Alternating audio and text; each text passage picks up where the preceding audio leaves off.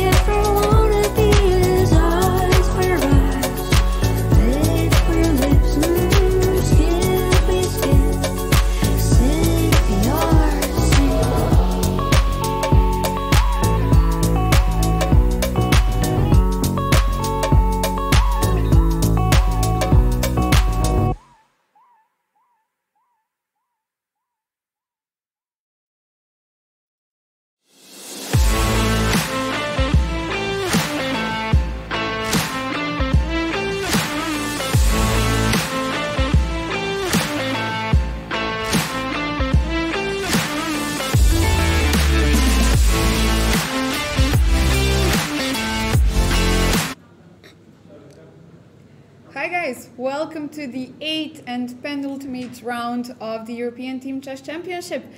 We are very excited for the games that we are going to see today. Let us introduce ourselves first. Of course, my name is Dragana, Nikolovska, and my co-host is Grandmaster Alojzije Jankovic. Yeah, hi guys. I'm quite excited since the tournament is coming to the very end.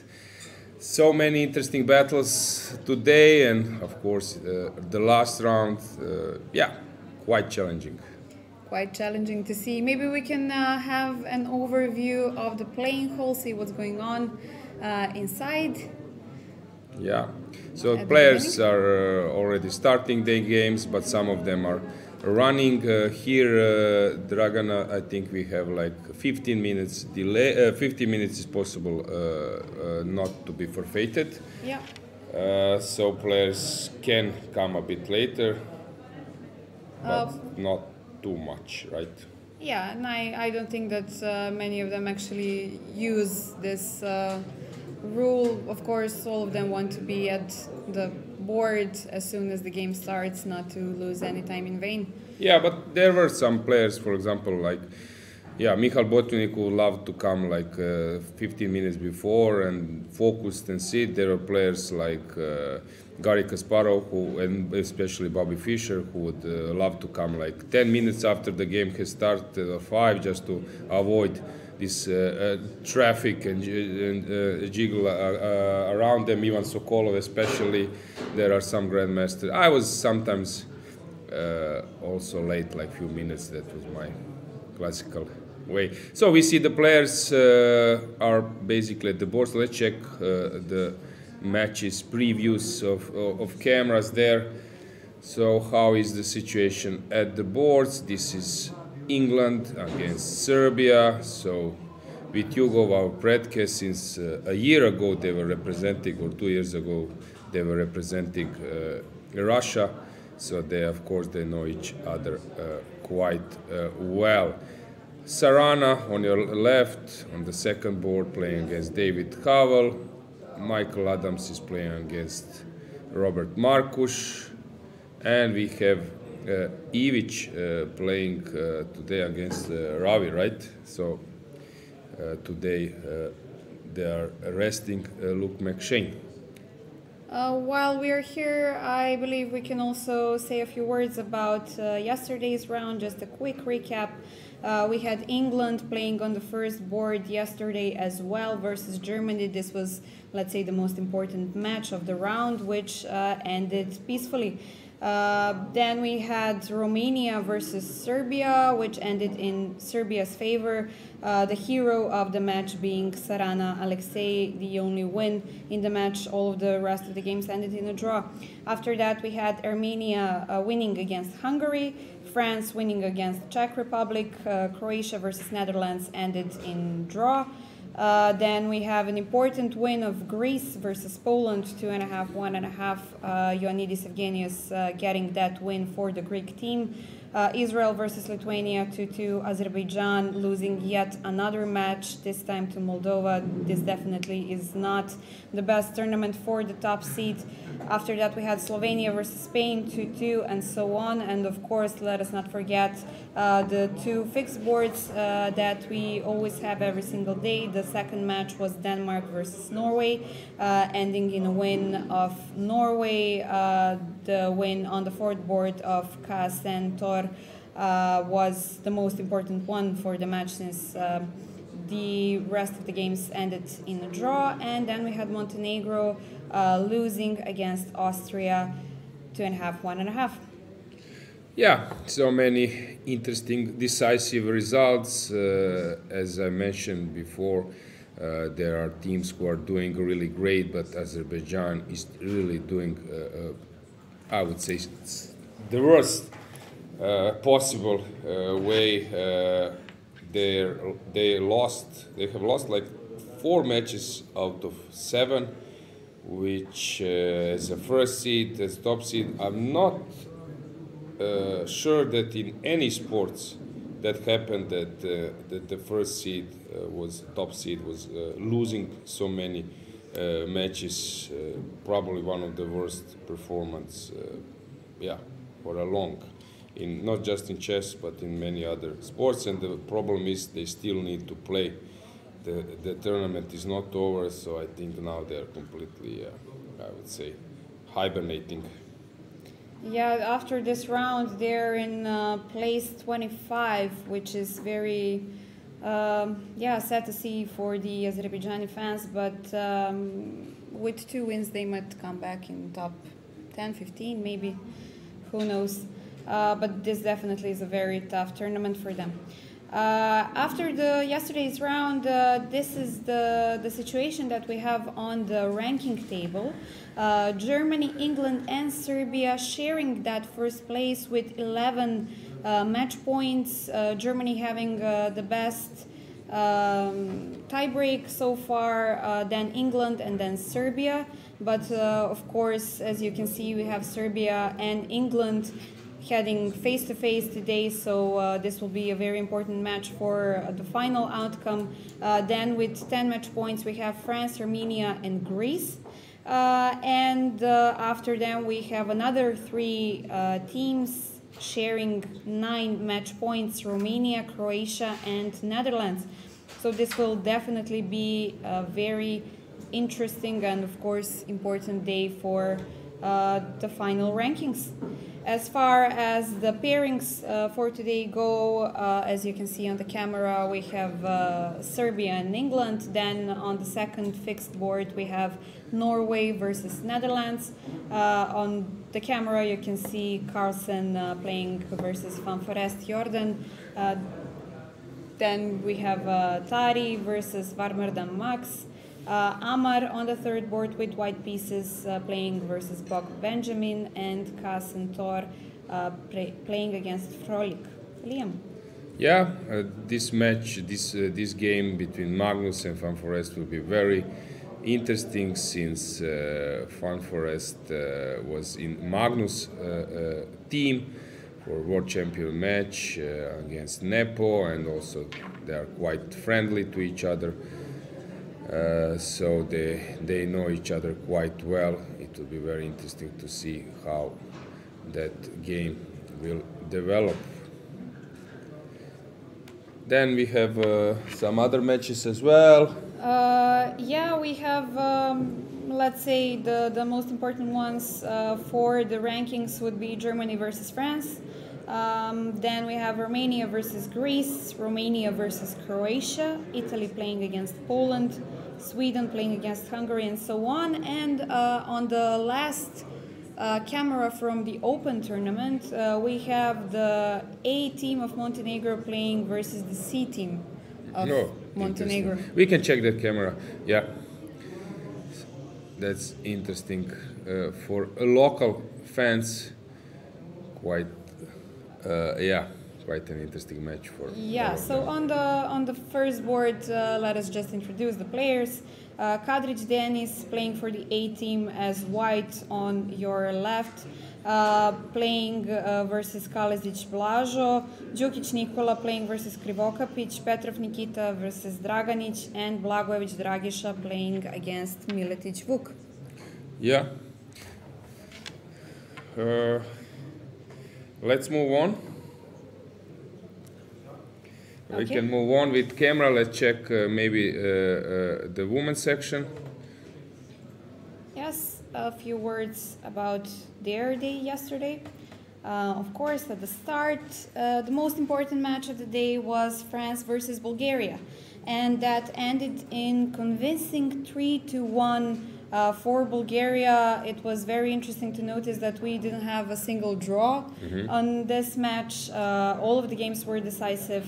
Stefanova made the win, Salimova made the win on the second board, Guichard Pauline made the only win for France, and Krasteva Beloslava gaining another point for Bulgaria as well, making them the leaders after the 7 rounds. The second match was England versus Azerbaijan, also ending in 3-1. In this match we had 2 draws. Then we had Germany versus Poland, ending in favor of Poland, 2.5, 1.5. Greece getting yet another very important win, 3-1 versus Hungary. Stavroula having a brilliant game on the first board, and as we've mentioned Stavroula, we can also say that she secured the GM norm, so congratulations to Stavroula, we're very happy for her. Yeah, GM, not a woman GM, but just... But yes, the GM, yeah. the GM norm. The GM, yeah. Yes, then we had Georgia winning against Romania 3-1. Armenia getting a win versus Estonia 2.5, 1.5. Serbia having a beautiful win versus Netherlands with Inec Teodora leading the team with a very beautiful win versus Reubers Elin on the first board. It was quite remarkable to see that game. If you haven't checked that out, guys, make sure to do so. After them, Turkey versus Ukraine in favor of Ukraine. Italy lost to Spain 3-1, and so on and so on. So about the rankings after yesterday's round. As I've mentioned, we have Bulgaria as the sole leader with 12 match points, clinching that first place. After them, we had France and Azerbaijan, both teams with 11 match points, sharing the second. And after them, Greece and Poland with 10 match points, fighting for that, well, fighting for everything so far because nothing is yet decided. And we have after them a group of 4 teams, Germany, Serbia, Armenia, and Georgia with 9 match points. Yeah, so regarding pairings here, you can see on the camera this duel. They know each other quite well. Monika Sochko is playing against Antonetta Stefanova, but again they are repeating the colors, right? So Antonetta was actually very successful yesterday with the black pieces in the end, yes. Although it was a tough situation after the opening, so I'm curious to see will she try to make her strategy different today. As I see, she's playing some slow game. But you can maybe tell us a little bit more about just these individual pairings, and then we can check the games. Yes, well, on the camera, I'm sure that you've met the players already, but for those who are joining us only now, we have Sochko Monika on the first board, as Alojzije, you've previously mentioned. She was last year's European individual champion. Then we have, she's playing versus Stefanova Antonetta, the ex-world champion. On the second board, Kilbasa Olivia playing for Poland on your left with black pieces versus Salimova Nurgul, who is just standing over the board so far and checking out the rest of the games. Balalaeva Kanim playing with white pieces for Azerbaijan on the third board against Pavlidou. I'm sorry, I went to the second match. Zavatska Jolanta playing against Pejchova Gergana and Slivichka playing against Krasteva Boleslava. Yeah, as you mentioned, we have some norms. We might just read them. So, guys, Stavroula Solakidou has made a GM norm. If I'm not mistaken, it should be her first one. I don't know. I think it's her second. Second one already, bravo. I think it's her second. 26:44 performing, which is quite really impressive. Yeah, and she's the only lady in the women's competition so far to get the GM norm after to get this norm after only 7 rounds. Yeah, but we have the same result in the open section where Moldavian player Aya Makovei Andrei has made an GM norm as well. So other players are still fighting, and we have some women IM norms, right? Yeah, woman grandmaster, sorry. For another Greek player, Avramidou Anastasia, she's getting a WGM norm for sure, and we have a WGM norm for Van Forest with rating performance of 2400. Congratulations. Yeah, exactly. Okay, so some players are still trying to fight for the norm. We have Pečurica Miloš, who is trying to achieve an IM norm, and some other players who are fighting for women IM norm. We have Pecheva, right? Then we have Sinitsina, right? Georgescu. Yeah, it will be interesting. Will they achieve their result they are catching? We will make sure to follow the statistics and update you as soon as the So round it's finishes. time, since we have now moves, we have something to discuss. The games have started. Let's check the board and camera from the Greece against Germany against France, but let's check the moves. What's going on, since we have, I would say, some like opening phase sort of over.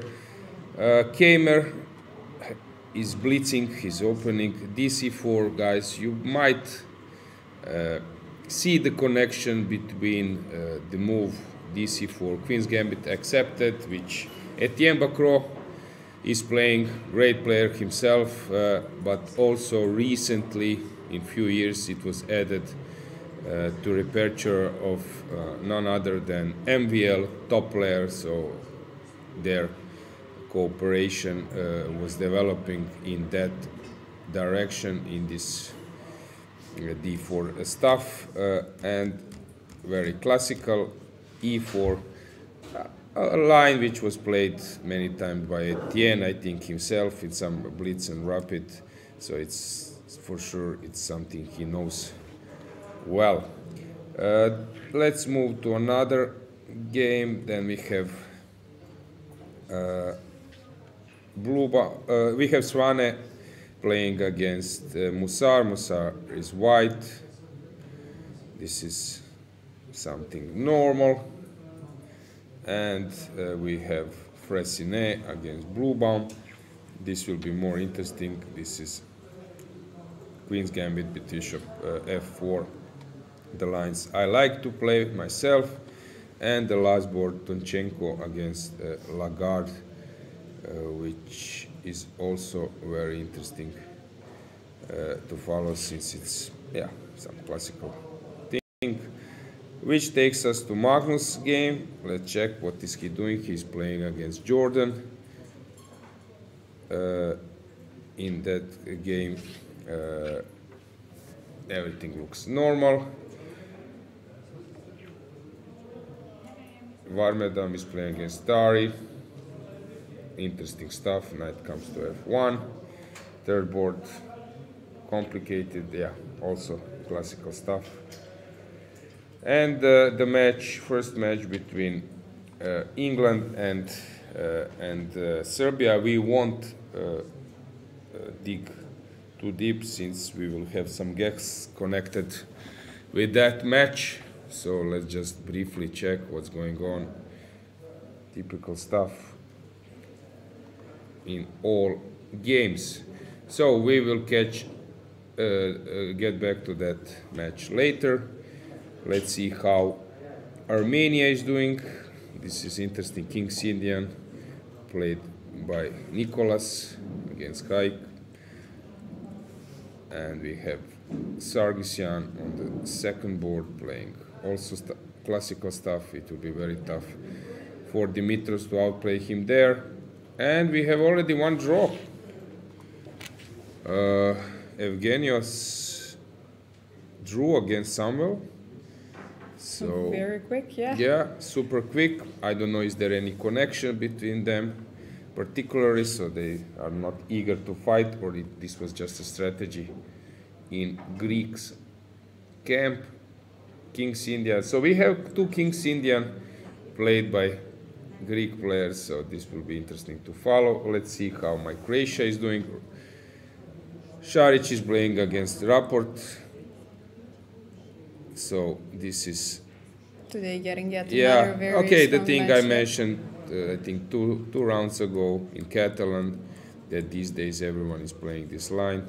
We will see. Will Rapport be able to do anything against Šarić, who is playing really great tournament today? I think we could, at some stage later, maybe also check how the individual players are doing in this event. Yeah. But not now. Let's do it later. Later, Now let's yes. focus on the move. So Brkic playing classical stuff against Bogdan. Then we have Martinovic playing against Kirill Shevchenko. As I mentioned, player I expect to get back to his level. He was around 2700. If I'm not mistaken, he took a silver medal this year in Vrnjačka Banja European Championship, just behind Alexej Serrana. So he knows how to play for sure on that level, medalist level. Complicated position, as Sasha is usually playing very fast, so I'm not surprised that he's already ahead on clock. And we have Batsiashvili against Nisipianu. Very classical stuff. I prefer this Alekhin structure. This was known from Alekhin's games. As white, I would always love to be white, but it's a complicated game. Okay, something else? Any comment, Dragana, from your side? No, nothing. Not yet. Not yet. I think Navarra has finished his game as well. Okay, let's see. He has made a draw. His opponent just played this known way how to make a draw.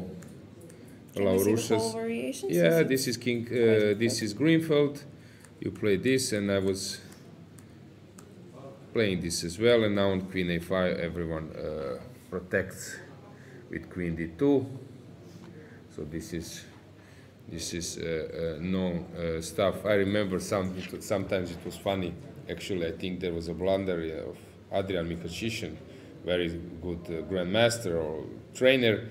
In some position, I think Kozul, we were working on this line with white. Let me try to recall. Let's say like this.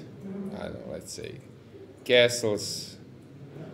I don't know, like rook b1. I don't know, CD, knight c6. Let's say that this is type of position. And then Kozul, of course, Queen a5.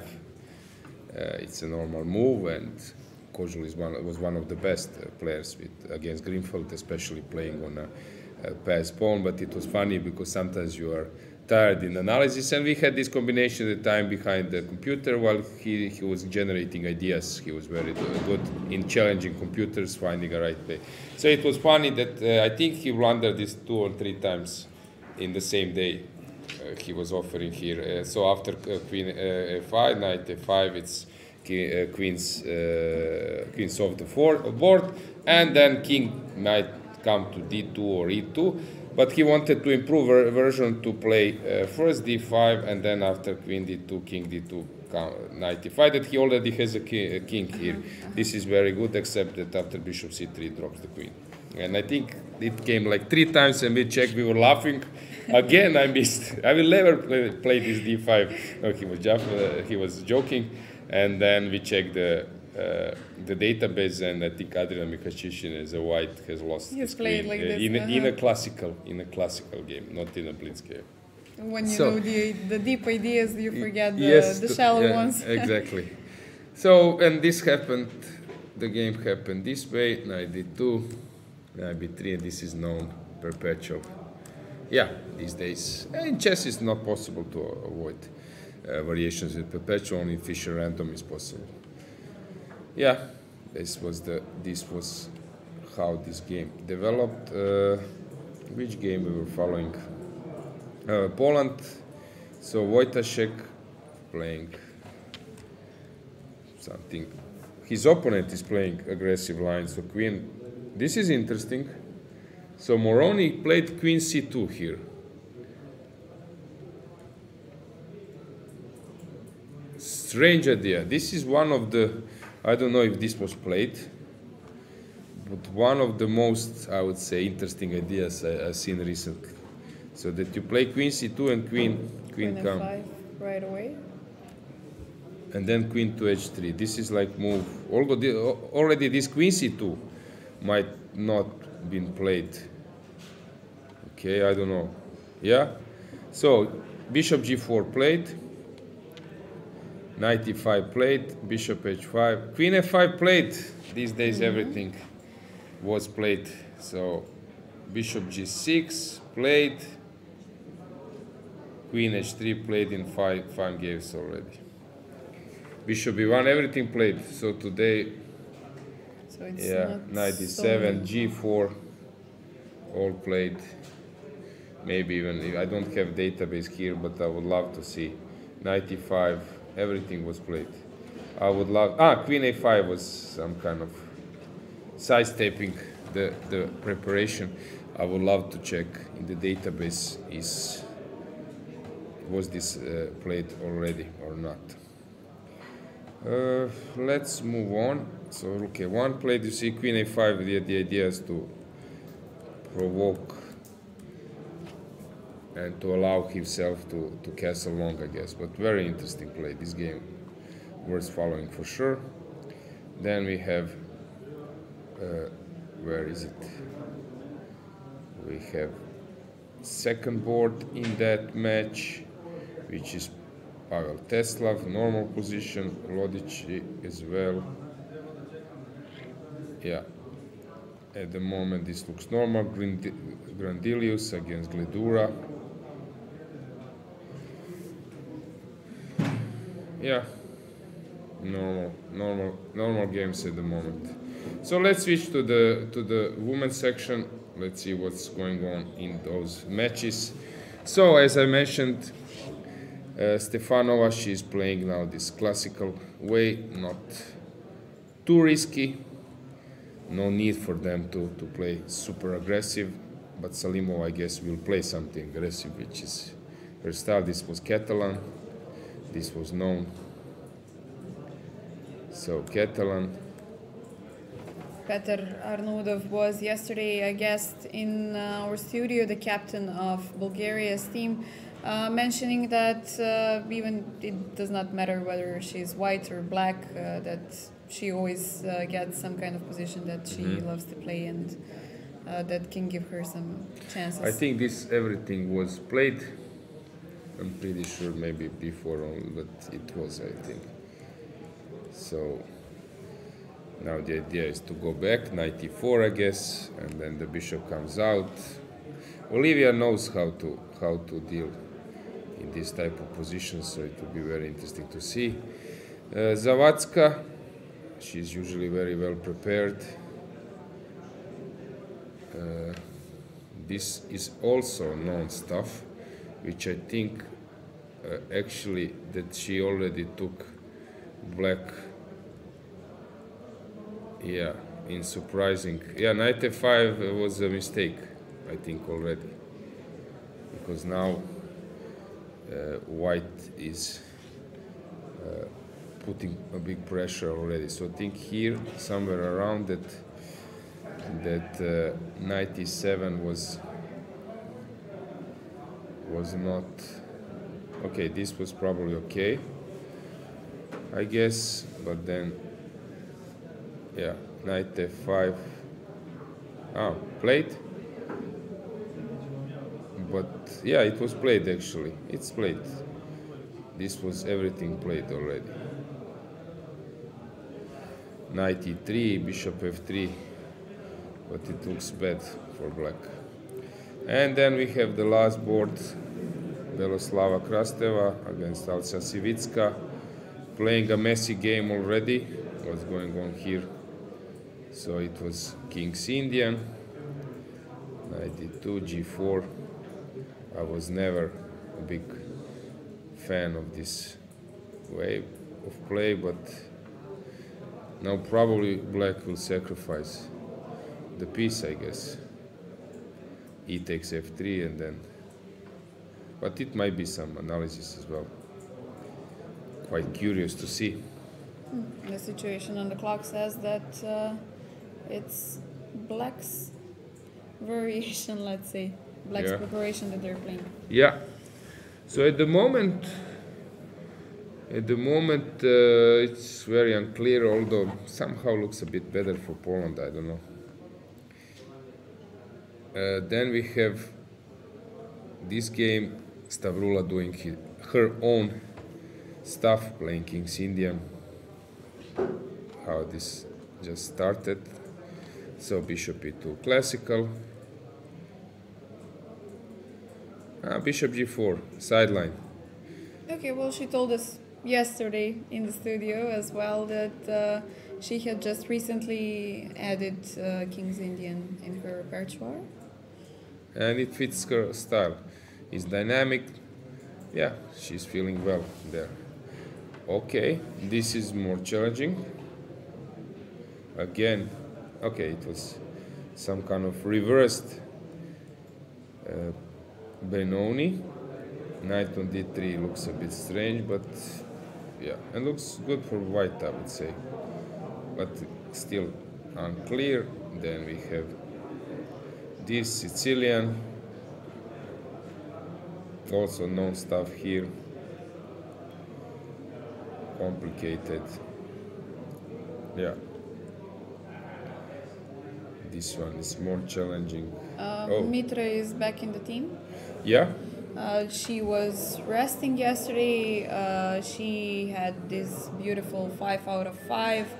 Then she lost the game, and after that she was resting for a round. And today she's back in the team. I'm sure that the French fans are happy to see her back.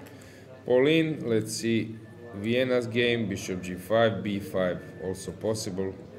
Now a4, c5. This is all known. And I'm quite curious what will happen here. Anything in chat? We can check it later maybe. Yeah. Any game you think that it worth following more closer?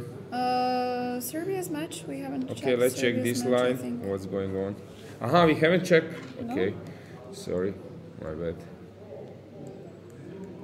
This is this Nimzo Indian.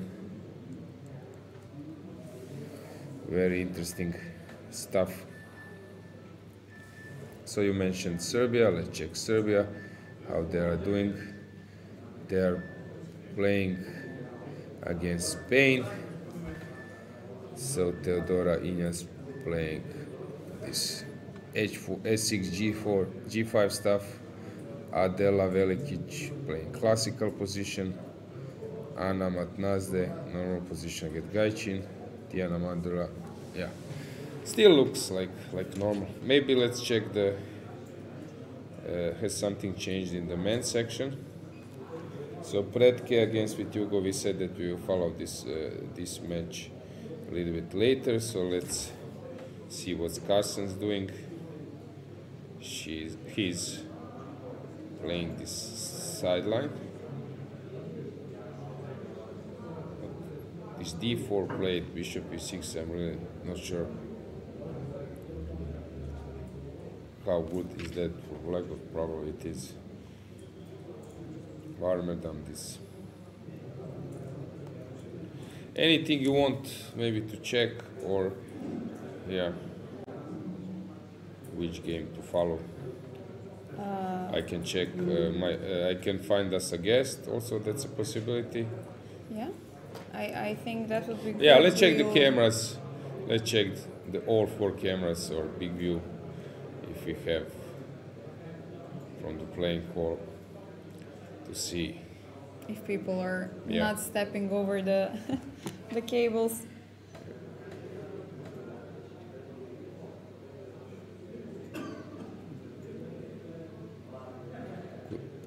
Somebody noticed in the chat that before the game, on the first match, it was all draws on the tables, but it was some kind of transmission error. Guys, don't worry, it's fixed now.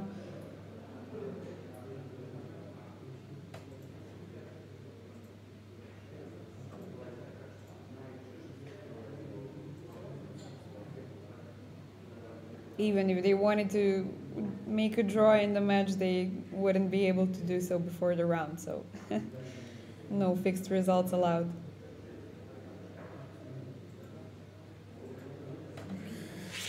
Yeah, what I see on the cameras, which match I see Croatia, Mirjana Medic, only grandmaster, woman grandmaster in Croatia, playing against Efroimski.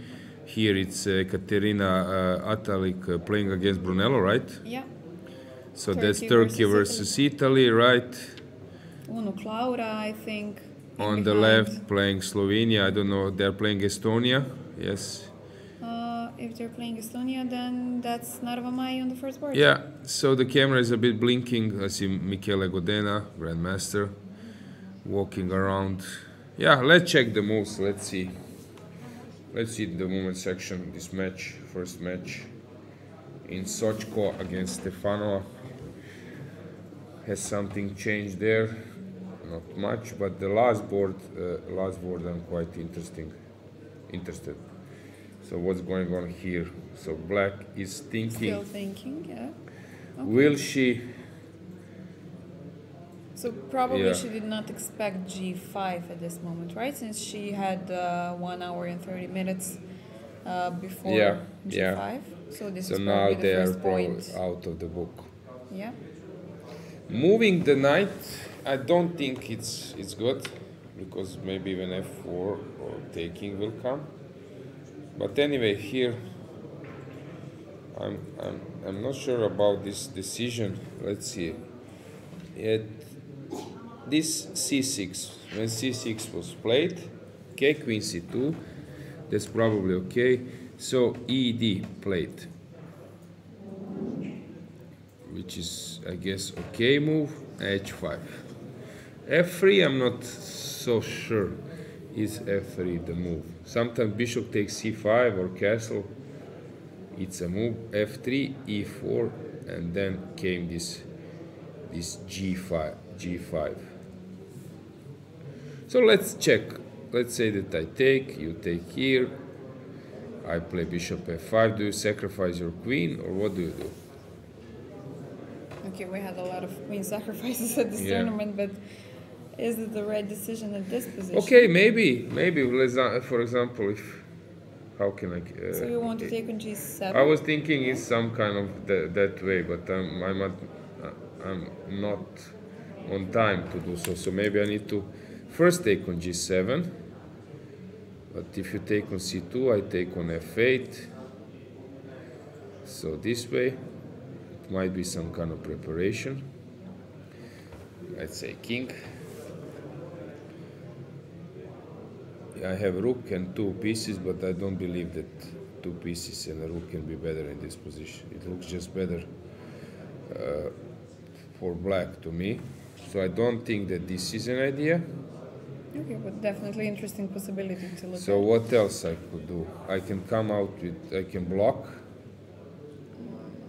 but then I'm busted, I guess. Or is this maybe some kind of? Was maybe even some rook e8, or maybe okay. Next move would be rook e8. What should I do after he takes f3? Do you see anything?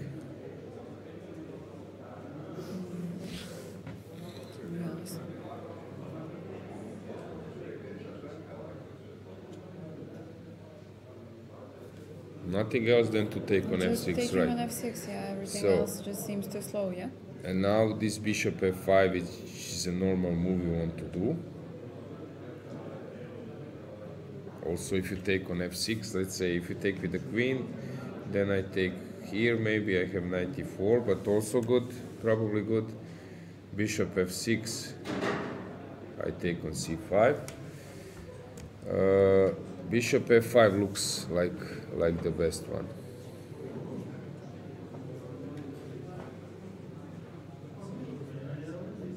But it just doesn't look like enough for white, no?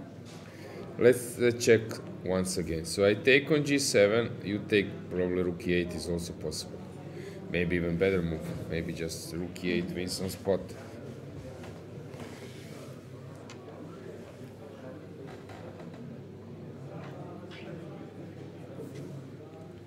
Very strange situation. Bishop f5. So already we have some drama. The game haven't started, basically. So do we have a move? No, not yet. No, She's she's still thinking, yeah. 11 minutes now, I think. Yeah. Yeah, okay, this is definitely one of the crucial parts to be thinking at. So, what do you expect? Bishop f5 coming? Pawn takes f3 coming or not? Well, since she's thinking this much, I believe that she definitely is considering this.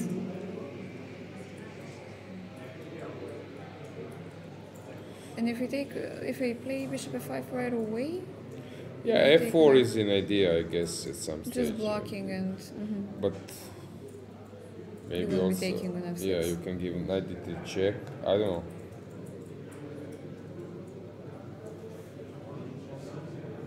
Or if you play bishop f5 immediately, we have the same situation.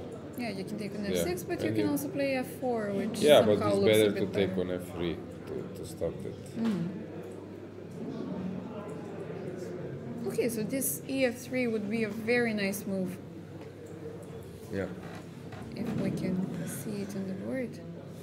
Yeah, we will see. In that match, Salimova is doing as expected. I think this was all played, but as I said, it looks very dubious for black. And we have which board first board. The game is in normal phase, but at the moment looks really dubious for last two boards in Bulgaria. What do you think? Is it psychological issue that they got overexcited about possible Well, gold winning? maybe they are young for sure, but they do have Antoinette in the team to calm them down, I guess, since she's so experienced. Of course, she was the world champion at some point, but maybe not so much since they were in top 10 at the Olympia. That was quite a huge result last year as well, so I don't think that this is something new for them. Beloslava was playing for the World Junior champion just a month ago. Title, so, just title she needed so a they draw. are definitely used to play this kind of under this kind of pressure. But I don't know what. Oh, knight h7 happened. Knight h7. Okay, so no way. Okay, now psychological warfare is taking In a favor different, different course. Beloslava, yeah. No, it's still not clear, but at least she's alive now. Now I would just stop, breathe a bit, and say to myself, okay, buddy, enough of Do you your think crap. that Beloslava, Start doing a real thing. Yeah. Do you think that she saw this ef3 on the board as Maybe well? I'm not sure. Is this some kind of preparation? It looks very dubious. So maybe g5 was played maybe not careful enough. I would say just make a g5 and then you will see. But it seemed maybe she mixed it up with some other lines where this move is normal. And sometimes you do that type of stuff. But very interesting moment. Yeah, definitely interesting to catch this moment while it Okay, was so on the board. let's cruise a bit through the games. What has happened in Magnus' game? It seems that Jordan is very well prepared. This was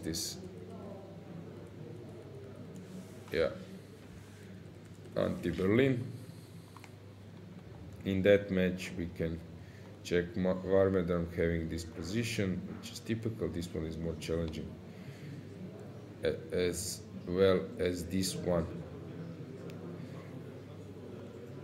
Yeah, maybe it's time that we find a guest. What do you think? Is this Yeah, a I right agree. idea? I agree. Yeah, This would be the perfect moment. let's come with someone who might reveal you some inside secrets, right? Yeah, grab a cup of coffee or a cup of tea and we will be back soon.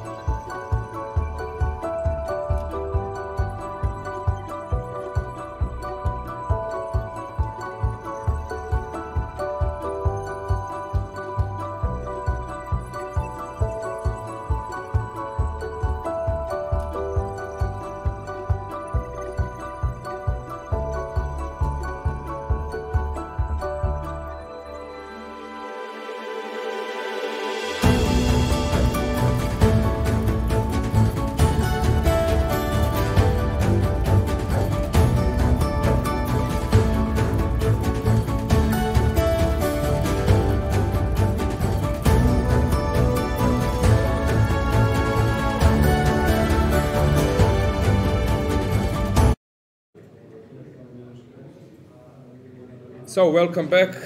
My guest is Malcolm Payne. Welcome, Malcolm. Thank you very much. How are you? I'm a bit nervous, obviously. Yeah, okay, so Malcolm is my colleague in the ECU board as a vice president, but what's more important for the viewers, that you were captaining English team for how many years? For long, huh? I was thinking about it. I think for 7. I decided to give it up because it was just too much to do the ECU and the captaincy. Like when I was the delegate, just the delegate, that was fine. But when I became a vice president, too many responsibilities. So I passed it over to Grandmaster William Watson. So I think we have an upgrade, you know, from an international master to a grandmaster. Yeah, but being a good player yourself and also knowing players, I'm pretty sure you will share us some insights of English team, right? Sure. Okay, so let's check. We have this. Have you checked the games? Only very briefly. I saw the openings, but I haven't. Okay, so we landed in this position. The bishop was on E5, yeah, and black took it. Yeah, I guess. Yeah, one of those. Yeah. Yeah. Okay. Yeah.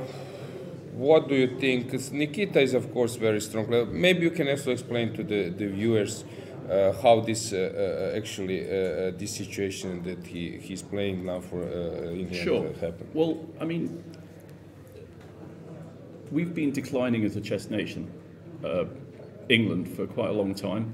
We haven't made any new grandmasters, or very few, mainly because chess is not supported by the government. So one of the things I've been doing very actively in the last 12 months is trying to get money for chess. And one of the things I said to the government when I was negotiating with them was, look, our world ranking has gone from something like about 11 to 18. We need a long time before we're going to bring new talents through.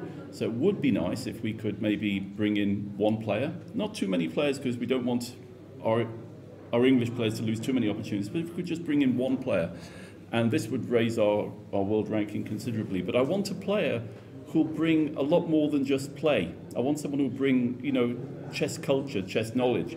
And Nikita Vityugov is someone who's been, for example, the second of Jan Nepomniachtchi in World Championship matches. So he brings a massive amount of experience.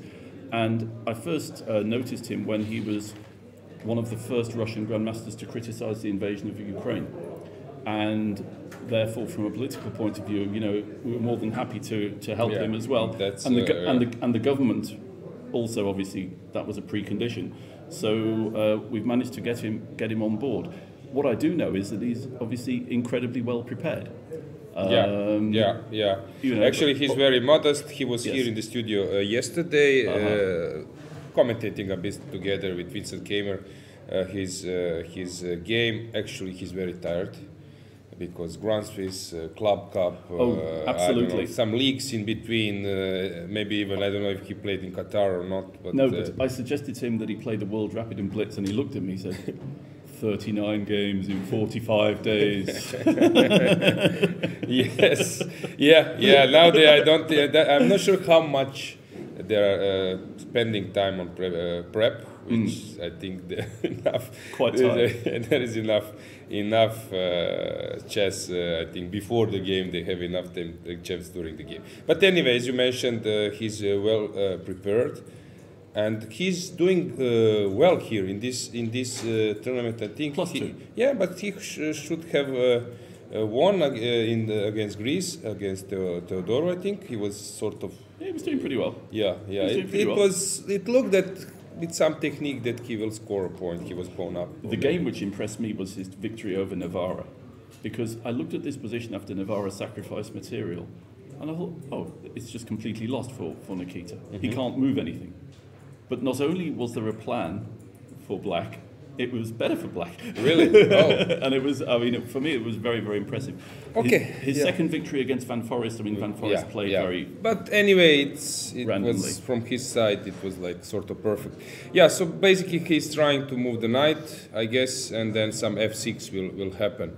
So probably knight, maybe even to e8. Yeah, I mean, you want to get to e6, don't you? So you go d7, c5, e6. I mean, yeah, or e8, c7, e6. Also, f6 might happen if it's possible. White will maybe not. Maybe knight d7 actually.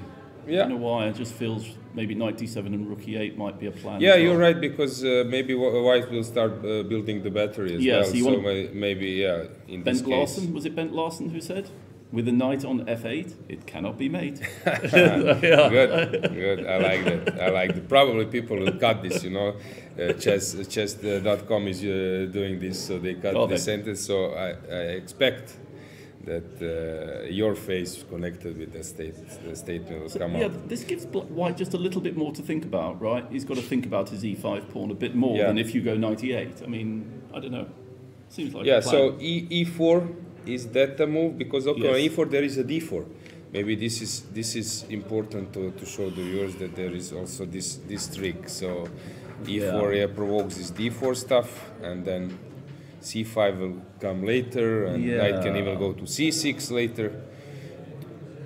Just feels, I'm just a bit worried about e6 at some point. I don't know why. I don't want to allow it for too long in case it happens. I can see on camera that Nikita is thinking. So he's probably checking all those options. At the moment looks normal. Let's check the next game, how David is doing against Alojzije, who is I think both are playing quite well in this they're both doing very well. I mean, David was very solid, and then he won against Netherlands, a long game with white. Fantastic opening preparation, by the way. Against Wagner, And it was funny because David has recently published a book with Magnus Carlsen called Grind Like a Grandmaster, you know, winning the long games. You know. And after he beat Vormaden, I said, you're just here to collect more material for the second edition, aren't you? Which is useful. Which is useful for updates, so we can expect update of that book. So here, white's grabbed a pawn, but black's going to get two bishops, right? So is black going to go b6 then, or attack the knight in another way? Okay, b6 game. Well, David's just going to try and hang on to a pawn, I suppose. Yes, that's exactly. his plan. Exactly.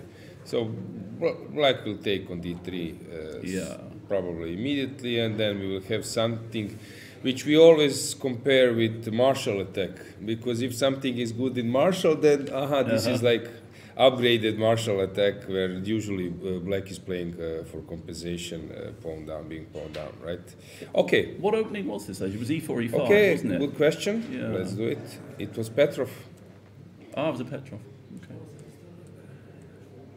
Yeah. One of those where they go g6 and c5 they go. Okay. Yeah, exactly that. Exactly that. Okay. Yeah, probably they know the details. It's not that they are surprised. This is all known. So. What are the clock times though? They're 1 hour on clock both, so it's equal time management. But they both use a little bit of time. Yeah. Okay, probably there was. So, an interesting question in principle then. Does white try to exchange a pair of knights, or he keeps the knights on? Because he's got a choice here. 94 you're mentioning. Okay, at the moment, this knight is a bit... I wouldn't exchange it. Yeah, because it's blocking the bishop. Yeah, exactly. I agree. And yeah. So, but also I need to find a spot for mine. Only got one, really. Yeah, which doesn't look so appealing. Not very inspiring. Yeah, who said that knights on b3 and b6 are always bad? Did someone say that? Yeah. Was it Korchnoi or someone? No, maybe not. Wasn't listening. Maybe even Spassky or someone. Someone has said that. Spassky said that two knights connected were bad, didn't he? Yeah. Okay, let's check the next game. How is Miki doing? Where does he find the energy? I don't know, because he's just become world senior champion not so long ago. Exactly. And he's also doing very well in this event, scoring I think some important wins for your team. So tell us a bit more, if you don't mind sharing, about his routine, because you know how Jobava called him last positional player, top player. Yeah, so I mean, does he prepare a lot? No, I mean Mickey does a lot of work. But one of the things that he's very that he obviously considers very important is physical preparation. I mean, I noticed this at the Olympiad in Chennai, that his physical preparation was very, very. He was walking, exercising, and he's in excellent shape physically as well. Yeah, he was very skinny. I saw him. Yeah, he looks very good. But you know, obviously, when you're over 50, it's hard to play as much as you could before. And when I was captain, I worked him. You know, sometimes he'd play all the games, or he'd only miss the first round, most of the time actually. And I think it was at Chennai, it probably was a little bit much. But here he's managed to have at least one rest, so we'll have to see. I don't know. Yeah, and I noticed that he's sometimes playing some really, I would say, tournaments which are not on his caliber. For example, he's top seed, then there is 2 Grandmaster, and then 22 or 23 Sure. under play. Well, and he still does. I think the point is that he can play these tournaments without using up too much energy. I think that's the point, and so I think Mickey's genuinely changed his outlook now. He will play weaker events if it's something that he can, you know, play and succeed, but not use as much energy as he used to. He's a big brand, let's call him, of English chess. How about like in the ordinary public? People should know about Mickey Adams in general. In Britain, people don't really know our chess players. Really, even Mickey. Even Mickey. I mean, the thing is that you've got to remember that chess has not been on British television since 1993. Not like in Croatia every week, Not with your my show. TV show. Yeah. Now, I could actually tell you that I think I'm about to solve that, to crack that. But, you know, fingers crossed. But 30 years with no chess on television, the people who who the public are most likely to recognise actually are Hikaru or Gotham. I mean, for example, I recently was shopping in a supermarket, not very far from my house, and we were getting we were in the fridge. We were getting yogurts, and all of a sudden I hear, and now there's a knight fork, and maybe the bishop's going to come in. So I turned around, and there was a little boy, 9 years old, it turned out, with his mother. Okay. And she was shopping, and he was looking at Gotham chess on his phone. Really? And turned out, you know, quite a good player, goes to one of the local schools. Yeah. So someone like Gotham is very well known now. I mean, chess has had such a boom. You know, we think there's at least 7 million people playing at the moment. No, I know that you're really active at chess in school with your charity things, and from outside it looks that this will start to pay at some stage. Some stage, maybe, yeah. I mean, well, I think it's paying now. I mean, I think that we wouldn't have got government money if chess wasn't going through the boom. I mean, one of the things that a lot of us were discussing was how do we use this boom to create something that will last? Because we all, the really old ones remember Fischer-Spassky. And after Fischer-Spassky, there was the English chess explosion, Nigel Short, John Nunn, John Spillman, Tony Miles, all these guys. And then about 15 years later, it started to, to decline. So thinking, how can we create something that will really change things for a long time? And my feeling was getting the government to support chess is something that would be. Okay, because I know that you were very active. You organized this match. Volokitin was. This was part of the plan. Yes, yes. I did that deliberately. In Parliament, yeah. I did that deliberately to make noise. So actually, I organised the match at the European Bank for Reconstruction and Development, which has its headquarters in London. But I opened the match in Parliament. Okay. And then the Speaker of the Houses of Parliament agreed to have the opening ceremony in his house, which is in Parliament. He has a house in Parliament. And then I said to him, well, if we've got a room in your house for a couple of hours, could we have it for 2 hours more? Because I want to do a match between the House of Commons and the upper chamber, the House of Lords. And he agreed to that. So we organised that as well. So we made a huge amount of noise, and that was all part of the plan. Great. Yeah. And how about classics? Because London Classics was at some stage maybe even best tournament in the world. Yes, I mean we don't have the same amount of money that we used to have, but I have managed to make a tournament this year, and it will be 26-47 average. Okay. And the good thing is that I've got Gukesh playing. Oh. And if he scores really well, it might help him in his candidates qualification with the FIDE circuit. Yeah. So I'm really pleased that we have him. Could you reveal maybe some more names? Yeah, sure. No, I mean, so the three English guys are Luke McShane, Mickey Adams, Nikita Vityugov, and the fourth Englishman is Shreyas Royal. So we've decided, after he played so well in the Grand Swiss, this 14-year-old international master, we decided to give him an extra chance. Then we have in the playing hall Mateusz Bartel of Poland, Actually, he's playing very well recently. Yeah. Yep, absolutely. And also in the playing hall, Jules Moussa. Yeah, French player. And we have Amin Tabatabai from Iran as well. Yeah. Okay. So, good lineup, fighting lineup. Fighting lineup, exactly. Yeah. Yeah. Okay. So we are in this position here. Marcus is white. Marcus usually plays closed games, but here he sidestep this Nimzo Indian, right? Yeah, which Miki is an expert. Yeah. So Bishop C5. double. Yeah. So usually they play knight f6, as you mentioned. Bishop goes to d6 or e7, but here I think I like the knight to e7. I think Caruana's played that amongst other people. Even Sokolov was playing this. Getting out of the way of e4, e5. Yeah, exactly. And also your f pawn is free as well, right? Ivan was playing this, and then f5 comes usually in his games. Okay, e4, a5. But also it's safe for white. For white, it's some Could I ask a sure. question? Because if my opponent's already committed the knight to d7, I'd feel more relaxed about playing a4 because knight b4 is not possible anymore.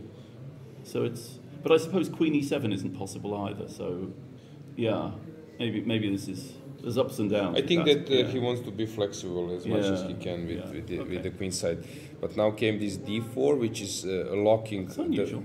But forcing black to move the because now if the bishop was on c5, probably bishop e7 would be played.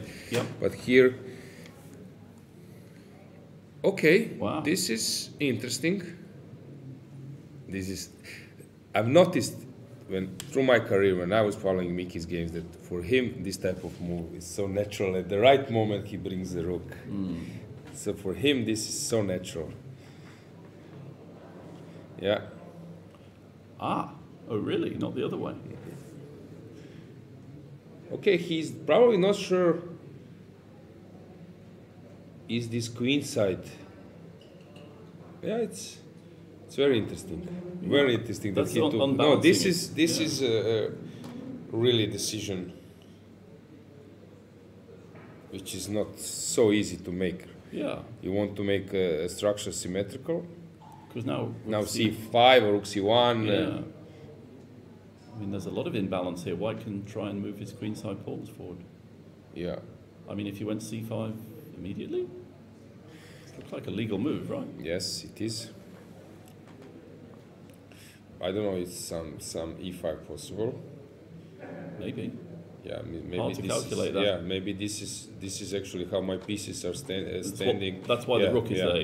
Yeah. Yeah. Okay. Yeah, actually. No, I see the point also. The pin on the knight is still a bit annoying as well. Okay. So, also the rook c1 sounds like a classical way to x-ray the queen. Queen b8, I suppose. Yeah. And then something, I don't know, maybe queen rook e1 or maybe even queen e2. I don't know, something like this. Looks like it will happen. He will bring the rooks. White, now only question is what do you do with this guy? Okay, it's attacking. Might be able to play knight c6 on a good day. Is a move. Yes, exactly. Yeah, and black bishop can come to g6 as well when it's needed. You know, you look at this position and you just think white would quite like to be able to have his knight on c3 if it was if it was possible, but he can't. Exactly. For all sorts of reasons. Exactly. Both legal and actually, black is saying, come with g4 or something. I'm waiting for. I'm waiting for you. Yeah. Because I'm such a caveman, I can't stop thinking about queen takes g3. You know, even though it's not legal. But Okay. This sounds like a nice trick. Okay, let's check the next game. How Ivic is doing.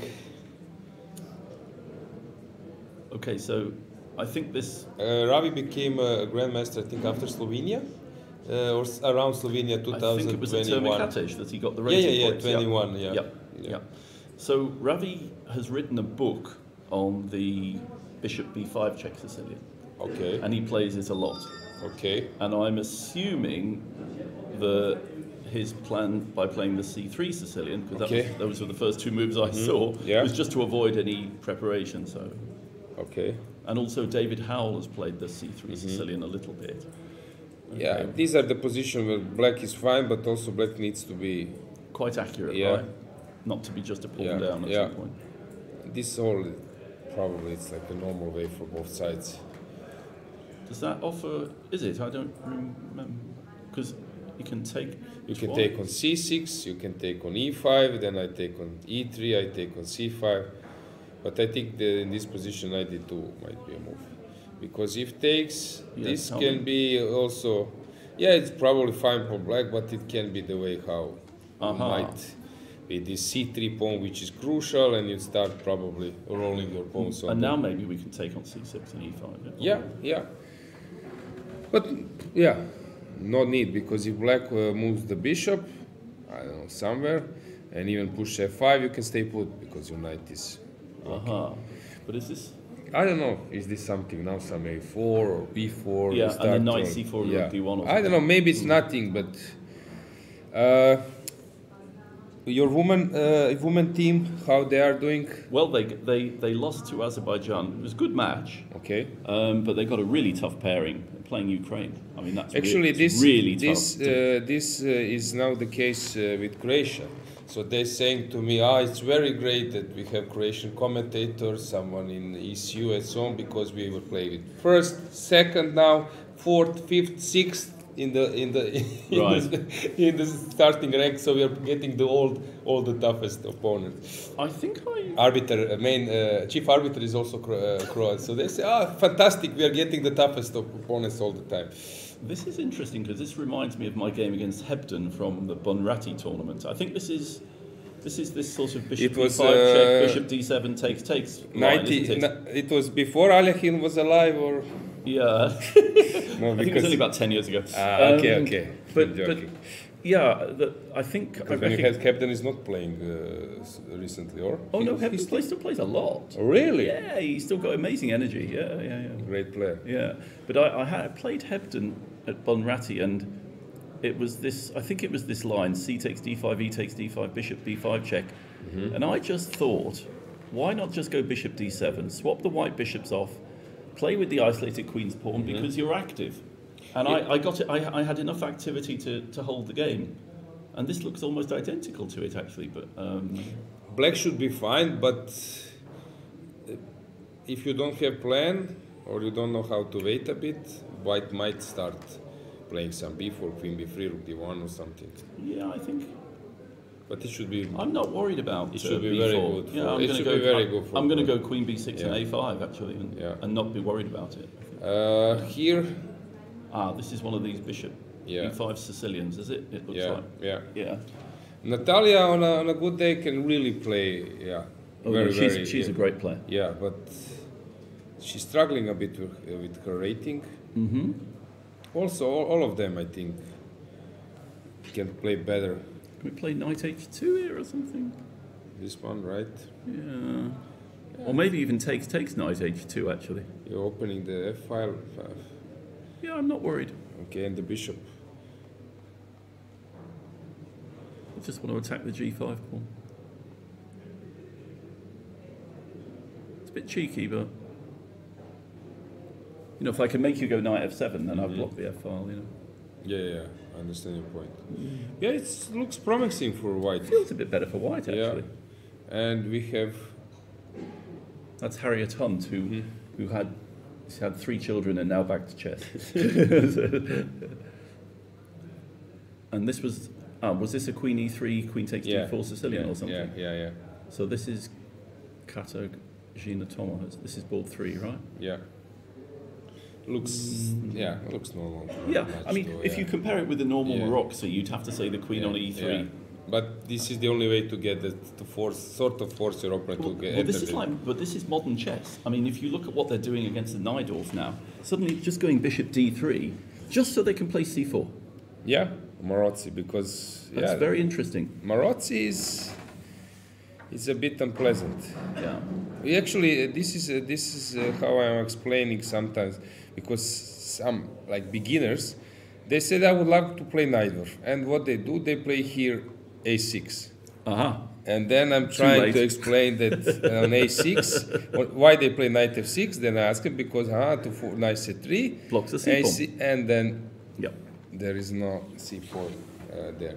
Malcolm, thanks for joining me. My pleasure. We have some other guests around. Good. So yeah, good luck. I'm going to go into the tournament hall and just be nervous. Yeah, do it. Yeah. Thanks. So guys, let's check the cameras. Let's switch the.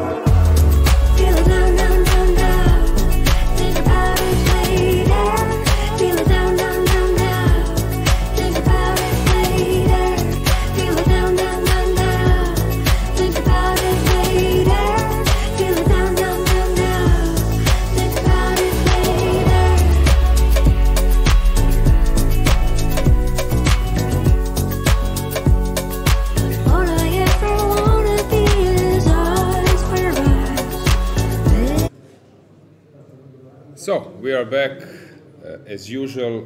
Let's see what is going on in the games. I think that Vityugov's game against Predke took the direction we were discussing, Malcolm and me. So after bishop b1,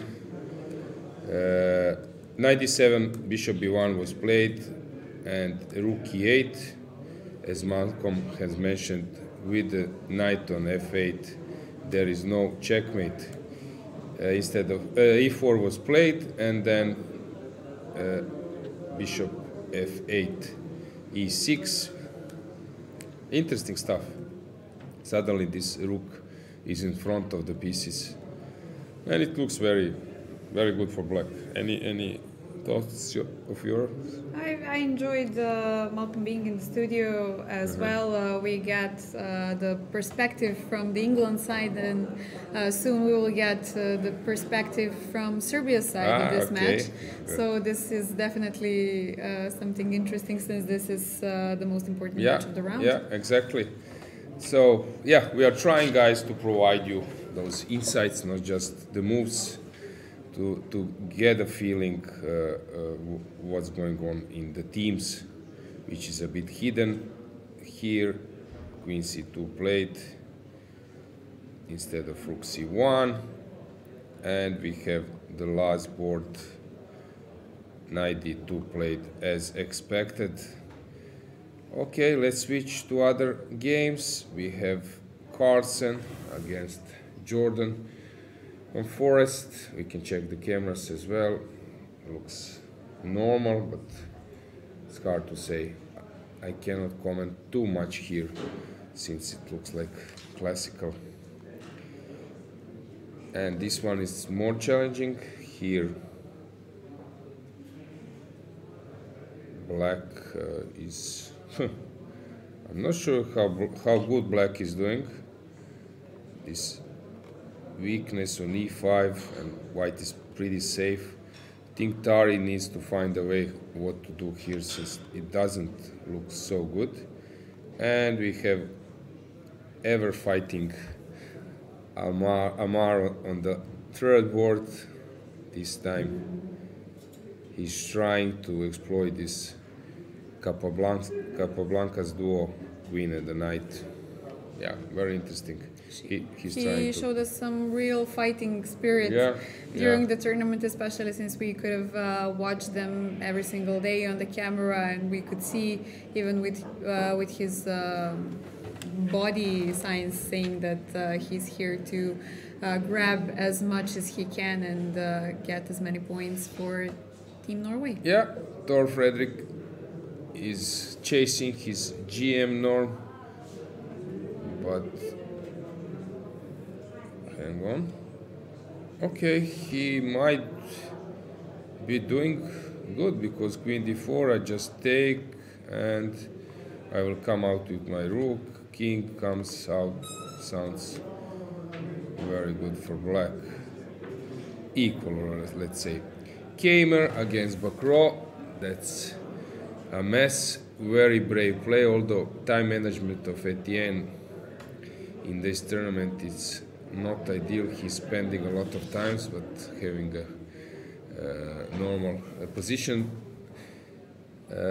He said to me that I asked him, how come you didn't play in the European Club Cup? He said, I'm playing for Austrian club, for big clubs. Austrian club, I don't know, French club, German club, but no one plays Club Cup. Huh. So it's strange, he said, so strange that I'm not there. And so many clubs this year. Yeah, it was the year with the most clubs so far at the tournament. Exactly. And we have Blue playing this line, which was heavily analyzed by Ivan Sokolov. I played it myself. This is all known, 94. Now there is an endgame. I think Queen C3 was before the main line. Everyone was playing that. There was a famous game here in Budva in 2009 when Ivan Sokolov was sharing the first place, but in European individual. But at that time, if there is a share of some place, you need to play tiebreak. So he played tiebreak and he lost. And I think who was I'm trying to recall who is. There was some Russian champion, maybe Malakhov or someone. Tomaszewski maybe, I think has won the championship, but he won here against George Mayer from Germany, who is now representing Argentina, I think, or Uruguay. I'm not sure. You can check maybe. Yeah, Georg Mayer. I think even Jeff, if you put in Google immediately, it just throws out.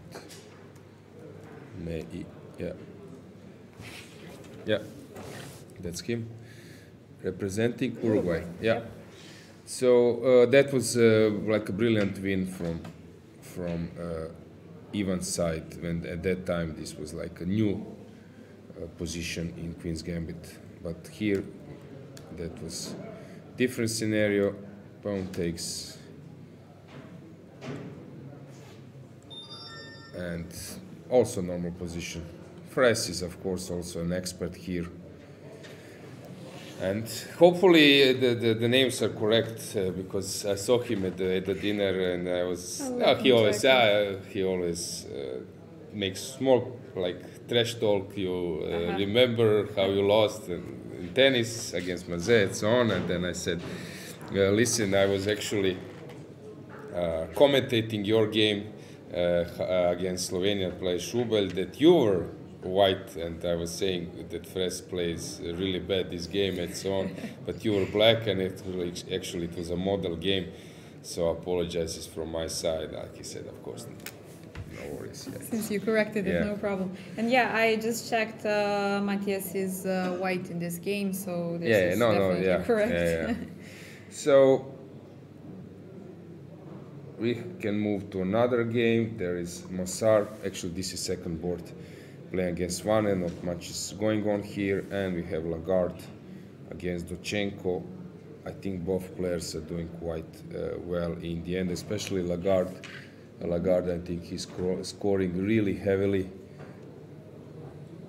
Yeah, no loss so far. Plus 16 rating performance of 28-40. Yeah, fantastic achievement. And Dochenko, really I think, is also. You can just click here. Yeah. Dochenko is also.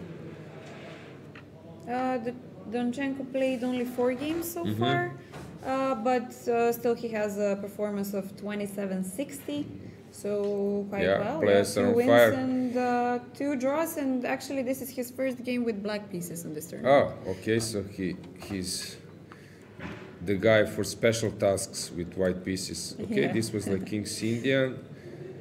Teodoro is playing. Yeah, quite risky line against Martirosyan. We will see what will happen there. We can switch to Master Vasilis against Sargsyan. Not much is happening. Here is interesting. So black has really big domination on the queen side, but white thinks that he's defending enough on the queen side that he will start maneuvering his pieces. Yes, 91 and play. you just end up with a king on e1. You don't have this king will make maybe run away. Rapport against Šarić. Just a dead draw. Just queen d8 and then attack the rook. So Šarić. Yeah, Rapport is actually now not feeling that he can win against Šarić. With his performance in this tournament. Yeah.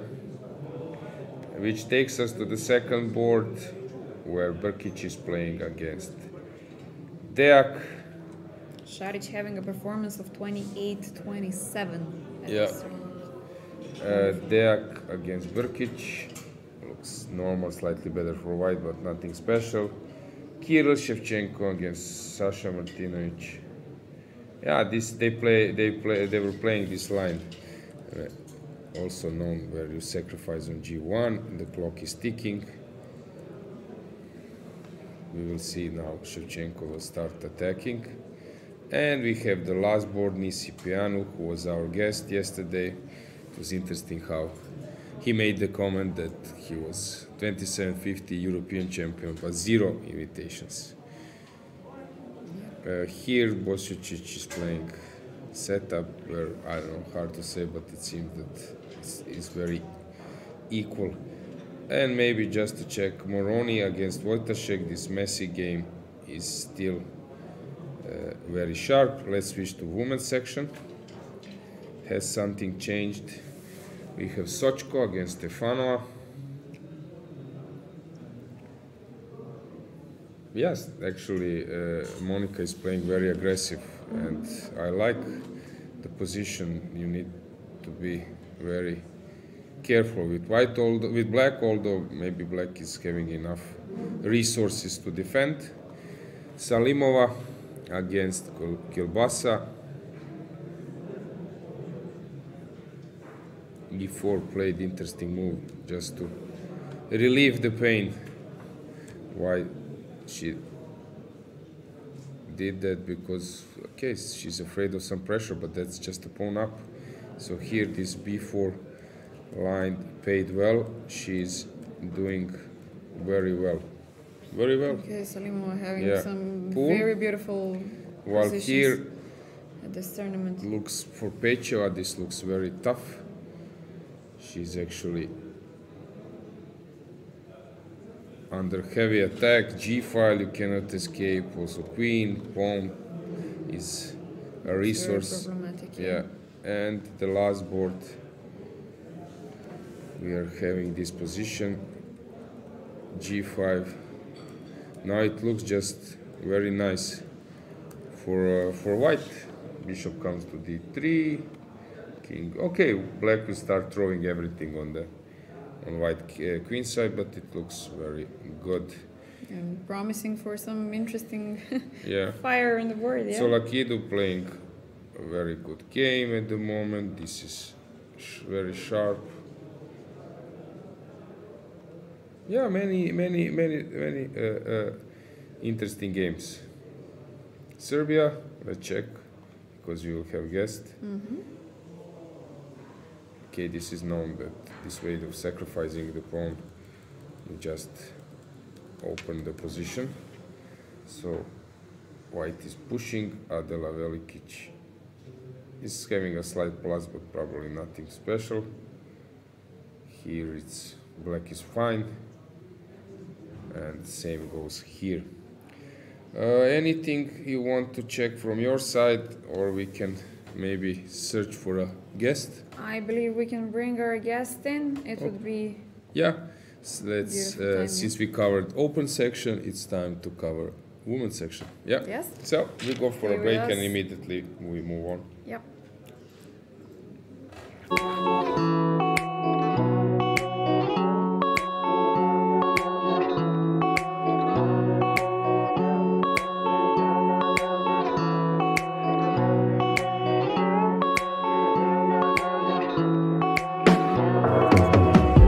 I know it's wrong, but I don't care.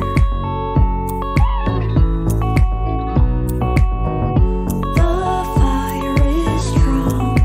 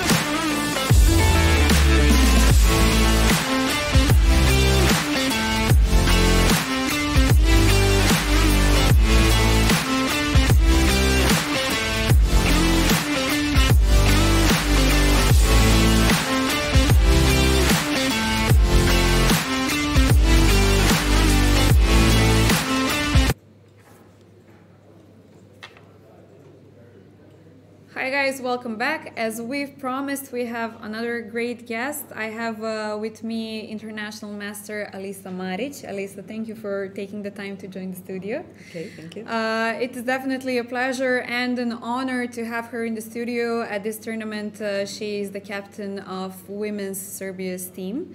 But in her chess history, she is one of the, if not probably the most successful Serbian chess player in the women's section so far.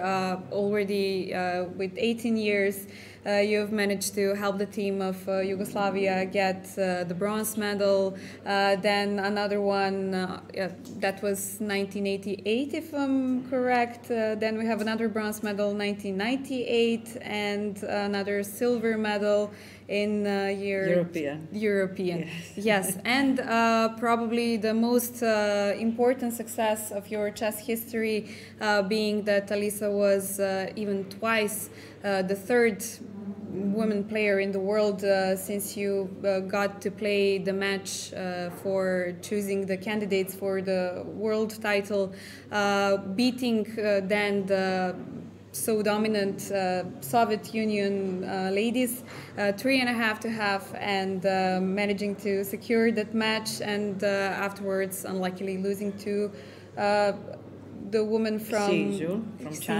China, and probably that was the start of their Chinese chess. Yes, later she won match with Danica, world champion, and she became first Chinese woman chess champion, and after her many players from China became women champions, and now we have in men's section also Chinese. Men and women this year we have some Chinese domination, let's say. Of course, Magnus Carlsen was not playing for the title, but officially we have both of the world champions from China, so nowadays they have some pretty good chess. Yes, and the Olympic team very strong, always fighting for a gold medal. Yeah. So yes, that was. Yeah, I would need probably half an hour to speak about all of your chess successes, but I'm sure that as you are here a role model for Serbian ladies, and that it's definitely their pleasure to have you in the team as a captain. You were not active for some time in chess, but luckily you came back. Yes, well, my last tournament was in 2009 at European Championship, something like this, but it was held in Novi Sad. And after that I didn't play tournaments. And this is the first year that I'm captain of the team, and I'm very pleased with this role. And I'm happy that my job is not difficult, because the girls from the team are very good, very ambitious, patient, and willing to play well, and they're really playing very well. So I'm very happy with that. We're following them every single day, and we're happy for their results as well. In the meantime, you got a PhD in economics, guys. I think this is very important to mention as well. You're a professor at university. You have been the Minister of Sports in Serbia. So you had quite different roles, and you could have looked at chess from different perspectives and angles. Do you think that chess in Serbia is improving nowadays? We always had good chess players, and also we always organized big events. So it was good for young players in many generations. Also, chess is very popular in Serbia. You can talk to people in the street about chess, and they know the names of the players, and they remember big competitions that we had. So it's a very good place to be a chess player, and many strong players did come to our country to play tournaments. So it's still very popular. We always have some new players, and I think our team will always be good. Yes, chess in Yugoslavia as well was at very important stake. Then we've continued this tradition in Serbia too. As you've mentioned, you can walk into the park, you always see somebody playing chess if the weather is nice, if there is no rain or something like that. So Serbia definitely has a rich chess history, and is a very popular place to yes, play chess. Very strong tradition, yes. And still many kids from in schools, they learn chess and they want to continue. I read somewhere this information. You also have a twin sister who is also a chess player, and there was some note that the two of you are probably the only twin sisters in the world who have the WGM title. Well, yeah, yes, I think it's still it's still the case. Yeah, so this is a very interesting fact. At least for me, it was something very interesting to read. Okay, can you tell us a little bit about what's going on in the Serbian team? I saw also the president of Serbian Chess Federation, Dragan Lazic, that he's here for the support. I've seen the girls yesterday having some celebratory tea after the game. Teodora won a very beautiful game. They're playing very nicely at this tournament. Can you tell us a little bit more maybe about each of them? Yes, okay, so now we are sharing 6th place and it is very good because at the starting point we were listed at 15th place. But we had a very strong tournament, playing strong opponents that are placed in the first 10. So we played 7 games with such an opponents. And we won 3 matches, played 2-2 against Ukraine, and Ukraine is the Olympic champion. Yes. And okay, we lost 2 matches, but we are fighting in the strong competition, and our players are also playing very well. Teodora Injac, as you said, our first board, is very strong, very serious. She's improving in every tournament. She's already at 35th place in a world ELO list. Do you think that she can be your successor as the I most think, yes, she's very successful player? Yes, she's really very good and having all that is needed for the greatest results. So we do expect it from her. She's the first board and she has been playing from the first round, all the rounds. So everybody is looking firstly at hers. Also, Tiana Mandura at 4th board is playing very well. Performing very nice in this tournament, yes? Yes, so Teodora, she has 5 points from 7 games, Tiana 4.5 from 6 games, so both of them are leading the team. Leading the team, yes. And all the rest girls are okay, very good. We had some lost games, but it's good that the atmosphere in the team is very good, that it's not affecting them much. They analyze after the game, looking for the mistakes and improving at next game. So everything is going very well. So I'm you're definitely satisfied. fighting for a medal at this tournament in the last 2 rounds. If you get 2 wins, this is okay. But every match is tough. It's never easy to win. Also, this match is tough. We were looking a bit at the games, and you have to play the game until the end. It's not finished till it's not finished. So we are no easy games at the European Championships, especially when you're playing with the top seeds. So it would be nice to have your evaluation of the match so far. Maybe we can look quickly go through the games. At the first board we have Teodora Injac playing as black. Maybe you can tell us a little bit about this position. How do you? Well, I can say it's a sharp position. Teodora is a pawn up, but she doesn't have a castle, so it's not easy to judge what will happen at the end.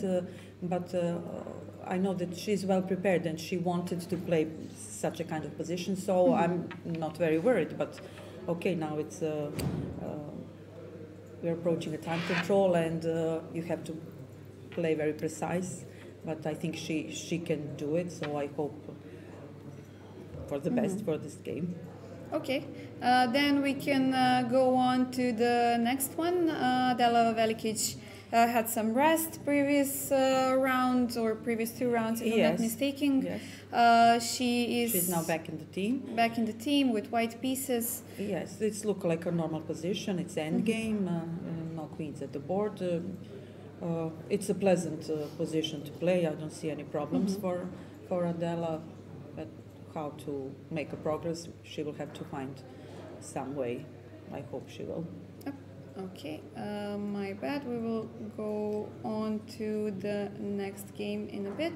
Yes, Marina Gajcin she had a great performance. I remember 2017 she won an individual medal at this European Team Championship. So she's definitely knows how to play good for the team. For the team, yes. She plays generally good for the team. Okay, her opponent, Magnus, she wanted to surprise her. She played B3 first move, so they're out of the preparation.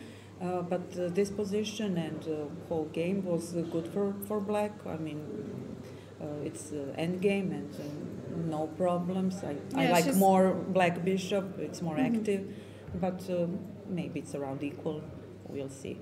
Yeah, she's definitely, let's say, not worse. And she doesn't have much less time on the clock, even though B3 was the first move. So for sure, we have to see what's going to happen in that game as well. And the last board we have Tijana Blagojevic with white pieces. Tijana Blagojevic, her ex-surname was Blagojevic, now Bandura. Playing with white pieces. Yes, okay, she's playing very well this tournament, as I mentioned, winning or drawing games. This position has changed since I last time saw it, because the pawn was on F2, so they made an exchange on the E3 square.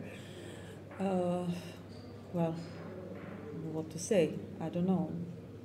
It looks drawish so Draw, far, yes, equal, but okay, it's still there's still many motives to play. Okay, so the match looks fine so far. Yes, it looks fine so far. Yes. We're not worried about them, but we definitely expect to see what's going to happen at the end in the match. Okay, so Alisa, thank you very much for joining us in the studio today. It was an honor and a pleasure. I'm sure the viewers enjoyed it as well. We'll make sure to stick around with this match afterwards. So thank you very much once again. Okay, and thank you. Guys, we'll go on a very short break, and we might come back with yet another guest.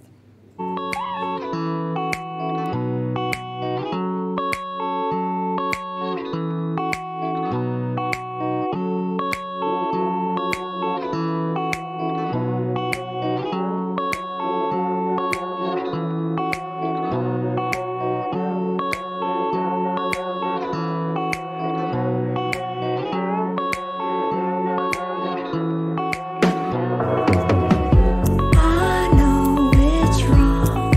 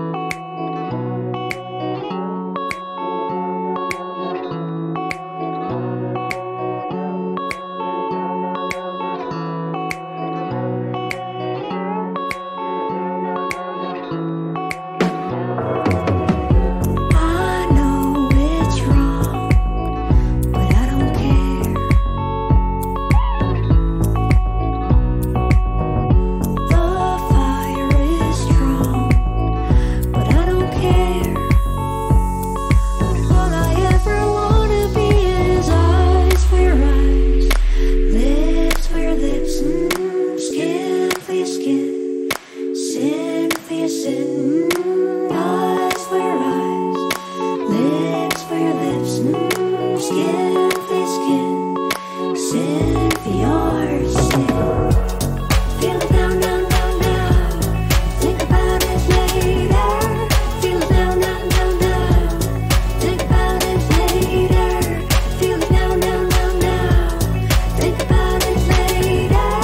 Feel it now, now, now, now. Think about it later.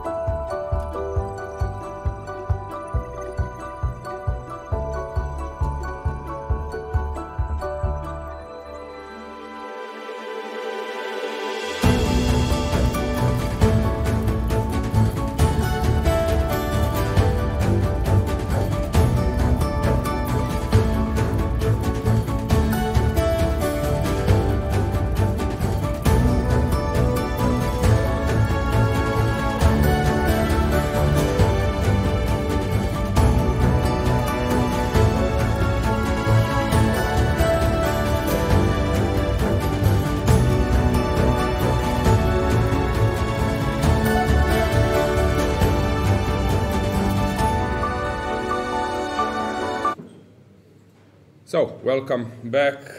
My guest is Alexandra Kosteniuk, who is resting today, a member of Serbian team. Welcome, Alexandra. Thank you. Yeah. So, how is actually your tournament is as a team like doing really good, and today it's a crucial round, sort of. So, expectation. Well, sort of just hoping to continue in the same rhythm. I usually prefer the saying of Kobe Bryant. He said, is job done? Job is not done. So there is no reason to be too happy or nothing. Things are going good so far, and let's see how it turns out. Yeah, you personally have played a few important games. Some of them went maybe not the direction you would like to go, but as a team, it's important. The team is doing well. I think this is first. Yeah, and I lost one game versus Armenia that didn't go well. I declined the draw offer, and in that moment, the situation in the match was going unclear to my understanding of the positions on the other board. However, then when the things sort of cleared out that we were going to win, I repeated the worst move in the position on the move 40. Ow. So it was a little bit of bad luck, even though chess is a game of truth in a way. But you played well against Croatia, winning Yeah. against Martinovic. That counts the most. Yeah. Yeah. So today let's check the game. So Paehtz is playing against Vityugov. Somehow those top players are quite tired. You yourself also played some like tournaments sort of in a row, right? Yeah, I played the Bosnian League before this, sort of probably some kind of stamina is coming into play at this moment. Yeah, so Paehtz is having this position a few moves ago. Actually, there was some kind of, they were repeating the moves. Do you? Okay. The game is wrong, right? We can see it. If I'm not mistaken, we can see on the camera that. Okay, it's probably you're maybe searching for your chance in other boards. Yeah. At first, when I was checking the game in my room, I thought at some moment it looked promising for Paehtz, but then somehow it turned out that Black consolidated, and at this moment I prefer that drone is made because long-term potential for Black seems to be quite good with two bishops. And it's not that easy to come up with some aggressive intention and attacking ideas for white. Of course, knight d5 can come into play with checkmating ideas, but black can parry that with g6 and hope for some long-term bishop pair advantage. You're mostly playing this type of positions with white, I think, that you are pressing, putting some initiative with trying to get attacking possibilities more than just sitting, waiting for two bishops, right? Yeah, usually I prefer something that I consider interesting, and the way I play chess is usually what I like to see as well. Yeah. So, okay, let's check the second board. No, that's not. Sorry, we are here. Yeah. Wait. Second board, is it okay? Yeah, but I think that was a problem with the transmission. So it's not... The position was, the queen was on d3, and I think they exchanged the queens on d3. Okay. So queen was exchanged on d3. We can make the move. And now after cd3, something like, or maybe white included knight f6. Actually. Okay. After I'm queen not sure. d3. Okay, let's say this type of position. So as I was mentioning in commentary before, that we always tend to compare this with martial attack, where Black is sometimes, or not sometimes, but many cases, having two bishops playing against being a pawn down. Is this improved martial version? Is it? Looks like. It seems that Black has no problems whatsoever there, and if I had to pick the side, I would go for Black. In general, that pawn is an extra for white, but long-term possibilities are not that easy. Okay, how would you estimate in terms of this game end up in a draw? Objectively equal position, but... is it like 70%? Is it less? About the draw? Yeah. I think around 70% draw, because it seems to me that both Sarana and Howell are good technical players, and they seem to enjoy this type of grinding and games and trying to outplay each other there. So it seems to me that it will be like 2+ hours of play and most likely a draw. Okay, let's switch to the third board. Actually, I'm very familiar with both players, as you probably as well, although much younger than me. That Markus was, they're both practical players. They are very experienced. Have you expected this type of position? Because it was very interesting. Like few moves after, like say, opening at this stage, it became really messy. Yeah. And around this point, it felt that White has a nice position, but it seemed to me that even though maybe objectively White has some advantage, that Adams is not that unhappy with his position in general. Because from my understanding, he enjoys maneuvering and sort of making useful exchanges for himself. And I'm not really sure about the last couple of moves for White. Okay. About the queen exchange, maybe.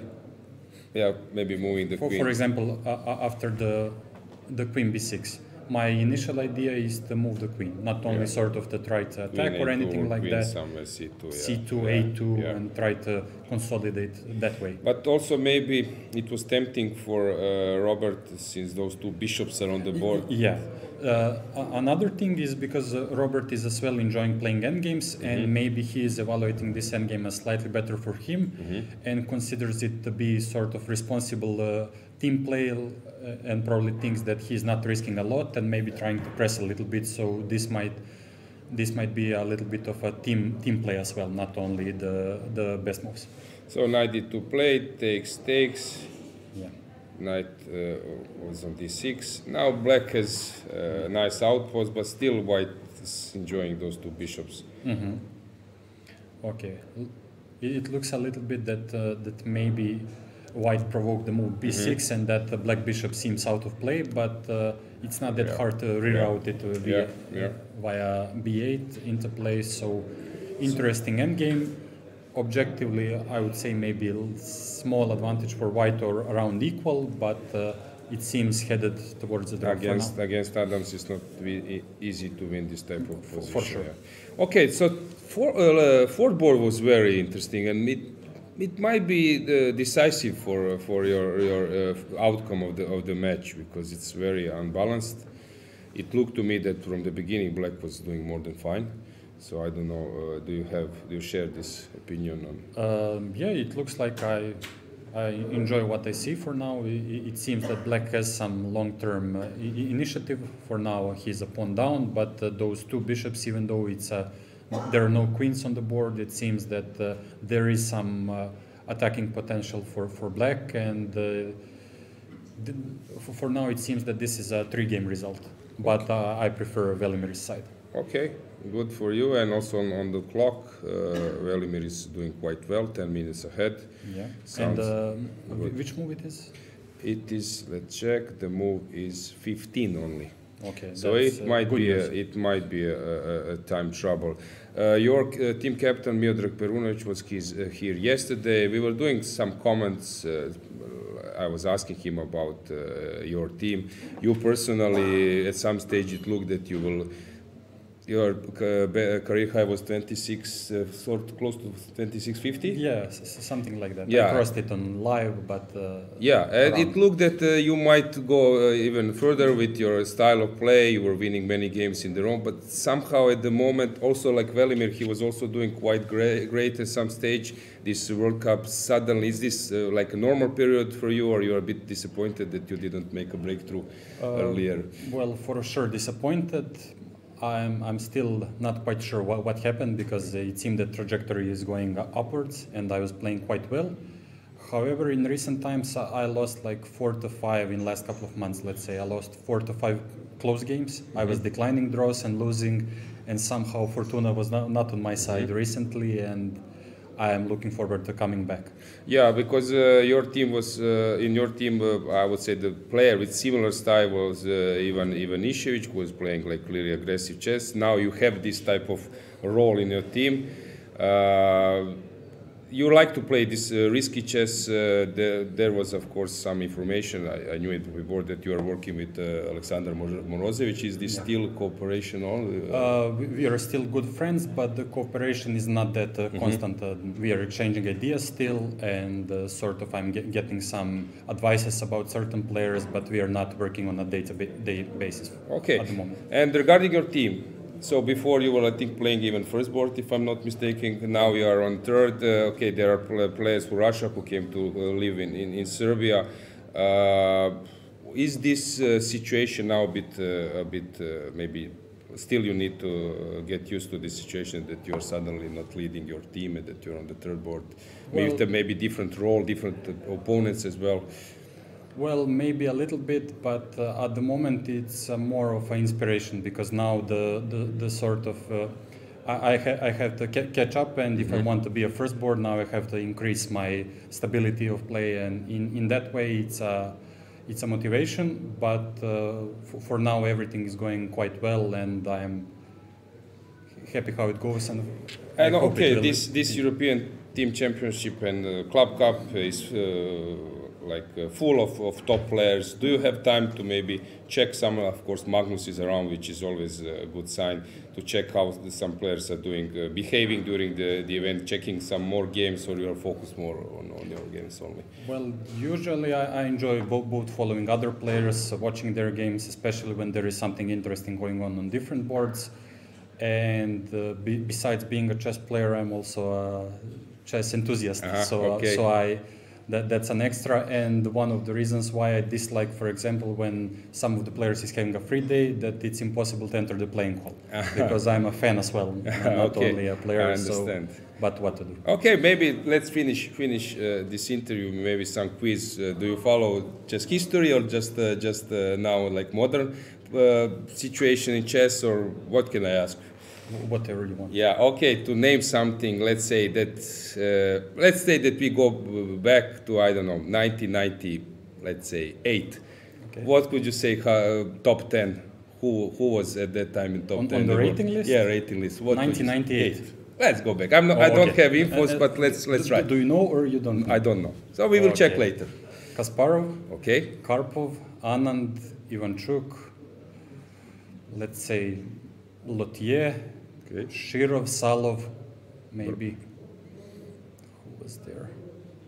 Okay, I think Kramnik, 98. He already came hard. And how many I mentioned? I think you mentioned something like 7. Okay, you can name me one more. Some guy like Bareev. Okay. It might be interesting. And okay, let's say Kamsky. Okay, and top Serbian at that time? Ljubojevic. Okay. Damljanovic. 98. Okay, yes. Name by heart, like maybe one more, 2 more names. What would you? It can be wrong. It's not a problem. We will check later. Velimirovic, my coach, of course. I would like to put. Who was there? Petar Popovic, maybe. Predrag Nikolic, if it was Yugoslavia or not. No, Serbia, just Serbia. Yeah. Okay. And let's say fast forward 2029. Injic is having which rating? 29. Let's say 29, not 28. Is he still playing chess? Okay, let's finish with that. Yeah, you can just say what would you like happily like to see 2028, let's say, in 4 years. In 4 years or 2029? Okay, or 29, okay, whatever. Let's say 29. Injic is having 2750 plus and killing all the opens, because that's where the real stuff is going on. Okay, so we are done with that. Thanks, Alexandra, okay, and good luck for your team and your personal. Okay, let's have a break.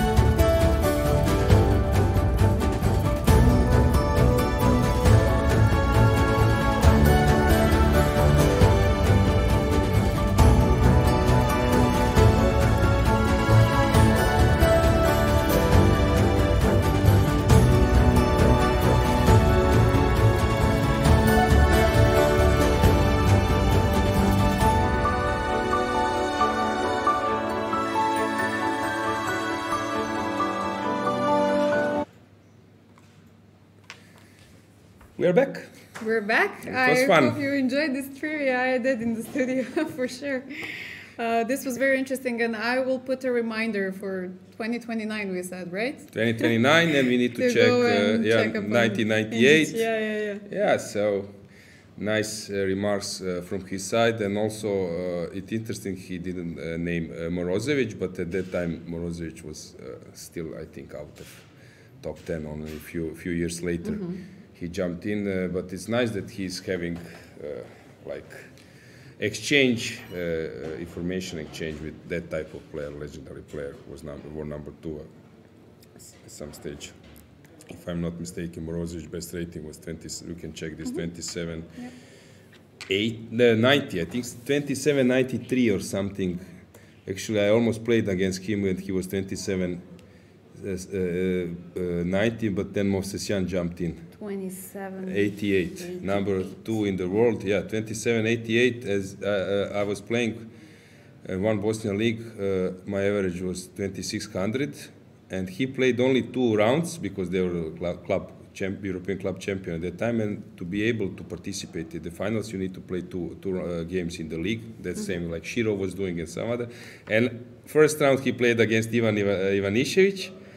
And then second, I was expecting him, I think, to play. And I was playing against his club.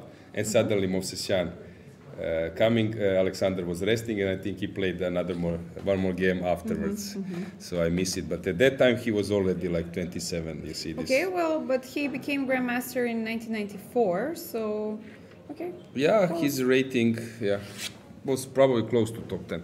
Okay, so let's check the game. Let's check the women's section. What's going on there? Because that match was really interesting from the beginning. I'm quite curious to see how the things went. Unfortunately, some technical issues I think are around when I'm just fast forwarding the moves, probably because of laptop. You're IT expert, you could tell us. Yeah, most probably. More. Yeah, so sorry for that, but or the transmission. I got used when I'm checking games myself that I just quickly, So maybe I should slow the process. Yeah, actually yesterday with Magnus, he was very patient when I was inputting the moves. So I like that from his side. Yeah, Antonetta is having a normal position, although White is also pushing. Now who will be first, who will create a mess around in the garden of opponent's king, then it will be in the courtyard, then it will be tougher for that side. Let's check Salimova. This looks horrible for black. It's strange. Remember during European individual in Montenegro in March, when I was mentioning that to me Stavrula's games looked like great. For some players who were not like best rated players. Olivia was looking really good. The way how she played. Yeah, Chennai Olympiad plus there she was fighting for gold, but somehow afterwards she completely lost the momentum. Now she's struggling. I don't know how she's doing in this event in terms of results. Maybe not bad at all. But I see the quality of the moves and the confidence. I also noticed this while I was commentating World Teams in Poland in September, that she was struggling a lot. She's having 4 out of 6, only 1 loss and 2 draws. Okay, good, solid, she's solid, yeah. Okay, not bad. But Salimova is doing much better, and she's playing much better at the moment. So I'm not surprised that she is pushing against Olivia. Let's check the next board. Pecheva was struggling a lot, but now it seems like she's surviving. She will be a pawn down. Okay, White is dominating, but the worst might be over in terms of, because before it looked like she would just lose a game, maybe quickly. Now she can move around, but they are making moves instantly because, okay, not yet. No, it's okay. 25th move only. Let's check the last board. Krasteva was having complicated battle. It looked better for her. Now I'm not 100% sure. Yeah, she will come to G3. She can. No, she's still better. I see now that A4. When I look it better, it's much better for white. Yeah, Krasteva was actually doing really bad after 2 rounds, losing, and because of Radeva's health issue, right, or something. She's missing. I think Vicky had some problems during the game, the last game that she played, even so. Not feeling well. She decided not to play the next game. We wish her fast recovery. Fast recovery, Vicky. If you're watching. But now Krasteva, if she wins today as well, will become like hero again. This. Yes. Okay, that's what we said. You can start the tournament badly, but at some point you can make amends and become the hero of the tournament. This is the beauty of team championships. Yeah, these are the advice I'm giving to players, because I was in that having that experience that I was struggling for the national team sometimes at the beginning. I'm now giving this advice to players who are feeling really bad. They are losing and they don't feel that they are giving enough for the team, who is actually doing good. Just one, they need you, team need you. So at the right moment you might be very important, so you don't, you shouldn't, just I would say be so pessimistic about your player and everything. It looks better for white. Here Tsolakidu is playing like again maybe some model King's Indian, but looks normal at the moment. Avramidou is just, who is better here? White, I guess, is better because I have some bigger potential, knight g4 and maybe h5 or knight e4. Here, looks good for white. The second rank too. Yeah, this is some maneuvering in Magnus style. Sometimes he's playing this type of positions. And Makropoulou is playing against Mamadova in a normal position. Actually, Greece is doing quite well. Yeah, in not both, quite, extremely. Yes, in both open and women's section. What's going on here? Demant is...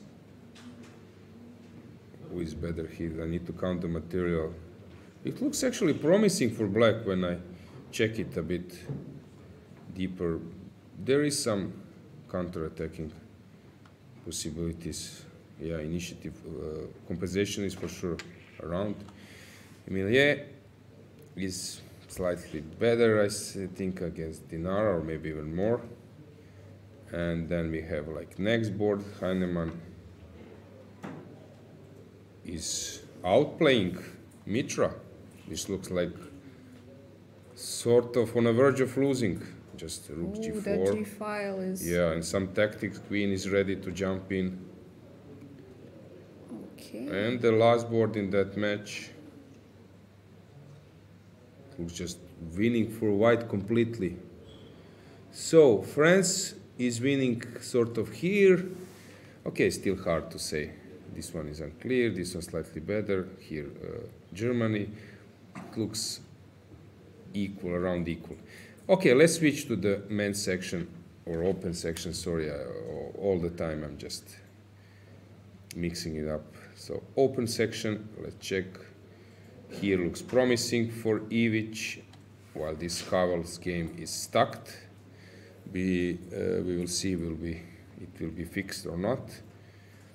We had no other moves after Queen d3? Yeah, but Incic said that he followed it somewhere, so I don't know where. Because they seem to ask, they told... Okay, I will check once again, yes. Yeah, here looks normal, and this one looks really promising, because whatever you push with white, you're just giving some chances for black. It's not possible to attack additionally those pawns, while black is having this majority 4 against 3 on this side. Yeah, not a nice position for white. In Magnus' game against Jordan, wait, this is the position? No, of course not. They are in this position.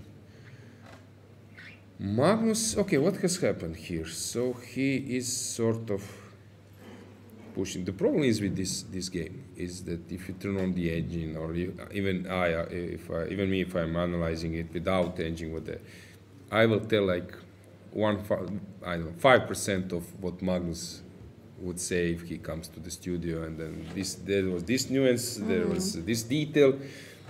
It's really hard to grasp. So only some like player who is playing the game can see the detail, because for you symmetrical structure not much is happening, but he probably sees tactics, combinations, some small details which are present there, but for you everything looks like. Yeah, and even yesterday when we had him in the studio, the reaction after he saw that King H6 move was quite interesting. It was so deep in analysis, and it was like he just expected to have seen it easily during the game. So yeah, of course. Yeah, actually I was Completely speaking with different Ivan Sokolov, and I think Shiro was there as well. Last night we were sitting in the restaurant and commentating a few things. Actually, I was asking Alexei about some players. I'm interested for some players. What is his opinion from his perspective? He said that he was world number 3, although in the list he was world number 2 because Kasparov was not on FIDE list. But basically, there was some, I think our friend from Iceland, Gunnar Björnsson, has asked Ivan who is the best player in history, and the answer was Magnus Carlsen. And he said the point, which I completely agree with him, the point why Magnus is the best, because Magnus comes and says, okay, my scalp is there. If you are good enough, or if you are playing on a good day, I'm ready to risk. The point is that some great champions were avoiding, even Bobby. At some stage, there were stories that Kasparov was, objecting about some invitations to Salov. Okay, these are the stories, but never mind. It's not the name so important, but it's important that he's not actually afraid of time control, the type of tournament, that he's black against 25 something. In Qatar he played I think against like 9 or 10 Indians who are underrated. So he's not avoiding this reputation and so on. So for me, huge respect in that. So he's really a great true champion, because some of the champions in history would get the title and then start putting conditions to keep the title. To keep the reputation, as you said as well, yeah. And they couldn't somehow get over it that if it's possible to lose. So for Magnus, he just move on and make some super turbo impressive results like he did in the Club Cup and so on. And what is actually the next phase that people say, oh, it's easy for Magnus, he always wins. But as I said, he's putting his image, reputation on the table in any. He's playing a World Cup, which I'm not sure how many like best players in the world in history would have done it and so on. So in that term, I completely agree that Magnus is best of all times, what Ivan is saying. Yeah, great remark. Yeah, so Magnus is trying to outplay Jordan van Forest, a great guy, very positive, very polite person.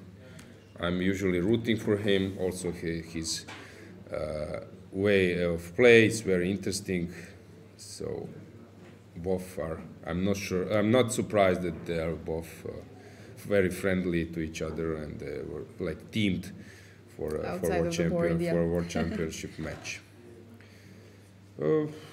Looks still that it looks that White will be a pawn up, how I see it.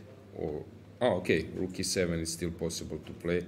I was thinking that I might get this pawn, knight d2, knight c4, knight d6. At some stage, I think that Black won't be able to protect both pawns, but there is a Rook e2. Maybe it's best to start with King f1, then transfer the knight to c4. Yeah. This is but still holdable, so I'm quite curious to see will Magnus manage to get anything. This game looked really bad for Tari, but maybe he has organized some kind of harmony in his position. Still, also is possible for white to go wrong, but somehow white pieces are attacking a bit more. Okay, level, unclear position, which takes us to Haik Martiros. Yeah, any comments, any questions in the chat? Do you find anything interesting? I will check in a bit. I just wanted to see which games are finished first. Okay, yes, this can be a nice update. Yeah, in Netherlands-Norway match we already have two draws on the last two boards. In Armenia versus Greece we have a draw on the fourth board. Croatia, Ivan Šarić already made a draw. Yeah, I saw them chatting Rapport with Šarić for a long. David Navarra, we saw this at the beginning of the round, has made a draw. Then David Anton versus Markus Rager, draw on the first board. Daniil Jufa got a win. Yeah, if I'm not mistaken, Daniil Jufa was like world champion under 16 or under 14. So he at some stage actually it looked that he might just move on with his career in that good results like this world championship is, but somehow his rating is stuck. I saw that Mamedyarov. Yeah, Mamedyarov finished the game as well, making a draw versus Darda. Yeah, there was a fantastic game, Darda against Mamedyarov in the Club Cup. At some point, you can check this when D5 was played. Really brilliant move. I asked Mamedyarov, how long he was thinking. He said 10 seconds because I saw him later in the bar. Fantastic combination. Rook e3 twice. Really one of the, I would say, the most memorable games of 2023. Yeah, and in women's section we have only a few games finished. The first being of Serbia's match, Tijana Mandura drew against Tijana Grabuzova on the fourth board, and we have a win, Marcela Freinski versus Mirjana Medic. So we can go back to the analysis. Yeah, this game is very interesting. Actually, I wanted just to add a comment that Aleksandar Inđić, I think you also mentioned it before, that he's very tall. Yeah, he's 202, yeah. If I'm not mistaken. Also, we played together football in Chennai during Olympiad free day. Also here he played football on a free day, so it's cool to see. Yeah, he's very positive person. Yes. Here Bakroy is actually doing well against Keimer, and since they were both playing for Baden, maybe they still they still do play together. Etienne knows him quite well. I wouldn't be surprised that he even coached him at some stage, because I think Bakroy is playing for Baden. Yeah, he was really playing for a long. Slowly, White started to deteriorate his position, and actually Etienne is doing very well. But now they are repeating the moves. Will he do it or not? Yeah, okay, we will see. In that match, second board was drawn. Fressinet. They are joking always on internet. There is this chicken chess club, and they are laughing who is a member of chicken chess club, and then they're saying, laughing, that Fress is one of them. The draws are cool. We are having one player who is very good in Croatia. He's not here, but he can really make a draw with from Magnus to Ivanchuk, all those aggressive players. Like he did against, I think, Aronian, against Svidler, and so on. Very solid player, very good player, former world under 14 champion. Hrvoje Stević, that he's laughing for himself. I'm a member of Chicken Chess Club, joking. Yeah. In the meantime, we've got the update afterwards. We can, of course, go back that the transmission is fixed in David Howells versus Alexei Serrano's game. Yeah. So Fresk has made a draw against Bluebound. Let's check what's going on in Mossar against Swane on the second board. Jules is for sure not a member of Chicken Chess Club because he's really playing quite challenging chess. He likes to fight on all costs, and it seems that he has been doing well. And we have also Lagarde against Donchenko. I don't know which game to follow. Okay, what's going on here? Marty Rosyan is just crushing. No, this should be some mistake. Rook f3 was not played, but it seems that no, rook is not here. Also, that board should be fixed. So Okay. please, Teodoro. Yes, it's the first board of Yeah, Greek match, right? yeah. Please check that board as well. Teodoro against Martirosyan.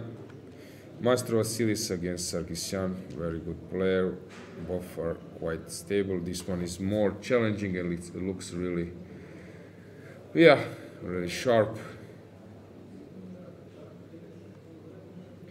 Draw, yeah, on the last board was already agreed before. How is Croatia doing? Brkic slightly worse, but probably it's just a draw. On the third board, we have Kirill Shevchenko against Sasha Martinovic. Hang on. Bishop d6 played. That's also a mistake. This also does look Yeah, so please also, okay, yeah. Sasha Martinovic. Romania against Croatia. Something is wrong there. And we have Bosiocic against Nisipianu. What's going on here? Wait. It seems that black is doing very well. So how this happened? Rook takes, pawn takes, bishop g5, h4.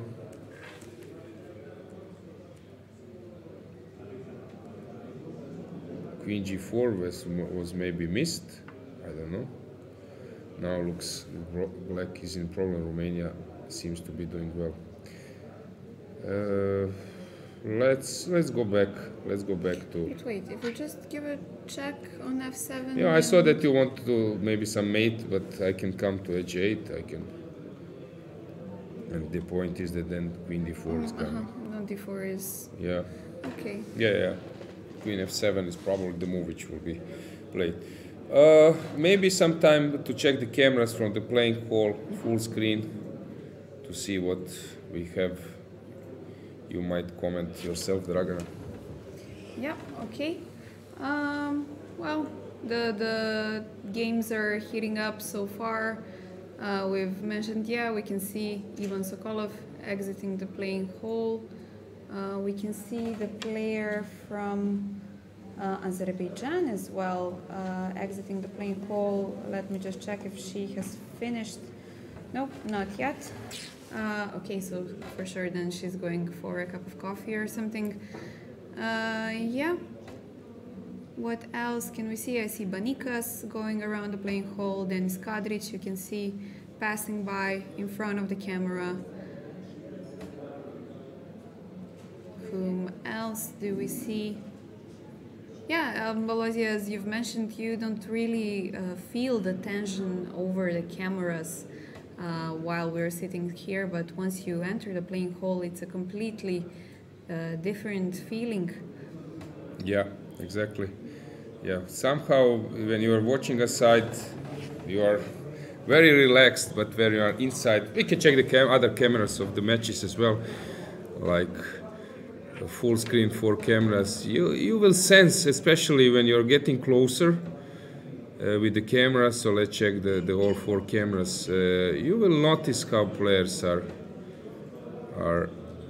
This game ended in a draw. Yeah, you see the tension on the last board. So how English player is, even he's not on the move, he's fully focused, while Ivic, Serbian player, is, you see how he's dancing at his chair. Yeah, so this is typical. This is typical stuff. We can check another match. You see Magnus now.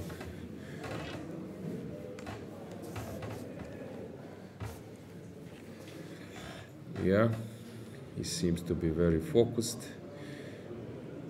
Also Jordan. So let's move to another matches. You see, full focus here. This is Montenegro, right? Yeah, first board ended in a draw, as you can see on the camera. Montenegro A on the left and Montenegro C on the right. There were some jokes yesterday between the Montenegrin guys. If the C team manages to win, then they will have the better score so far. But of course, it's a tough job to do since, you're playing the A team, much higher rated players. But I'm sure that they are more motivated now than ever. Yeah. So the first board ended in a draw. Yeah. But still, other games are in progress. Djokic in deep thoughts. And you can see some other players going around the playing pool as well. Maybe let's go check the women, or? Yeah. Let's see how the women are doing. All the games in progress.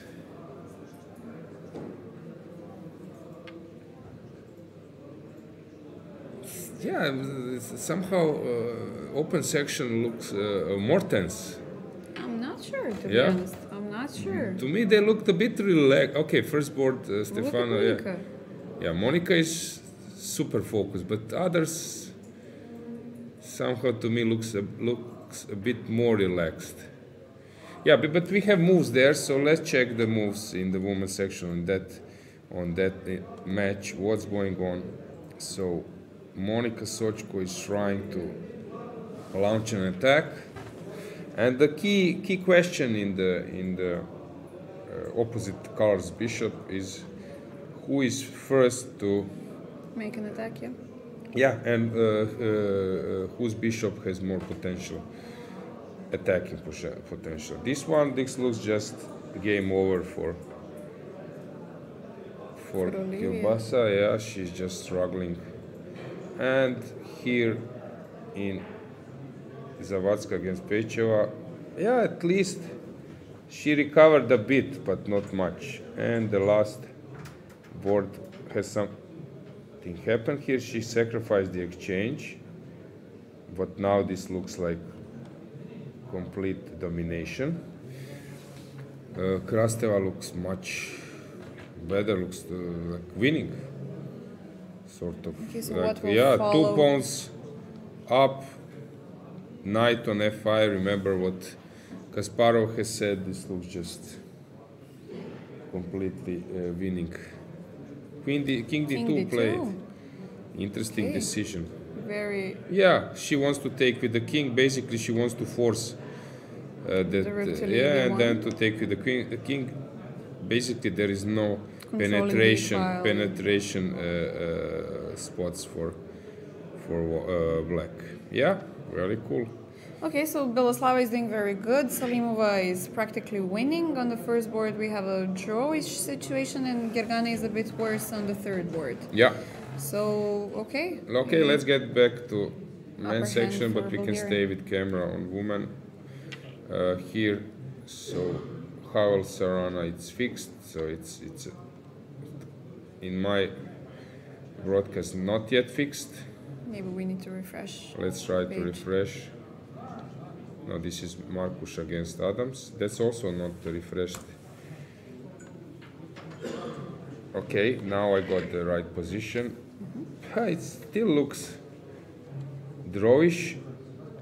Markush Adams, yes, and we are missing this result, but it's But obvious it was a draw. I draw, see yeah. Markush around. Here looks that black is really outplaying white. So let's check what has happened.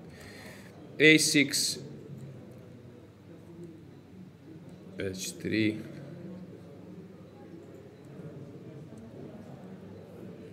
Yeah, just this majority on the king side is starting to roll. So he decided to exchange to give up the pawn just to exchange the dark square bishop to get possible opposite square bishops, opposite cards bishops, but now black is just completely dominating. England in problems because then David needs to pull a victory. Serbia looks very good. Very confident match so far, yes. And especially we had this quick draws today. Yesterday also we had many faster results, let's say, after this free day. We know that the players are tired. Maybe some of them it's their strategy to opt for some quicker draws and to push in some other boards as well. But it's interesting that even though the only two games that are still being played in this match, Serbia has black pieces on both of them and still having the upper hand so far. Yeah. In the game of Magnus, I see that g4 was played. So this was the case. So g5 played and came this g4. So he's still pressing. And this is typical Magnus stuff. Anything in chat, guys? Any question? An update for Martinovic. Okay, we will check that game. On the second board, Max Warmerdam and Tari there are basically repeating the moves. So we might see a draw, but that would mean that, of course, black cannot win on the first board, so that only Magnus is trying. I don't know. Yeah, people liked Indjic in the studio. Great. Yeah, he has this great personality. He's a very modest guy as well, so it was nice to have him here. Yeah. Greetings for yeah. you. Thanks, guys. I think some of them are following tennis because today is tennis. Yeah, now Djokovic playing a very important game today. Okay, no draw by move repetition in Tari's game. So against Warmerdam. So let's switch to another. So you were mentioning Croatia, that the board was fixed. Well, at least they told me what was played. I'm not sure. Martinovic took on c7. They exchanged a rook. No, Shevchenko took on c7. Okay. Bishop c1, bishop d6, and it's Martinovic's moves. Yeah, but here it's wrong. But maybe I can refresh. Let's do refreshing. How they say that from IT point of view that you just turn it off and turn it on, and this is like 70%. Yeah, so half of your problems. Maybe this is correct. Maybe I was just no. My bad, guys. Sorry. Actually, the position is normal, but I thought that this is like I didn't dig too deep. But the point is here that he want to misplace the queen first. He can take on g6, but first he was playing this. But now he gave this extra option of bishop h5 play. But Martinovic, I don't know, really. This is some kind of mess. We can stay a bit in this position. Just to check in Bosičić, because this one was just going very fast. So what is Bosičić doing against Lisipianu? It seems that he's just much worse. But okay, there are chances for draw in that position. But this game of Martinovic against Shevchenko is really interesting. In the meantime, we got a draw in women's section. Kanim Balaileva versus Ekaterini Pavlidou. So we have one result so far over there. The girls are playing seems to be longer games than the girls. The ladies are playing longer games than in the open section today. Yeah. Blue Bomb also a draw versus Fressinet. we have that result as well.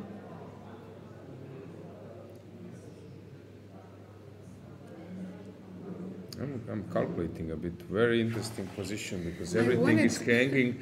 So I let's wanted to start. play rook g7, but of course it doesn't work since, okay, rook g7, And this one king is hanging g7. in the yeah, end. in the end on c4 we have, but it looked interesting It would to... be a good try, although this move just... Yeah, I'm just winning for Yeah, black. so you take on h5, I take on c4, you move your king, and then queen c6 is coming. So you can come back here, trying to have a point that now two pieces are attacked, but there is queen c6, no, queen c6, rook c8, sorry, this was, and maybe black is completely fine, so you might try to include bishop e6 first, king h8, and now you take. And after queen d6, there is probably something, some tactics. Yeah, bishop f5 maybe. Seems to be enough, yeah? Yeah, so here you're maybe forced to play bishop f7, and now I take, you take. Threatening bishop c4, so you need to shut the Line. yeah, but bishop a3, who knows will you win this? Wow, such an interesting position, yeah? Because if you take, bishop comes to c4, C4, with yeah. a deadly pin. And, sorry, bishop a6, bishop f7, probably then you need to take on f7, rook f7, and who is better here? White is better, probably bishop c5, and your bishop is locked. But still, the game goes on. White is better. It seems that Romania is doing good against Croatia. Yeah, Croatia was playing all the best team, sort of, and suddenly you are, yeah, out of the medalist zone.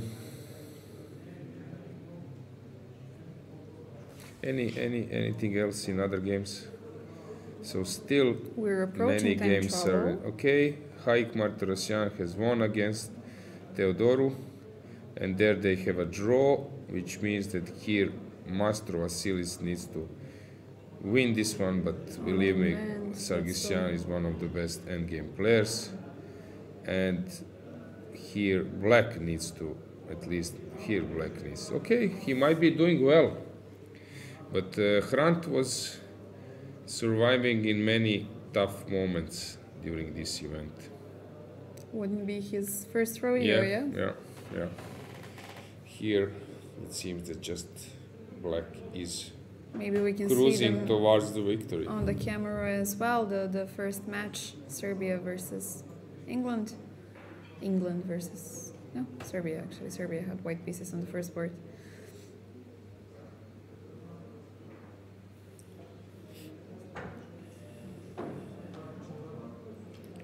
Yeah, Havel is very Focused. focused, yes, exactly. Okay, he has some chances, but where to this regrouping is very good from Serrano. Okay, so you always need to defend this d3. Yeah, this is basically you have enough composition but for a draw. And to be able to get anything, you really need to be like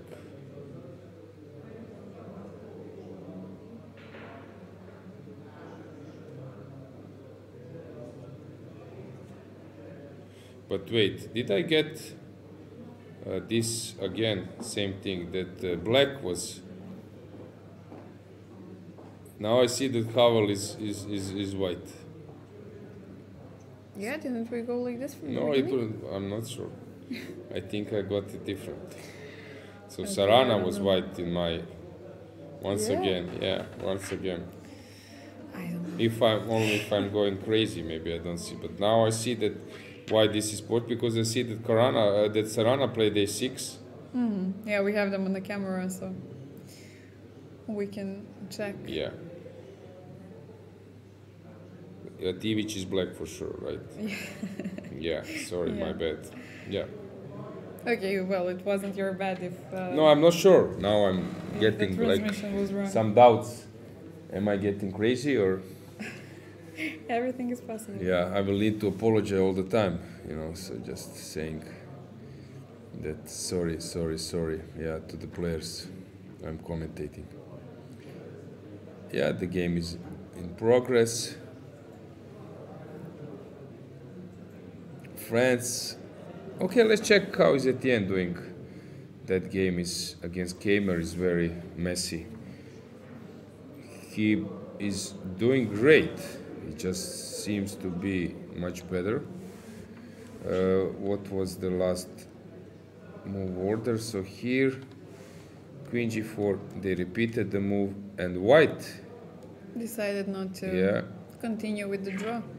Or, he didn't want to allow his opponent to go to sidestep first. Tough situation for Teimour.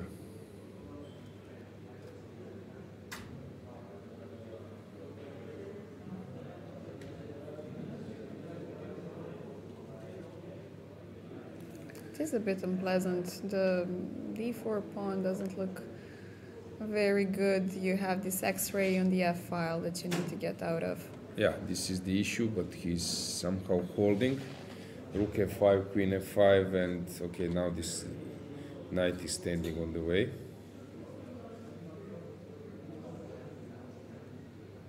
Everything seems pinned and...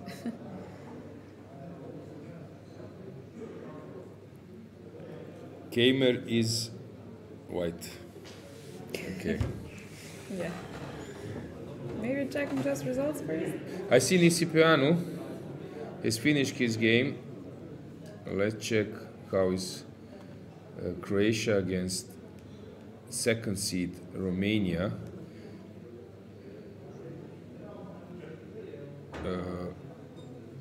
What has happened there? It's a draw or not? Can we No get? results? Yeah, because I think I saw the players leaving. It might be a draw, I don't know. Okay. In that match in Croatia versus Romania, we have Shevchenko still playing. Brkic is... What's going on? Also in that match, I don't think that Bogdan is thinking so much. Can you also ask? There is also Brkic against Deak. Okay, he has made a move, but then the clock jumped and still not clear. Was the situation on the clock, or maybe that you ask? I think it might be correct if it's not. But Because Brkic was much lower on time, and suddenly the situation is... Then this is the situation that we have.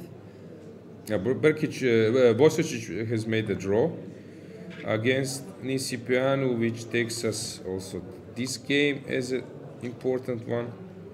Wait, what happened? Croatia is suddenly saving on two positions. It looked really... So Bishop E6 was not played. Queen H5 instead. And the Rook C8. Just Okay. going for the simple... Now Bishop B2, and I expect that it will be fine. Okay, Bishop B2. If you play Rook B1, Rook C2. Yeah, interesting. Okay, maybe that we have a short guest. Maybe we have a guest for like 2-3 minutes or 4, just Yes? yeah. It's always nice to have yeah, people around, Yeah, to make a small break. Okay.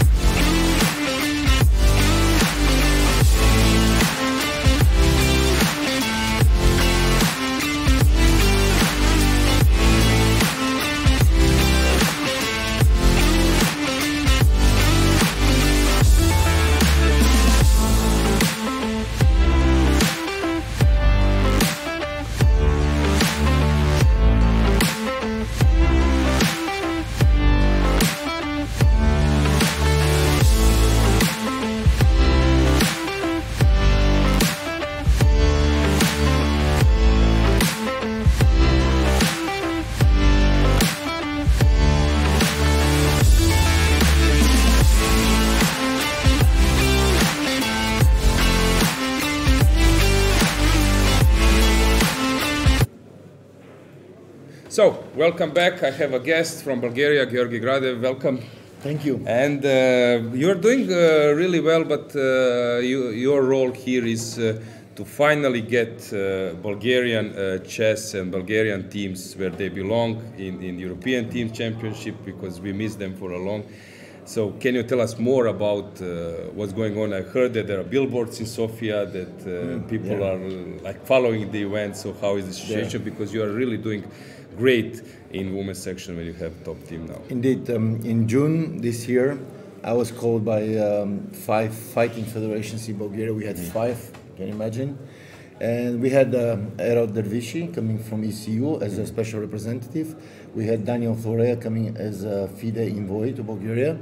They met the sports minister in Bulgaria and they organized a round table.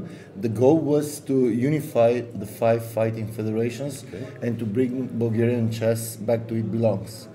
And it was a tough process because we fought many people who doesn't want to restore the status quo. But nevertheless, at this point of time, we have 4 out of 5 federations completely united.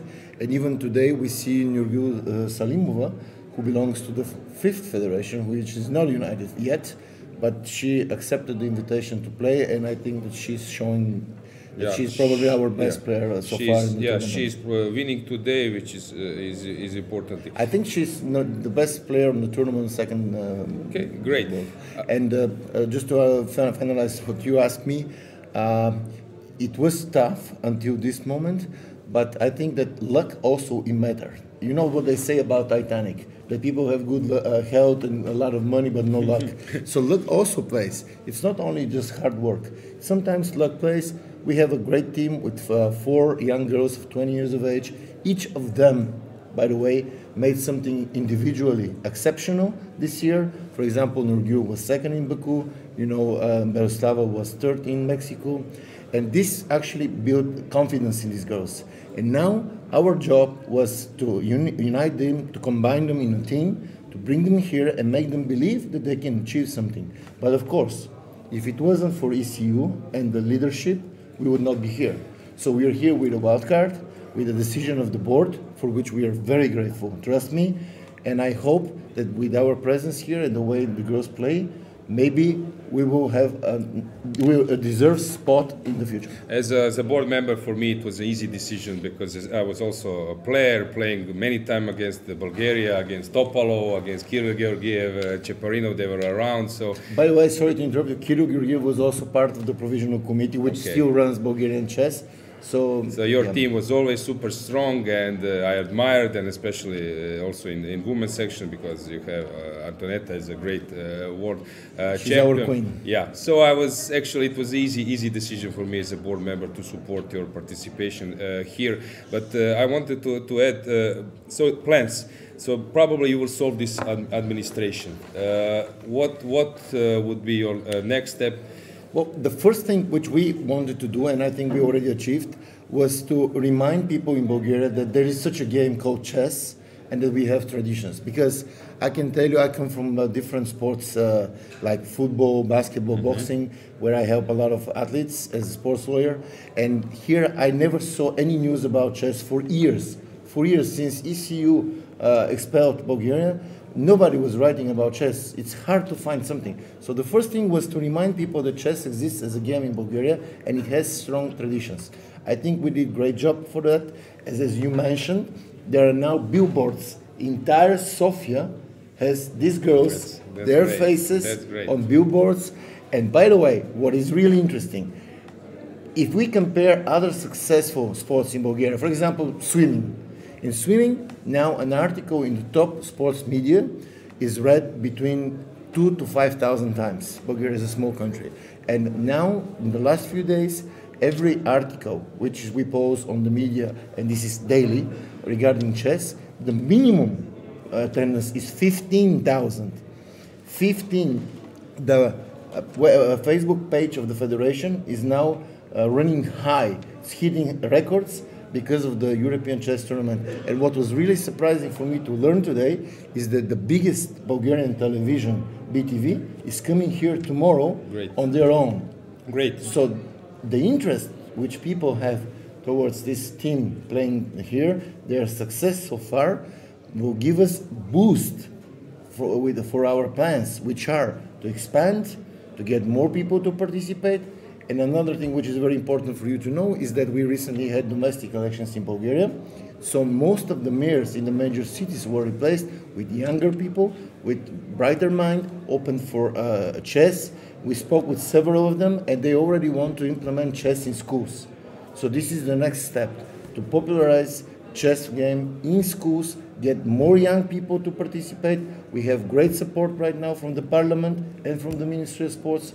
And I think that chess game is going to be one of the major sports games in Bulgaria pretty soon. That sounds really great. You are doing very well in this match. We will follow it later. If you win the gold medal, party will probably be like memorable. So good luck, right? You know what I say? It's more interesting the fight than the victory.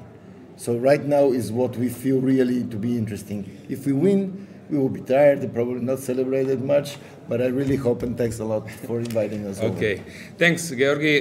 Guys, we will come back to check what's going on the board, and we will see how the things will happen in the last moments.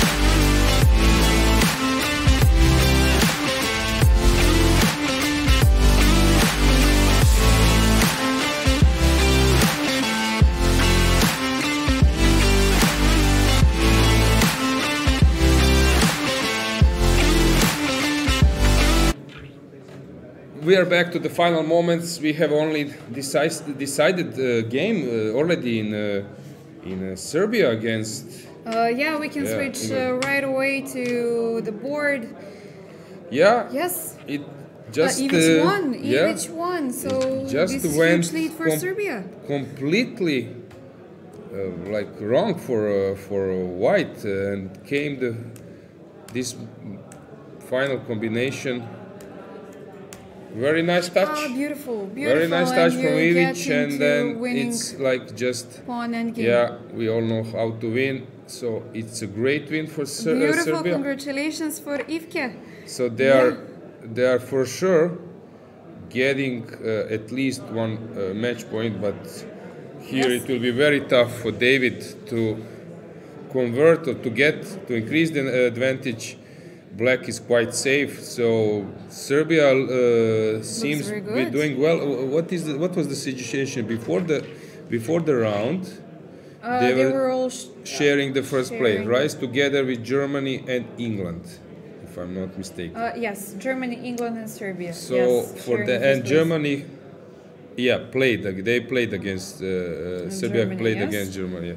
So we have Teimour against Bakro. Exchange down, just winning. So Bakro now if he found some rook g2, which will happen. Teimour is completely lost. What a game by Bakro! Actually, he was joking for me. You had Magnus' studio. I said, no, the toughest is to get you into the studio. He was laughing, and now if he wins, Maybe he can yeah, join we with can the ask him if he wins. Yeah. Yeah, let's see how other games are doing. Here, it just seems better for white, I guess. It's hard to say. No, for black maybe. Donchenko against Lagarde, and there is this last game where we have Massa against Swane, which is like a crazy game, and seems that just Swane is winning. So that means that Donchenko's game against Lagarde might be a crucial one. Yeah. Okay, so I just put a word out for Bakro. Yeah. If he wins. Yeah. we'll After see the if time somebody trouble, reads he might join us if it's. Okay, so what is the situation? I'm sorry, I was not following in Germany's match. Yeah. Okay. Teimour is lost. Okay. While Mossar is lost for France, and Donchenko's game is unclear. So this game is deciding. And we have already one draw, right? So. Yeah. Rook g2 played brilliant game by Etienne. Rook g2, beautiful. King f1, and now we will get probably rook g3 will be played, and that's basically it. Teimour on a rope.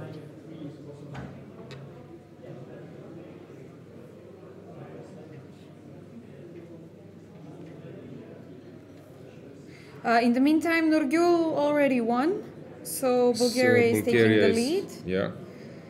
With the girls, and Marina Makropoulou drawing against Gulnara Mammadova on the fourth board of the second match in the women's section. So we have Azerbaijan versus Greece 1-1. Yeah, so they were. Yeah, Bulgaria was expelled. Yeah, because of this, I think. I was not present at that time as a ECU board member because of Danailov case, and now they are back, which was explained by Georgi Gradev. So let's see what Magnus doing there. Is he no, he's actually still moving on with the games. He's not giving his opponent chance to make a draw. This one is now getting closer for an equality. Not equality, but for a draw. Mastrosili Sargsyan moving back and forth, and here it was just better for Greek player, but still the game goes on. Brkic against Bogdan, the game is moving, but he will reach the time control. It's sort of drawish. This would be like very interesting to see if Croatia is ready to score another. Okay, what happened? We have another scalp of the top seeds. Why not rook c4, rook b1, bishop c3, king d3. I move my rook. This is what I'm. Rook b8. Rook b8 is an issue. But I can play rook c8, because if you play rook c1, I play rook d8. So he didn't want to do this. Oh, also I have, now I see, I have bishop d4. This move I have as well. Yeah. Yeah, but this was easy to miss, so he switched to another. This will be a draw. So Sasha is heading towards a draw. Brkic is also, so Croatia might play 2-2 against Romania, which is a huge thing for Croatia, although points for medals are missing, but anyway, very nice. Yeah, very respectful result, yes. You need the luck as well. what to follow? We are Teimour. Is this game still going on? Yes. Etienne is thinking how to finish him off. Anything finished in the women's section? Okay, you already, just I checked, think, yeah, I just checked. you mentioned. Okay, so these are the most interesting games with the time trouble still on. Donchenko's game will be crucial. How it looks like. Just to check, Iswane finishing his game against Massa. What's going on? Where is the king? Where is the... No, it's just over. Yeah, there will be a resignation. You can check this. Maybe if you get notification, there will be a resignation. Which move is here? Let's see. Bakro. Okay, a few more moves he needs to make. But yeah, it's possible that his win slips. But then, of course, we want to fight him, not to torture him about the game. Yeah. But he's in good shape. He's playing well. Very strong asset for French team. Rook G3, as you've predicted. Okay, he's having everything under control. And he was really doing well in World Cup. I think he was in quarterfinal, losing by none other than Magnus himself. Yeah, tough when Yeah. you have Magnus in But the World Cup. Etienne is great name. He was top 10. Grandmaster with like 13 or 14 years old. Big star of French chess. Great guy as well.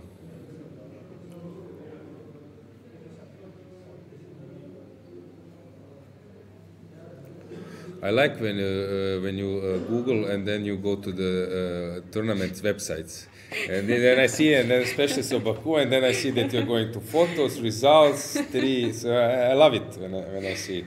Okay. All right, I'll try to be more efficient. No, you're doing great. Come on, I'm joking.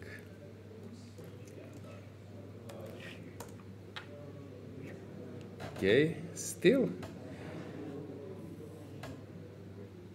How to win this one? So you need to include the bishop. Is bishop c8 just a killer? Now I'm checking. Bishop c8, rook f7. I move my king. What do you do after bishop c8? I don't see. This move looks to me is just winning. Is there anything else? Maybe there is even better move. But this looks like.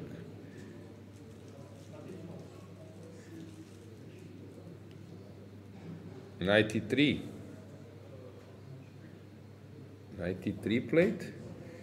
So I'm not using engine, I'm just thinking myself. So knight e3, you need to take with the bishop, and then comes what?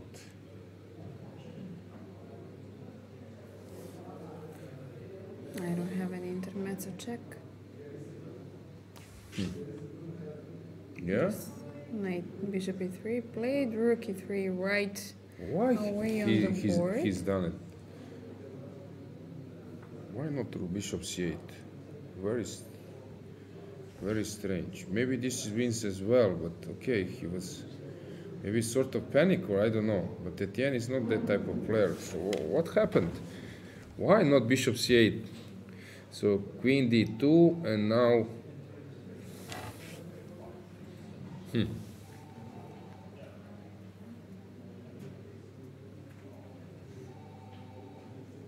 maybe Okay, yeah, so he will get him out Queen e4, out is of it hook. good? I don't know. Which? Queen e4 maybe. I'm threatening. Yes, maybe Queen that was the idea. Queen e4. Yeah, that what he was calculating, that this is a checkmate. Queen e4. But is it a checkmate? Well, you probably need to move the rook away somewhere, Yeah, right? rook h2 or rook f7. Rook f7. If I give you a check, can I just take the rook on a1? Probably not, but... Yeah, I'm pinning you with the check. I'm taking the rook later, so this move allows... Yeah, this was his plan, but maybe this is not winning. Ooh, rook f7. Now I see it. Rook f7. Which move is that? It's like 39, one more move. yes. So Teimour is thinking. 1.5 minutes to see this rook f7. Is it the only move in the position? He will find it. Most I'm probably. quite confident that he will do it. Rook f7. Rook f7, yes. yeah. And now, how do you win this game? Last move for Etienne. Oof. So tough.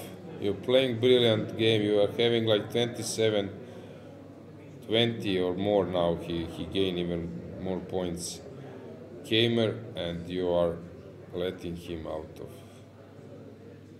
He was on the ropes and suddenly He survived. chess can be brutal. Okay, so I have nothing more than a draw, right? No, I don't Check, know. Now it's check something. if you move the rook, I give check on f2. If you play rook d3, I play queen f2. So queen f2 is my next move, except if you play queen h1, of course. Now last move, what will he do? Rook d3 is... No, which move? Rook. Very hard to deal. Queen h1 played. And on king f2. Okay, now it's over. He will think. Rook f3, there is a draw in the pocket, but not more. Oof, what a game. So let's check what's going on other boards. Here, white is better, but not easy to do anything special. In Magnus against Jordan, okay, Magnus is pushing. On the next board, I think the worst for black is over, although it's still unpleasant. White is much better. Then we have Lagarde against Donchenko. Who is better here? Who knows? I'm sorry to interrupt, but we have a decisive result on the first match in the women's category. Beloslava Krasteva has won. Okay, let's check that. So Bulgaria securing at least a draw today. They need only one more draw to secure a win. And to secure maybe the we sole can leaders. get some of them into the studio. Yes. So, what has happened? So with white, she's doing very well. Beloslava, because she's just, yeah, similar game like yesterday. So they just need one draw. Let's see, will they manage to do so?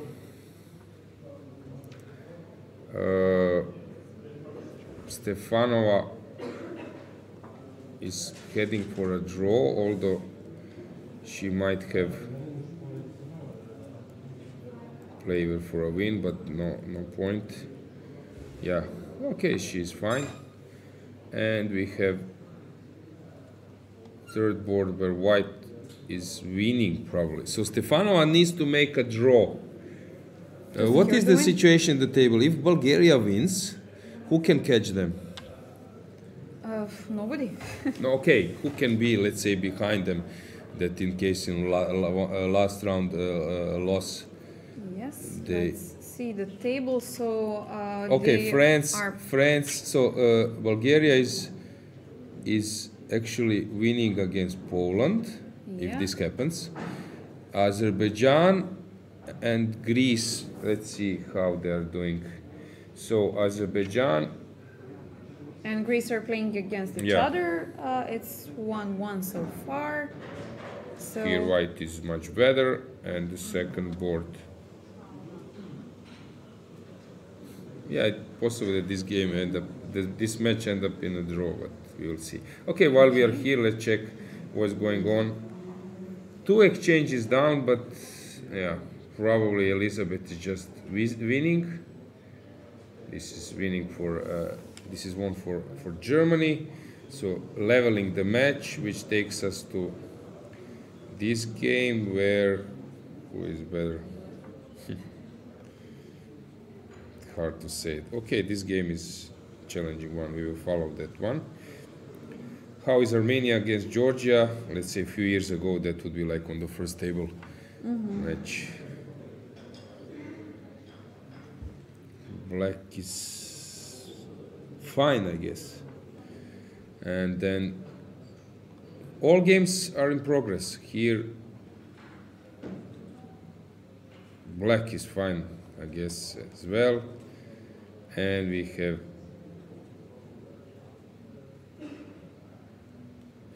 very hard. Black is fine, winning. So the Elena is winning against Mary, it seems, as a big result. It's not easy to outplay Mary, current world champion, European champion, yeah. sorry. And Salomelia is making a draw, I guess, probably. Okay, unclear situations. So let's switch. And Serbia's match, just to briefly look at it, Yeah. since they're in the. Laura Unuk has won against Narva Mai. Maybe we can get her into the studio. Okay, let's see. Irina Bulvaga has won. Joka Gal, also Joka is maybe interesting to have her around.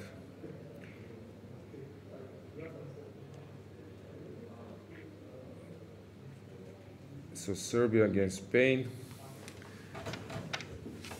Black survived. Now Black is just doing great. Teodora is outplaying Marta,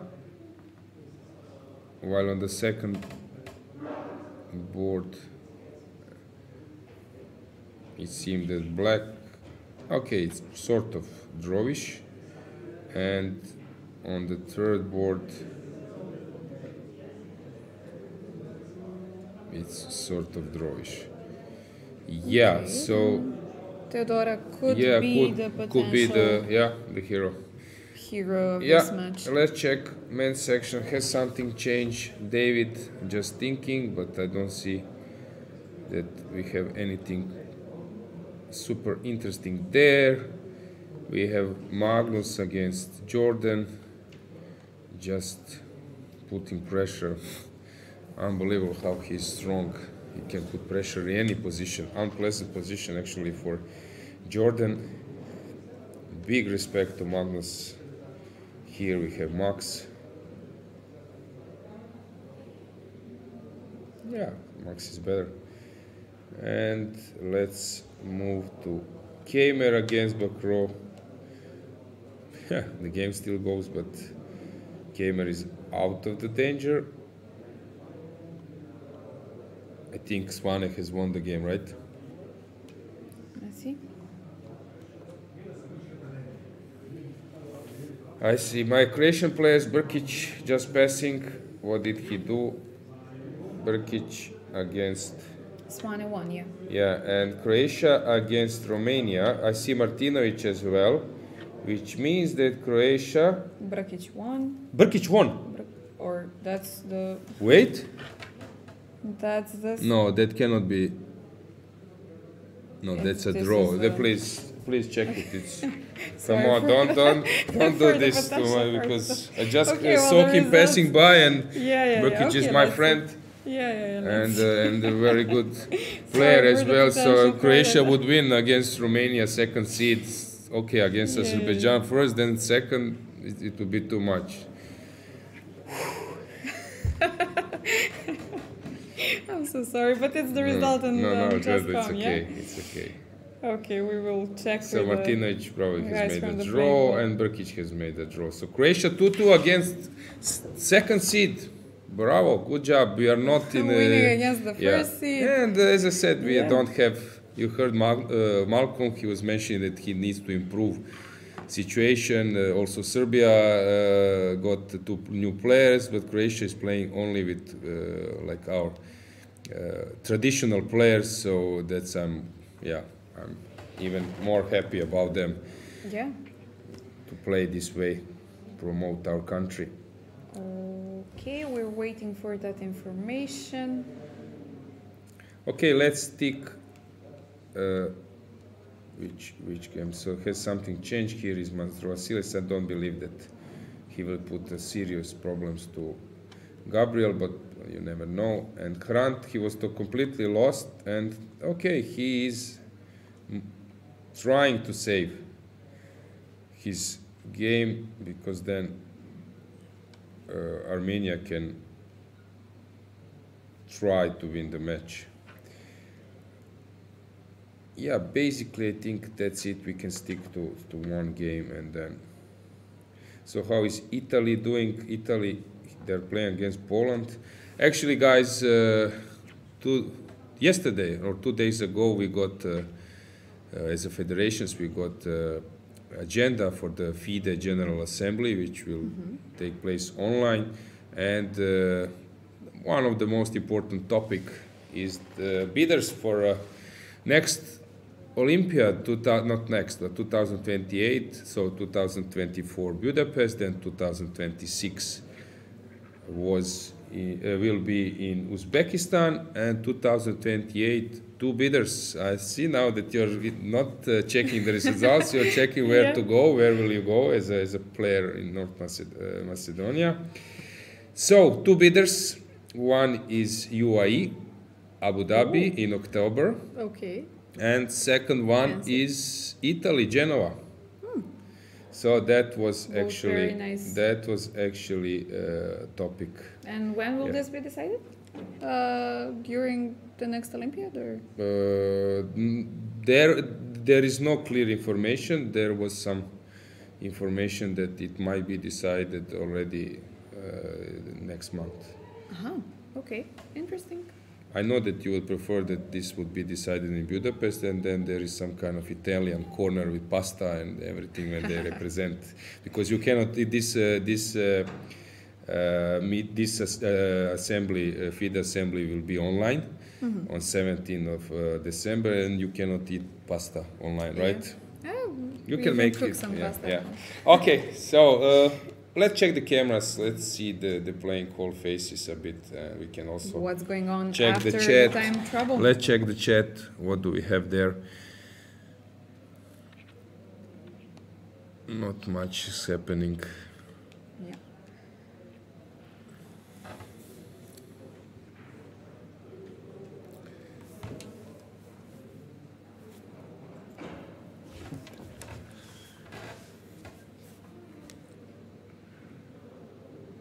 Maybe you can. Yeah. So what is? Yeah, you can check some chat. Let me try to find something interesting. Yeah, for sure.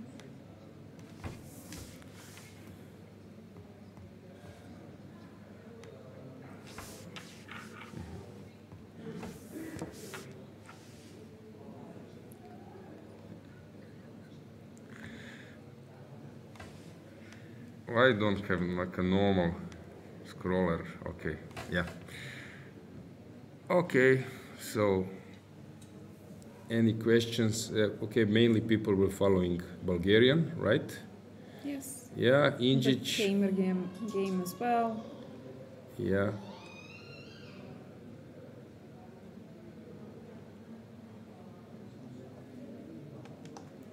Let me check if I have an update, but nope, nothing yet. Okay, people were putting the names into the chat who were like top 10. Brkic won. No, how? Yeah, let us ask, but Brkic won. Maybe he overstepped the limit. Ivan is saying that he's making his Deak will make his life shorter. Maybe this really Croatia won against Romania after we already won against first seed, now second seed. Wait, what's going on? How on earth that happened?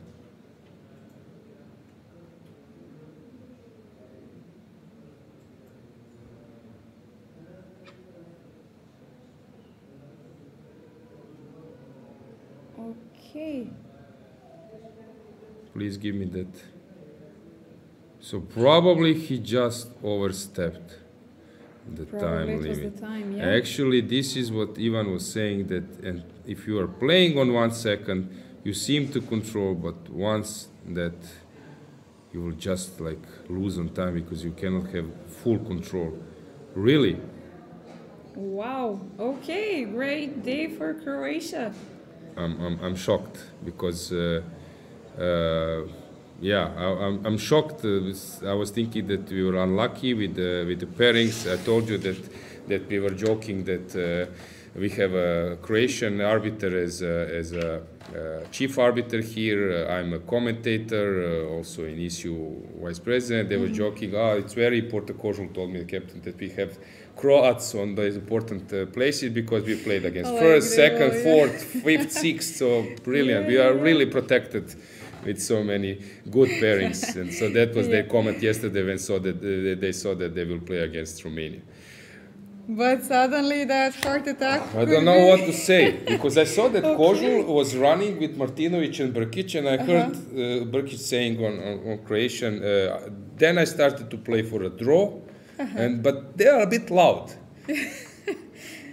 No, my friend Ivan will take this You're card. not very. So what does this mean for Croatian Okay. standings? So we are. Let's see, Croatia. We can leave you cameras, guys, from the playing call that you let can. me go to the open section standings. Croatia was 8 before You the can round. see the matches while we are just checking the. They were being right behind Romania with the tiebreaks. So we were sharing a 7th place. Yes. If this win is correct, so Germany, France, probably at the moment it looks better for Germany, or because Musar lost and other games are in progress. Svane won. So Germany is probably closer now to victory. So Croatia will overstep France. Armenia is still fighting. Okay, actually Croatia might share like 4th or 3rd place even before going to the last round. Okay. Really. Very exciting time. No, this especially usually for the Brkic is Balkan burning some time and he's in time travel, so I got used to his issue with the time, and suddenly where he was actually doing bad become his big asset to win on time. Yeah, very tough for Deak, because Deak actually was doing good in this tournament until the yesterday's round where he lost against Sarana in an important match. Teimour Radjabov finished in a draw. Tough for Etienne, but kudos for a big resistance from Teimour. Okay, so Maxime Lagarde and Alexander Donchenko deciding this match.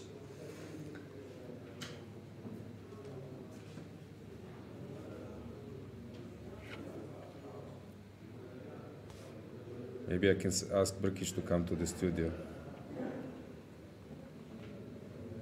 Yes, it would be nice to have him here.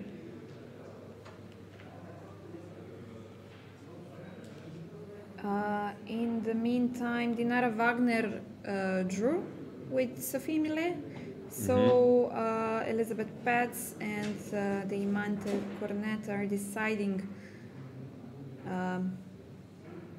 Actually, France is leading this match, but Paehtz looks completely winning, if I'm not mistaken. So that Is it possible to recheck the results? So I'm just confirmation from this. So let's check the position. So guys, I will give you the final position. Let's do the CSI Hotel Splendid. So I'm Montenegro edition. Yeah, I'm still shocked how on earth this happened.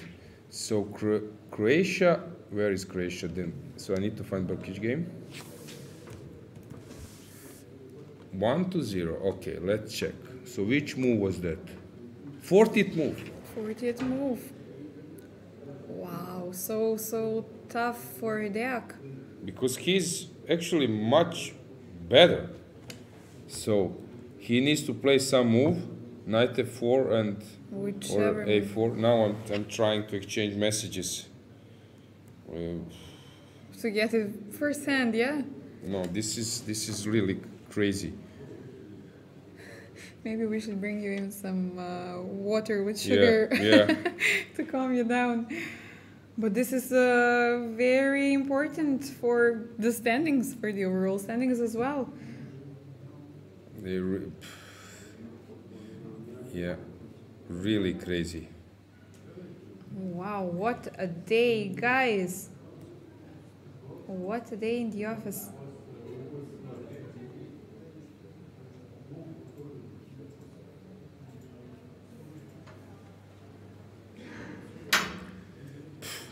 Really cannot believe. Okay. First seed, where to find them actually, I don't know what they are doing, or Azerbaijan. Are they actually surviving today? And then Romania will also drop down. So where is Azerbaijan actually at all? What are they doing? Because they're playing Belgium. And first board was drawn. Draw, yeah, Two draws. Ricardo. Okay, they won. Yeah, they won 3-1. Azerbaijan, yeah. Yeah. Czech Republic has also already won. All four Again, games are Finished against Lithuania, right? Lithuania, yeah. We have a win of Taiwan on the second board, which brings the win for Czech Republic against Valeri. Yeah, I'm waiting. I'm waiting to see if So Brkic will come. Czech Republic will go up with 10 points. Crazy. Serbia still in progress. Magnus increasing his advantage. Brilliant, really brilliant play. Tari holding, but still there will be some suffering. And Lagarde against Dochenko. Lagarde needs to win, but I don't see any chance. So Germany is winning the match basically. So Germany will Keep the lead. keep the lead Probably with Serbia. Yeah, and then only Armenia, Greece. What is going on? Greece can catch them, or Greece Armenia. and Armenia So are playing between each Dimitros other, right? is actually putting some pressure on Gabriel's position, and here Hrant was completely lost, but okay, now he's still around here. It looked like just dead lost here, but he managed to survive a bit, but still looks much better for. Yeah, I have a good news that my friend is alive. Ivan just sent me a message, so he's still alive. Yeah, still that's alive, good. breathing. I feel pity for him, but also Maybe with a little bit shortened life expectancy. I don't know. As he said. I don't know, but Unfortunately.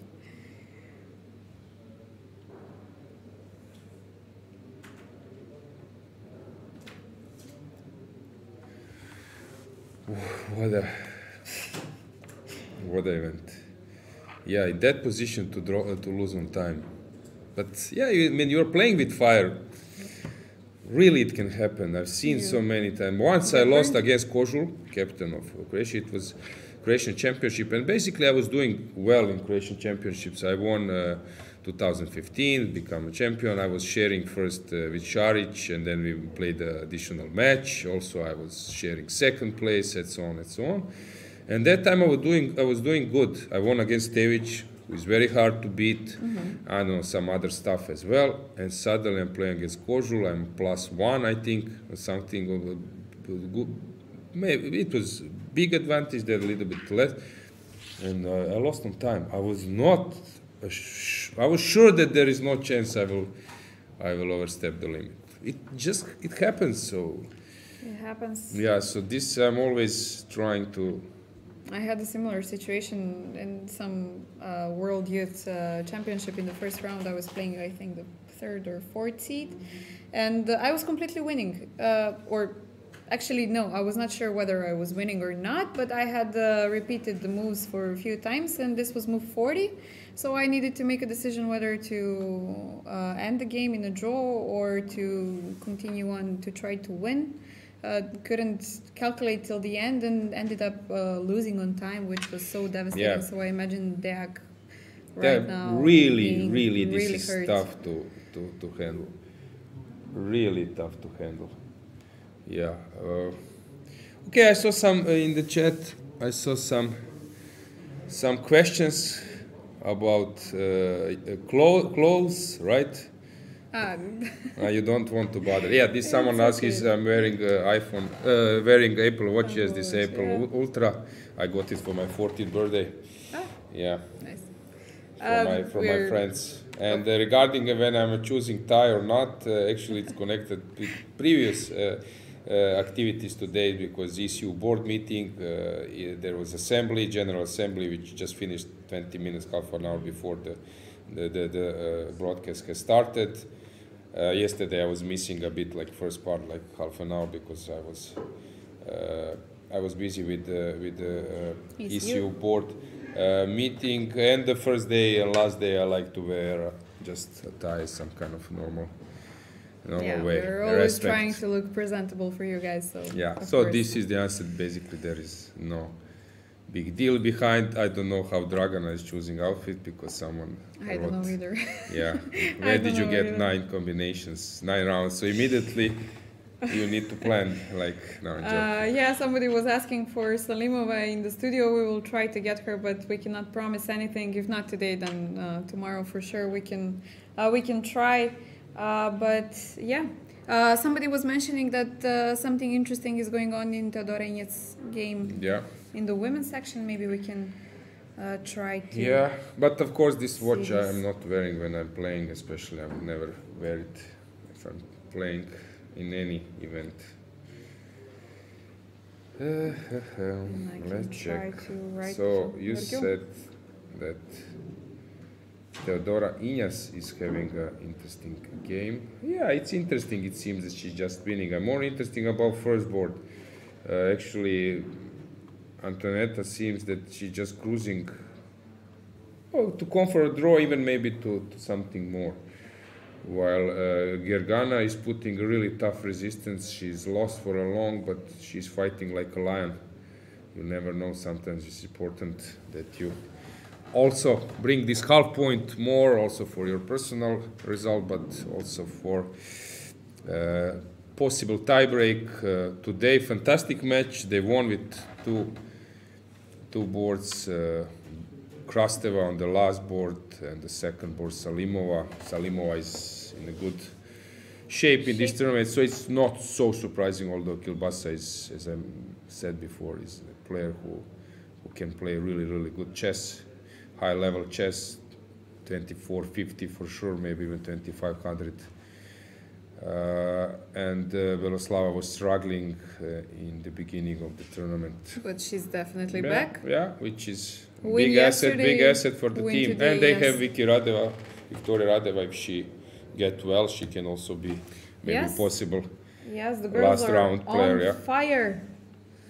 So trying to get a hold of Salimova. We can see if we can get her.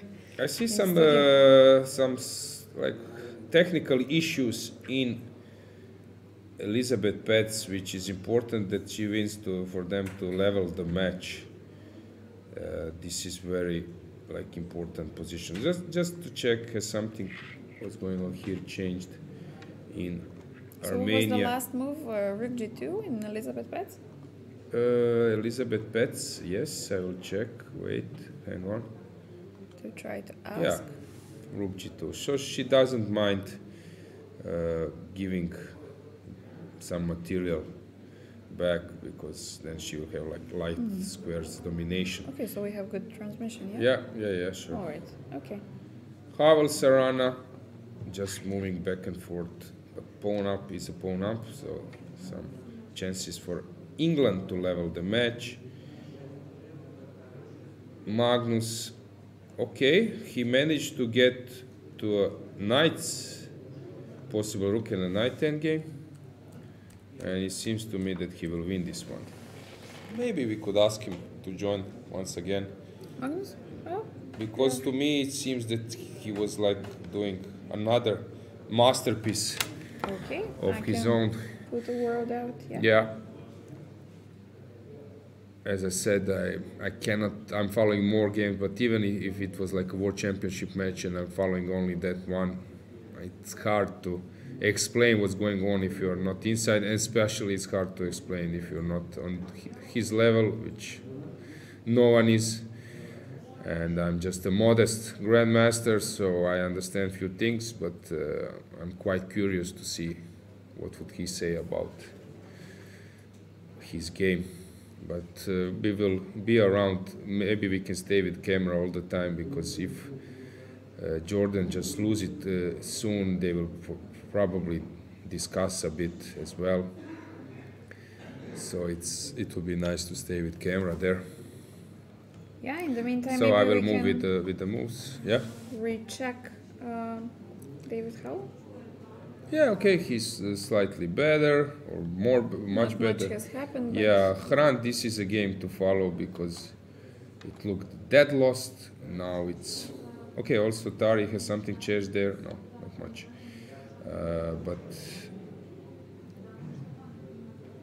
But this Kumjan's game, it's very important. I see how. So in this match, Norway against Netherlands, how first and second boards are in progress. I liked to have this feeling that I'm playing next to my teammates, shoulders to shoulders, you know, and then you just somehow you do really as much as you can. This level of motivation, determination when you are doing a teamwork. You cannot focus much on your teammates' game. You're mainly focusing on, but you sense that something is going on next to you. yeah, that's why Something it's very important to have this Yeah. team spirit and to just know that you're here for your teammates, and you can definitely see it in somebody's games when they do not have this good cooperation outside of the team, being maybe fighting or something, and when they simply do not care and play just only for their My game. mobile phone is burning. Our ambassador of Croatia in Montenegro is asking me what next. I said next is Are you alive? fighting Do you for need medal. some Yeah. chocolate? Yeah. Yeah. Very interesting to see. Anything in chat? Maybe we can make some fun now. While we are waiting someone to come, or maybe, of course, you're looking stream, 15 minutes delay, but Yep. yeah, I was shocked when you told me about the outcome. Yeah. Okay. Nothing.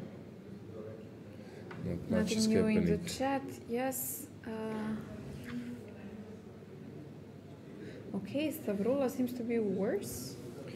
It So backfired. maybe we can recheck this game. Of Yeah. course, we've mentioned that she has already won a GM norm, so maybe She's a much little worse. bit of the pressure is She's much worse. Let's check from my point of view. Let's check the where game. it went wrong. Yeah, huh? without engine on anything, just moves. So at the moment, this looks normal.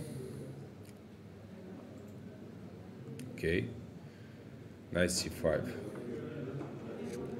It's logical to do it to lock the queen side. Okay, it must be good for black, I would say. King gets knighted. Here I would maybe consider playing king h7, knight g8. I would consider this. Okay, but this is very good for black.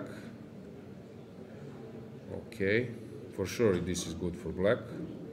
Yeah, black is having okay position.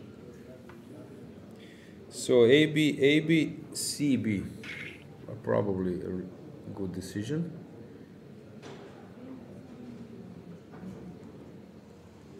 Okay, now you can transfer your bishop.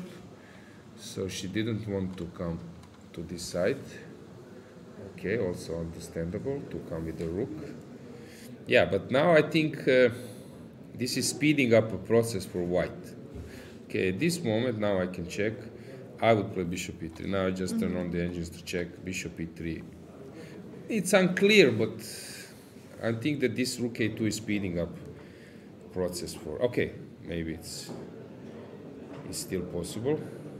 Knight e6 threat. No, maybe it's good. Sorry, maybe it's good. Now when I'm watching, maybe it's good, but maybe she needs to separate apart with her bishop. F4. She wanted to go for a checkmate. F4, very hard move to make. You are allowing, but maybe it's still okay. I would try to go somehow to get dark square strategy, so I would take maybe an e4 at this moment. No, actually she played very well. No, I now when I'm watching now, she did very well actually. Maybe it just backfired at some stage. Here, around here, maybe this was not necessary to enter. So probably here, let's say, in this type of position, she should have taken, and then transferred the queen to the G, maybe even king h6, rook g8, and start bringing the knight. But probably I understand. It's tricky. She wants to play for a win, maybe, and suddenly seems to be dead lost. Yeah, it was a very important. It still is a very important match for Greece today. So. I'm sure that all of her teammates were counting on her to win if they have a win on. This is tricky position. It looks like just winning for black, sort of that black should do something, but it's very actually tricky.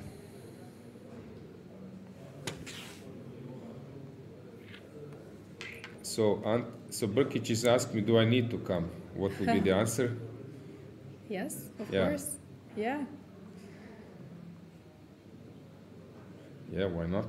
We want to see the most important people of the match today.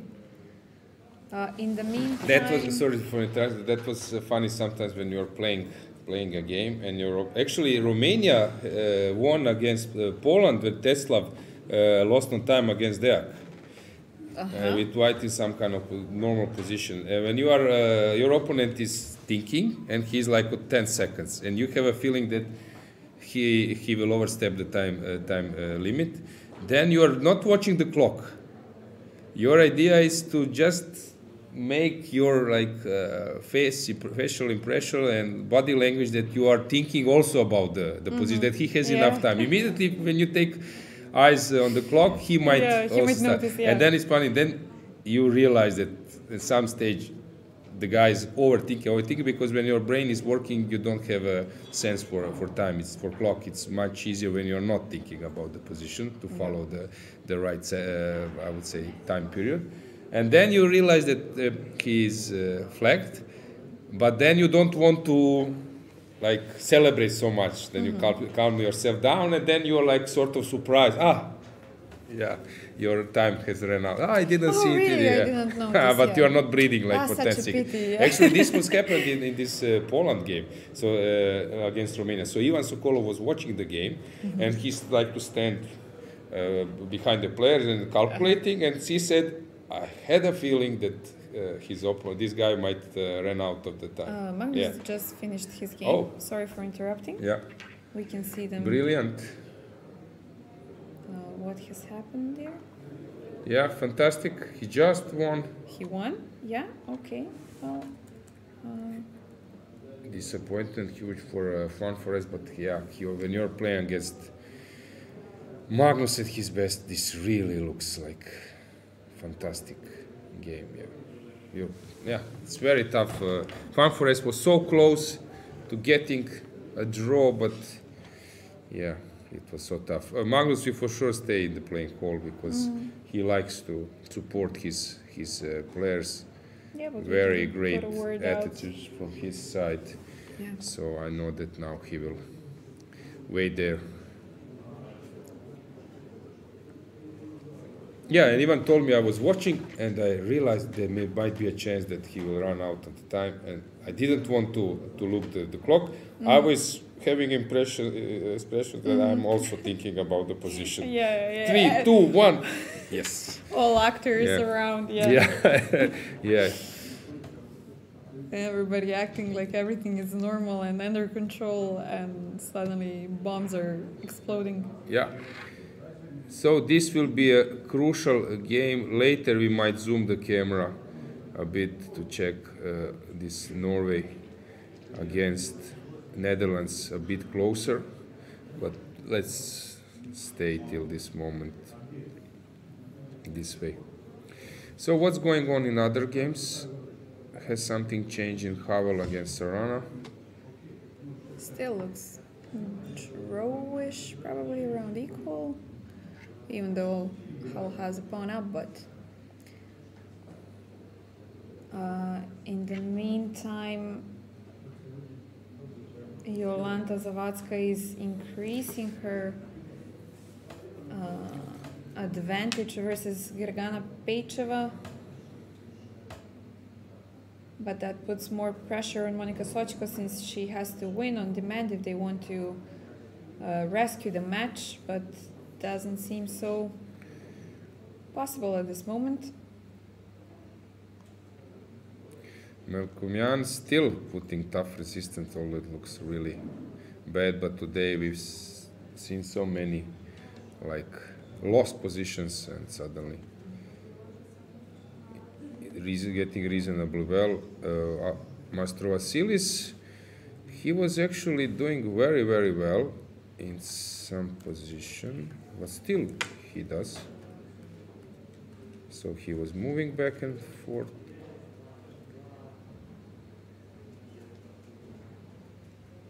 He didn't want to take on f6, rather opted to take this one. And now Sargsyan wants to say that this position is very tough to convert, since you will have issues later maybe with those pawns. When you start pushing them, you will liquidate.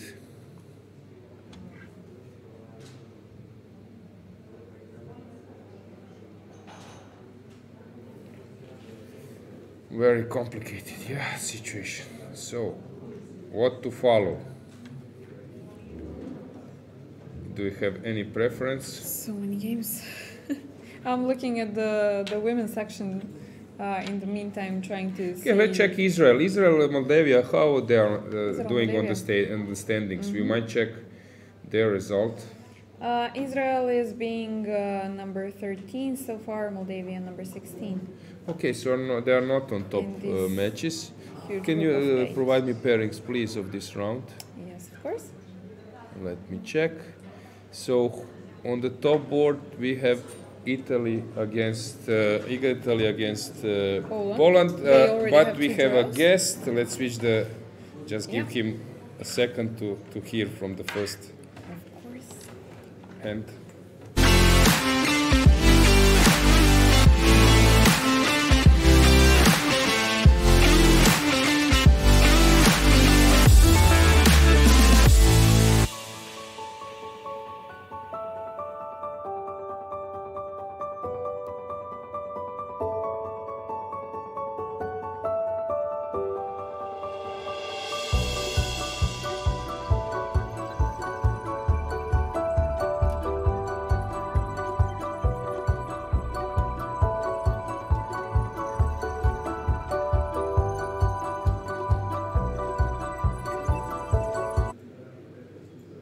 So we are back. Hero of today's round for Croatia, Grandmaster Ante Brkic. Ante, fantastic great, luck in the end. Yeah, great victory.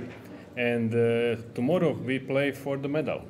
Yeah, I was once in Croatian team. You were also in the. You played for the medal in 2017, but you did as well in Batumi 2019. Yeah. So today it was Actually, I played my worst game of the tournament. I didn't play well. Actually, it was equal, and then I changed queens, and I was a little bit worse. Let's check the game. Let's see the moves in your game against Bogdan. But you will first, please just stay for a second at this last moment. So you played Rook H1, and what happened? No, I played Rook H1 on last seconds, and then he played Rook B8, and his Rook fell down, and when he pick up the Rook, his time ran out. So when did this action started? So he started to move the Rook. How many seconds he had on the clock? Maybe 2 seconds or 1. But just. But according to the rules, if because it was fair play from his side, if would like sort of press the clock without adjusting, that I think you are also losing according to the I rules. think so. I think so. But it was a big shock for him. For him, absolutely. For you, because you knew that he is playing on last seconds. Ivan Sokolov was commented. Have you expected that this might happen? No, I didn't expect it because the position is actually easy to play. It's not tactical; it's just end game. But actually, Rook B8 is a mistake because after Knight F4 he is much better. But after Rook B8, I can play Rook H7 and Rook E7, and position is maybe equal already. And I was satisfied with this move. Yeah, but before we were not following all the time the game. When did he start to play on the last seconds? A few moves ago, or he was? Maybe in some 35 move. Okay, he was on seconds, but this last move was critical. The match was actually at the moment the beginning started well. Šarić drew with Rapport. But then Martinovic was experiencing some. No, it was great game, but both sides. Yeah. Martinovic played very well, and maybe White was better some moment, but it's not easy. And draw at the end is okay. And in Batsiashvili game, it was equal, and then in root end game, probably Black was much better. But how was Ivan Sokolov, captain of our friend? How was he doing? Did you see him when the time ran out of Bogdan? No, he was not in the playing hall. You haven't seen. I don't know. Yeah. This was really tough. But we were joking that your pairings are the toughest. You played the first seed, won against Azerbaijan. Yeah, second, fourth, fifth, eighth, ninth. But now sometimes, you win when. Yeah, but actually yesterday we were better in the match. It was 2-2. Also, we could beat. We should beat Armenia. It was 2-2 already. And this is our first match when we had a luck. Okay, so you were following probably more the standings. So what do you expect? So Germany will and Serbia will lead the group before the last round. I think everything depends on match Armenia-Greece. I think. Which place do you expect that Croatia will be sharing before the last round? Maybe third. Okay. Yeah, as I said, I'm shocked, but Deak was playing many times on last seconds during club cups, so it backfires sometimes. Yeah. But for you personally, you're playing a really good tournament here, right?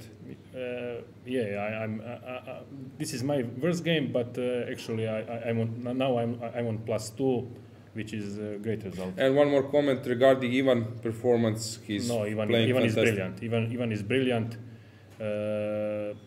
His performance, I think, maybe 28, 50 or something more, and he's on +2 with such a 2700 something plus opposition. Your opinion why he is not, let's say, 2750?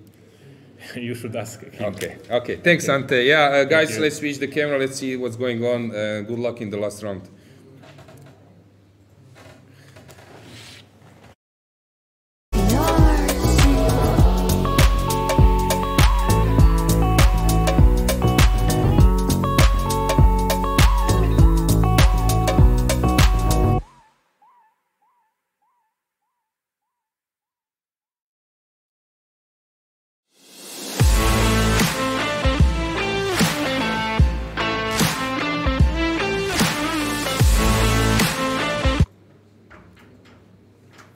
What do you say? Incredible. Incredible, yeah. Yeah, these things happen once you drop a piece, and suddenly that's why you need to have more time. But it's of course, it's so easy to talk about it when you're not the one playing, and I'm also playing so many moves in 2 seconds. It's just... Yeah, do you recall that there was this famous moment in this tournament of Rapport's just moving around with his rook? Actually, that was cut, and now it's possible to see chess.com, I think, put it on internet. From a few rounds ago? Yeah, with this rook, there is this second. If the rook felt, the result would be the same, right? Yeah.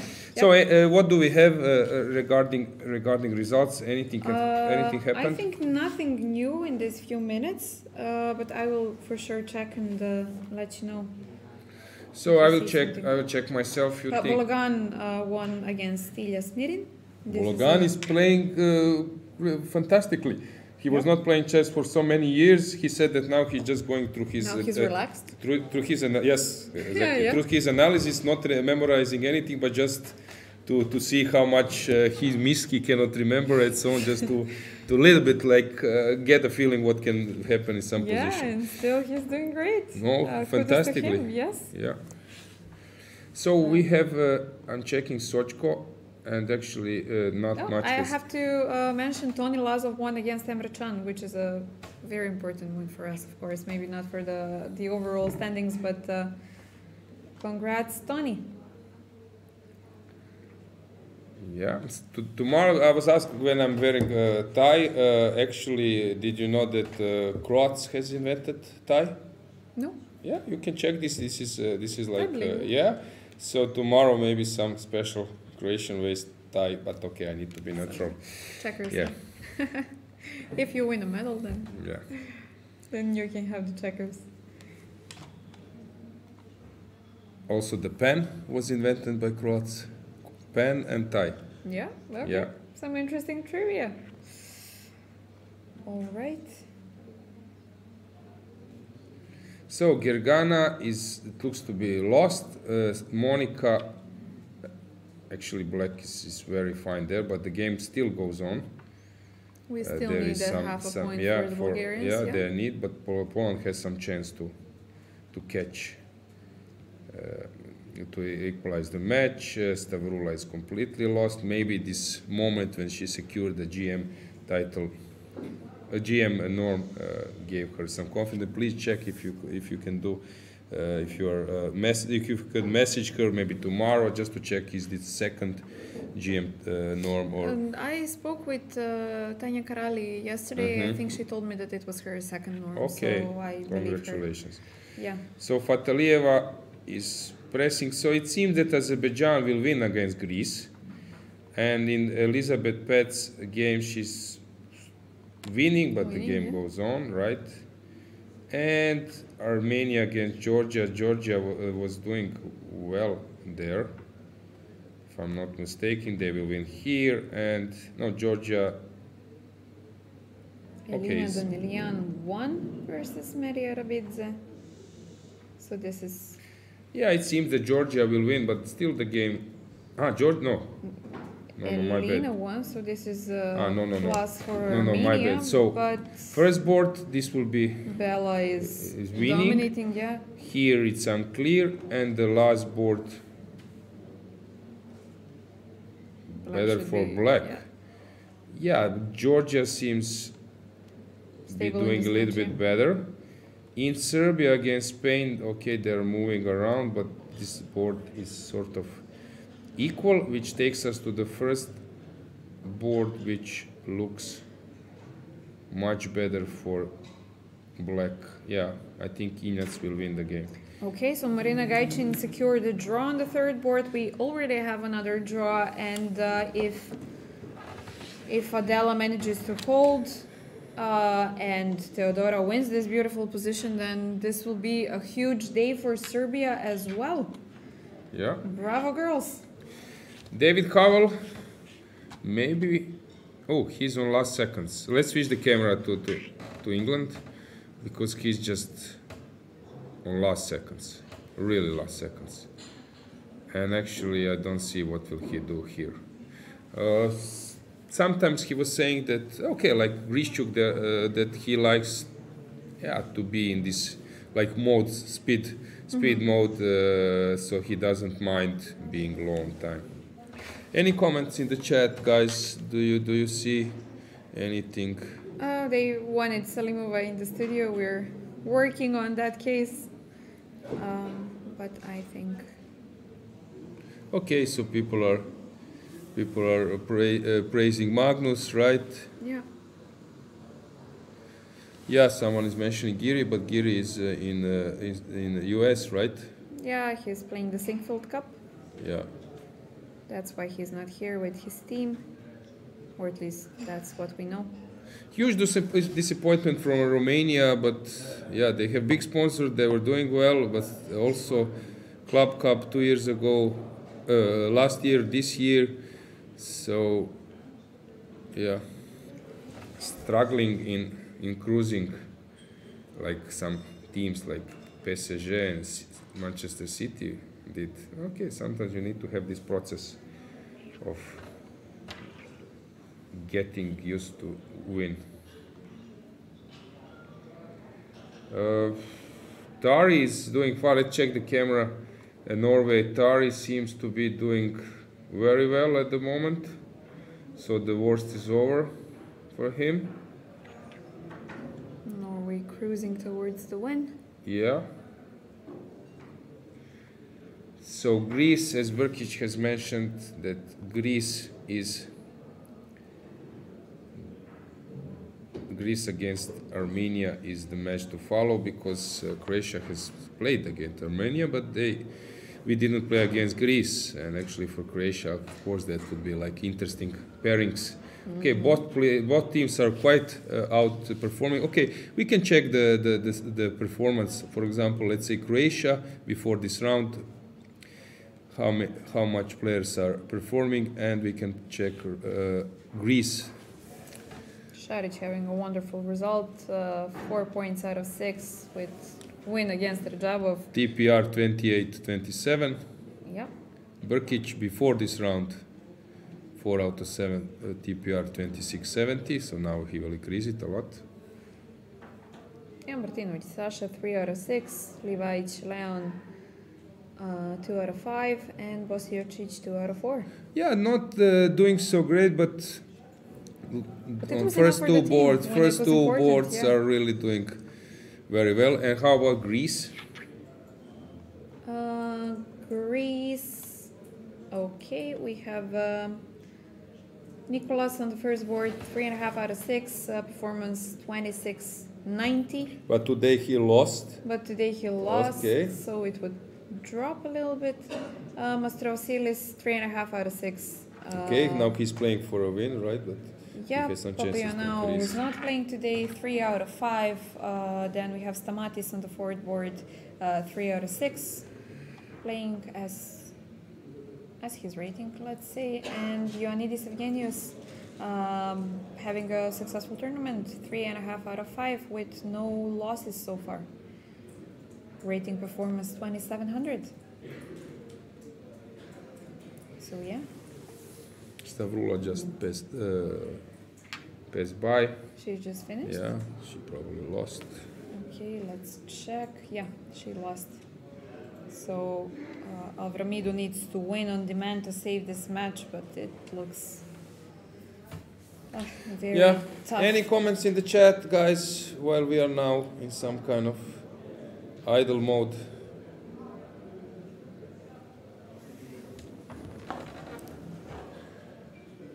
No, nothing.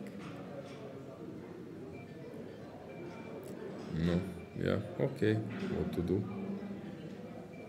Yeah, okay.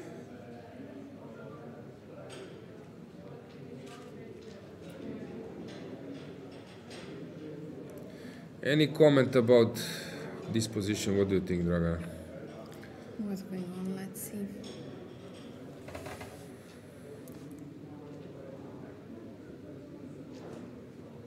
What would you say?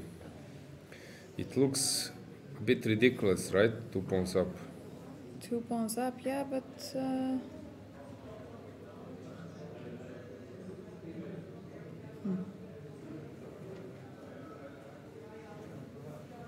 Okay, I'm probably not afraid if you have this queen a7 and start checking, or if you manage to race you first. Yeah, maybe With some some- g4, right? I was g5. thinking maybe even some knight h5. I don't know. Might be a with move. some Yes, might knight be a move. Why f4. not? But I would prefer some h5 or g5 to run this way. Start rolling Yeah. the pawns, yeah? Yeah, but let's check Tari, because I see on the camera that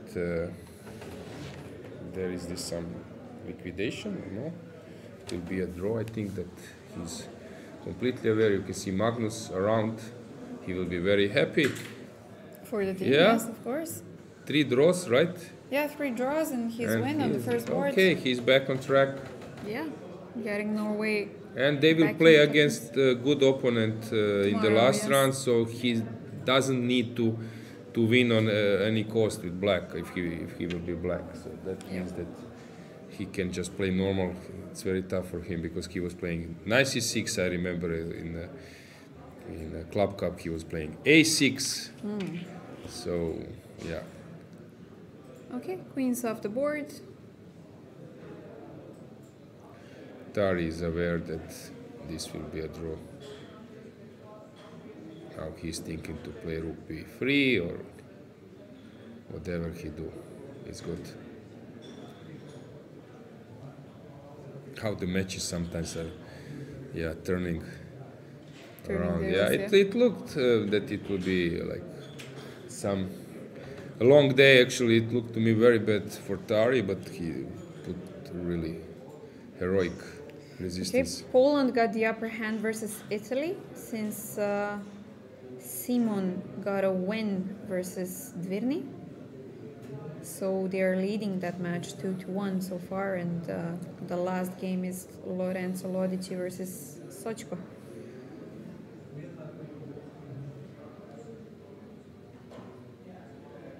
Yeah, he's waiting. Let me check just whom Teodora Ignac won. Congratulations. And Stefanova drew. That's it. Basically, Okay, not Stefanova important. drew. Yeah, Bulgaria won the match. Bulgaria as sole leaders. Congratulations. Yeah, Dragana can have a breather now since Yeah.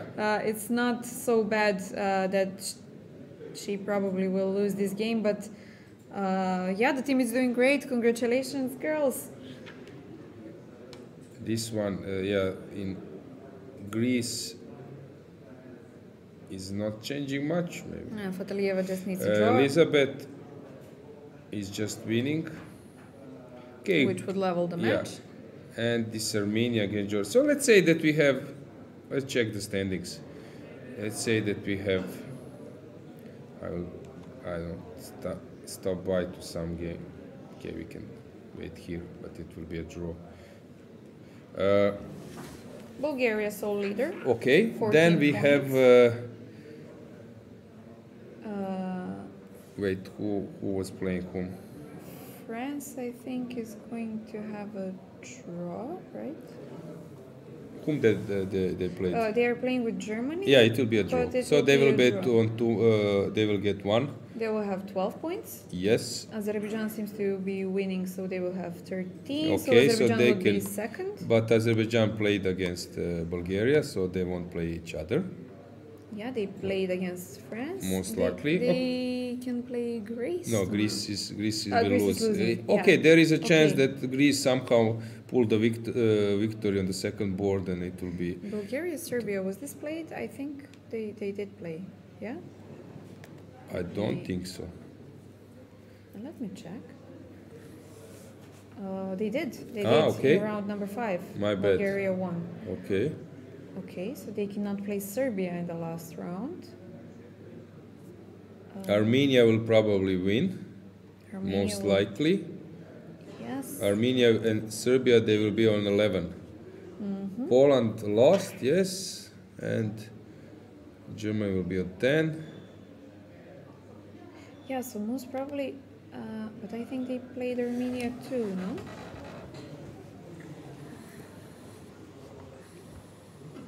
No, they haven't played Armenia. So that might be a... So that might be the matchup for tomorrow, Bulgaria-Armenia. Bulgaria probably with white pieces since they had 2 black pieces in a row. Okay. All right, so Bulgaria as the sole leader, Azerbaijan as the secure second so far. Secure after this round. Secure, and after that we will have France with 12 and Serbia with 11, Germany with 10, Poland with 10, Greece with 10. Okay, interesting situation on the after the round.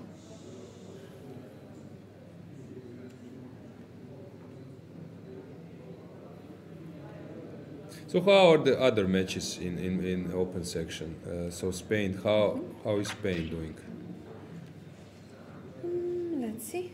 So Israel against Moldova. Bolgan won, Maxim Rothstein draw, and who was playing the... Kobo maybe, I don't know.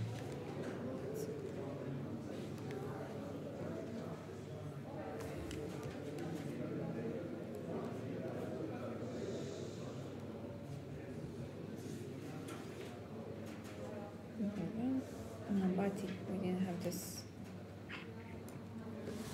result.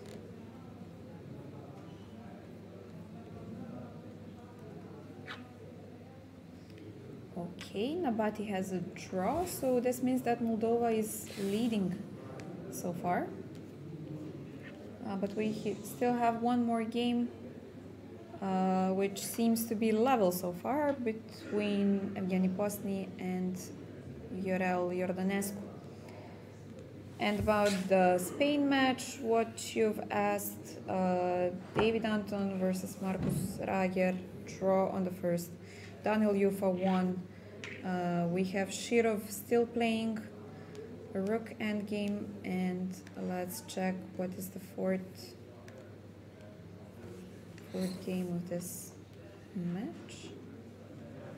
Santos Latasa. We're missing this result.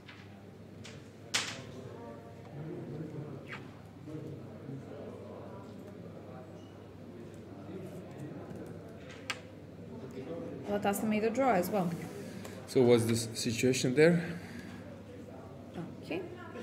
So Spain is probably winning this match, yeah? With Daniil Yufa being the hero of this match. Yeah, so Shiro will make a draw against Blobberger, right? It's probably, yeah. Yeah, hard to say what to follow.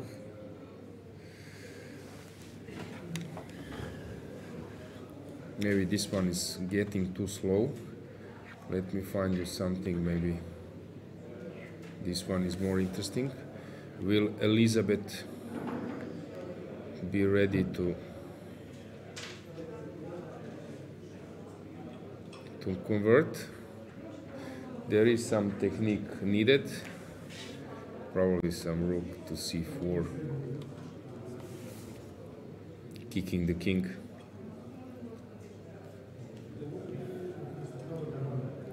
Stamatis seems to be completely winning as well in the Greek match. Yeah, but the game goes on. Also, Master Vasilis against Sargsyan still not 100% clear, yeah. But we will have a clear situation very, very soon. Let's see if we get an update on our guests.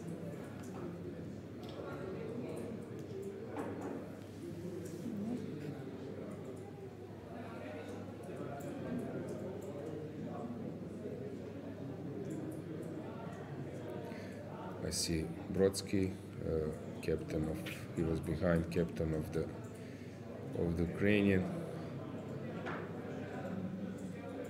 women team. Maybe we can get a camera of the playing hall to see how many people Are still playing, yeah. left. Okay, so we see that Italy and Turkey still in progress here, bottom right. I see Croatia playing. This is Polak, captain of I think Czech Republic women team. Also Artur Kogan on the left, Israeli captain. We can see Petar Donudov just strolling around the Bulgaria's playing captain. ball. Yeah, see Mikac from Slovenia, Smets there behind going from Netherlands. Okay, there are some games left. It's not just like finished already. Okay, David playing on less than 1 minute.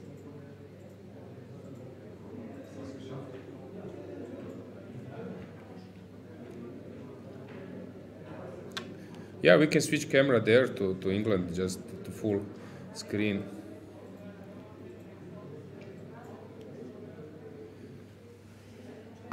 You can see that he is definitely under pressure. Once again, to remind you guys, Sarana needs only to make a draw to win this match, since Velimir Ivic won on forward board.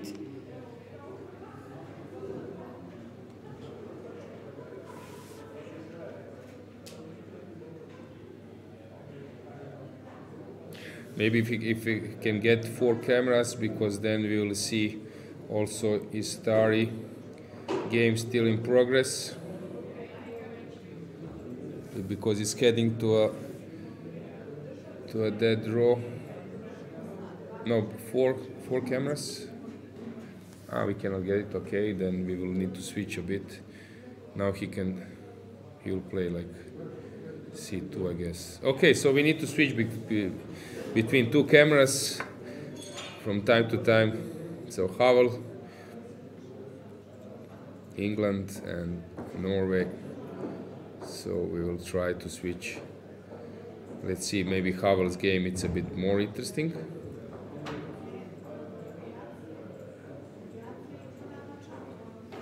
He played his move on 2 seconds, having 32 seconds remaining. Yeah, let's go to England. Oh, what? Hang on. He's 2 pawns up. How? How he managed to get there? Good job for David. Here at this point looked like a dead draw. Maybe just playing the moves a bit slower. Sorry. Yeah.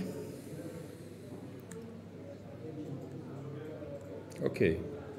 Intentionally that was played as a plan, and he thinks that he can save this one. Okay, let's stay with the moves, but let's switch the camera. You don't need to see us. Yeah. We're not important right now.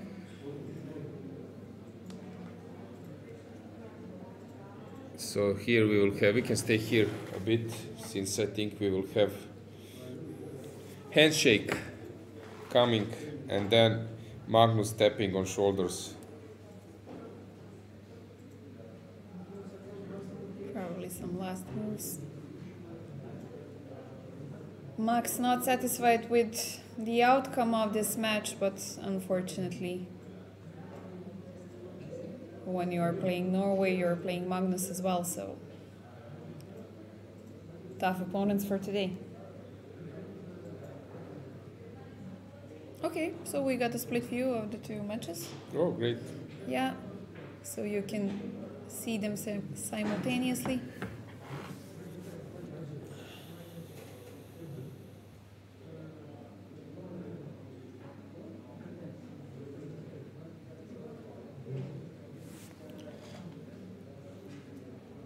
Yeah, I like that.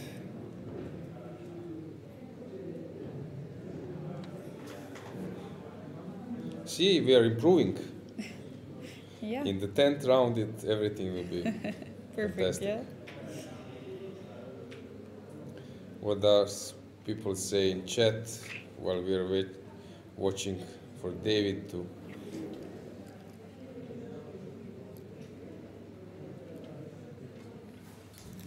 Someone is mentioning that Salimova also threw out Kilbasa out of the World Cup. So for sure that she wanted revenge, but didn't happen. Thanks for the info. Yes.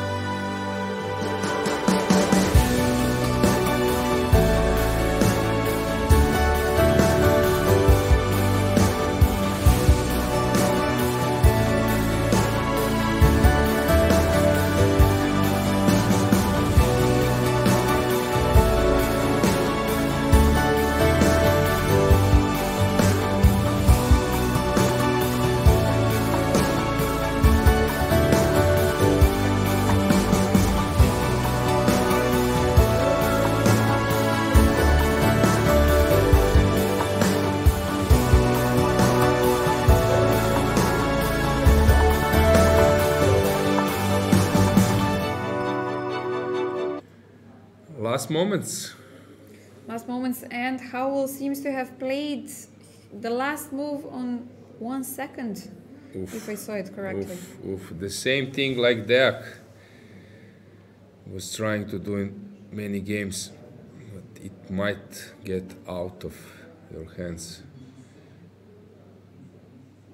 The problem is when you're playing blitz, okay, here you're getting like 30 seconds, but when you're playing blitz, you don't need to write the moves. And this writing the moves might, I don't know, might get you out of this mood for like blitzing the moves.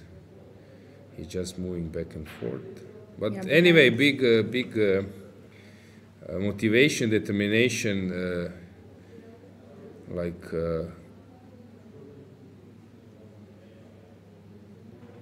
behind I can see Alisa Maric, who was in our studio, of course, checking the male team in Serbia. What happened in that? So let me just check what happened, because David is now. He blundered rook d3. We can, but let's stay. You see, guys, we will see now. He blundered the pawn, and now it's a dead draw. He has blundered this rook d3 motive. Well, okay, it was not blunder. It was actually inevitable. Or Yeah, okay, a few moves was- before wasn't, but the way how he arranged his pieces, he was thinking that he might made it this way, but now it's tactics with king e4, and it's a draw. We will show you what happened. Now comes king to e4, and he will claim. And well, Yeah, there will be a handshake coming. big Now day for Serbia. He is aware what happened, and Sarana is waiting for David to offer a draw, which is like more Polite, yeah. polite than you're doing when you're pawn down. So the guy who is pawn up should offer a draw. This is some like a rule. King f7. Yeah, this rook d3 was definitely missed. We could have seen this on David's face just a few moments ago. No chance now. I think it will be the last moves. No, he wants to move on. Maybe just exchange the pawn so that they can I legally think, yeah, finish the game without he's any angry. offers. He's angry, so he's just. Yeah, tough day for England. Great day for Serbia.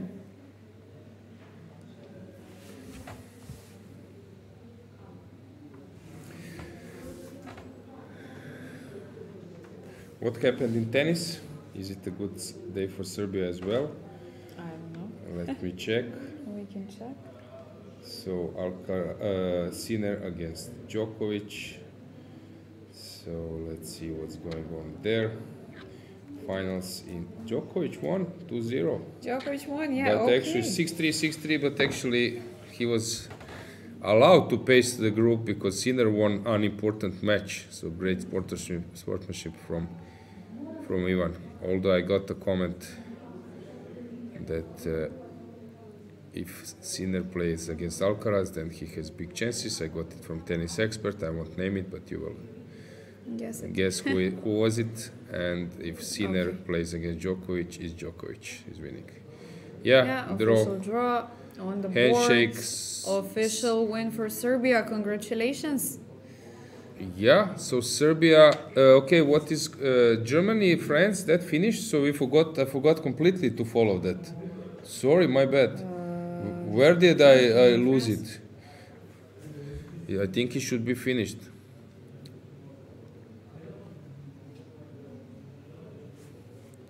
We can get a board now. I think it will be useful for you guys to check. Yeah. So let's first show you David's game.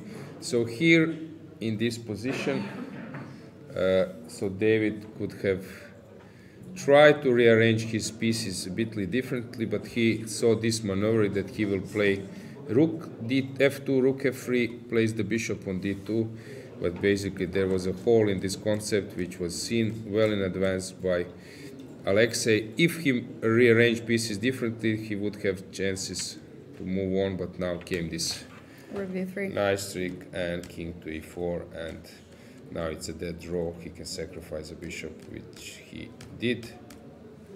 Yeah, and to answer your question about Germany result, Germany won versus France, 3 draws and a win of Svane.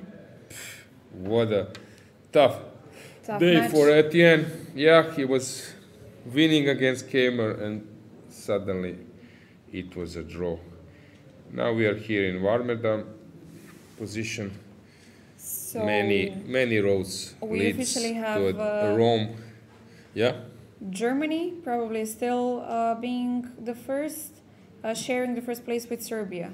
Okay, but probably England better falls. tiebreaks. Yeah.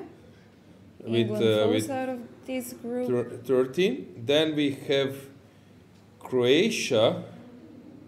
No, we wait Armenia. So we have Croatia on 11, and maybe Armenia, Greece, or Greece. Let's check them. Stamatis was winning, I think, but it was still in progress the last time I checked. Yeah, it's just completely winning for Greek player, and we have board. But that's just leveling the match, so Master Vasilis Yeah, see Serbian captain, they're very happy. Perunovic has just passed by. Of course. What's going on here? Pawn up, chances. So Greece is having chances to win, it seems Versus so. Armenia. Or it will be 2-2. If Greece wins, they will come on 12, just a point behind Germany and Serbia. But in case it will be a draw, then Germany and Serbia will be leading with 2 match points ahead of the but ahead of the group with 11. It's Croatia and maybe Armenia and Greece on 11. So who jumped up from 8 match points? So Poland, they are on 10. Norway. Yeah, jumped. bravo. Yes. For Magnus and his team. Okay, we are still waiting for that game to finish, but Moldova, I think. memorable. But Moldova was playing a fantastic. It's a draw.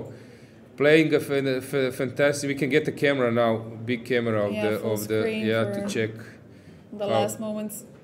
Yeah. Now they are discussing. Yeah, Moldova in I think Olympiad they did brilliantly, like ending up in a top 10. You can check maybe this in one stage, and then we have I don't know Hungary. What did they do? Now we are just following Greece against.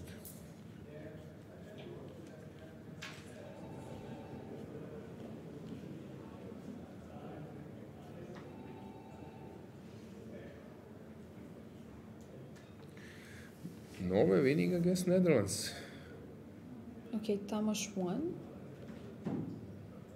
Kozak won, and they have a draw of Gladura, and Balog won, so 3.5. They won 3.5 Against Sweden. against Sweden. So let's go back. So Hungary will also come on 10, a point behind Croatia.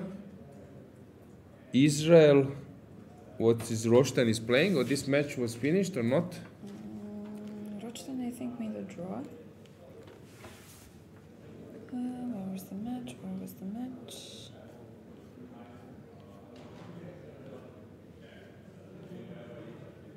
Israel, Moldova. Israel won, lost against Moldova. Yes.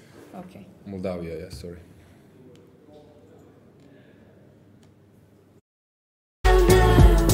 Think about it later. Feel it now, now, now, now. Think about it later. Feel it now, now, now, now. Think about. Yeah, we can see some quick analysis after Tari and Max finished with their game. Yeah, so Greece against Armenia is now the match. The last match to Yeah, follow, yeah. where nothing is decided. So which game you prefer? Let's go to Stamatis' game against Khan. This is much more interesting. We can get moves plus. So I see Pecheva. What did she do? Gergana. Probably. Yeah, she lost. She lost. She And lost, but they won the match. Elisabeth is Paehtz. Yeah, we can Georgia stay won. with the camera maybe to see if they are still analyzing Tari and Max Warmerdam, but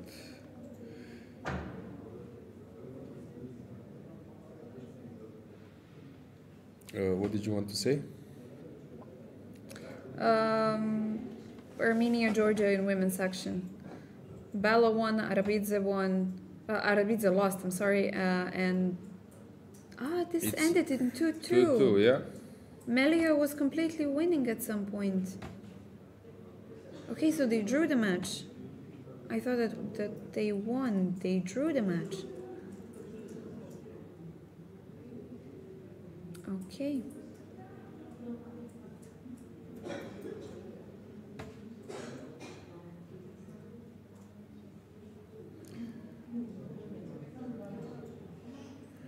Elisabeth We're waiting Paehtz is for- still trying to convert. Let's stay with this game.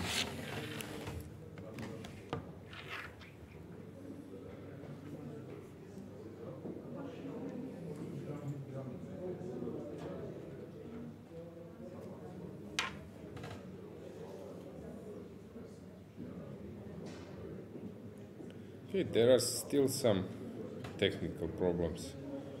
So many pawns, but you need to start them rolling. And now he needs to go to play for Shakhriyar. I don't know, probably he made a draw. I'll check. Austria, yes, I see Borki Predovic is the captain of Austria as well. Yeah, players are passing by. So many games are finished. Ukrainian captain, Ukraine I think won, or see Magnus coming, walking.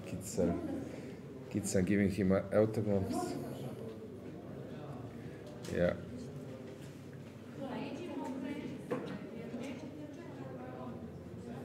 Not easy to come out. Not easy to come out from the playing hall for him.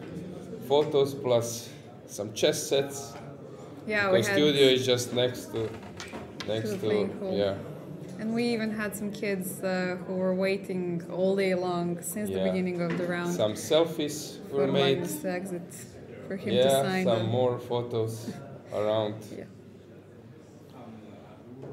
Yeah, and it's always nice to see him. Yeah. Having pictures. Yeah. With the fans. I think we won't see him today in the playing hall. No. Was he asked by someone? I think Tanya asked him, but yep, he's not. Okay. Okay. He started. Understandable. Yeah, but good result for the team. Yes, congratulations for Norway. What's going on here in this crazy game? Still. So, which games basically we are following now? We are following Greece, I think. Greece against Armenia in the men section.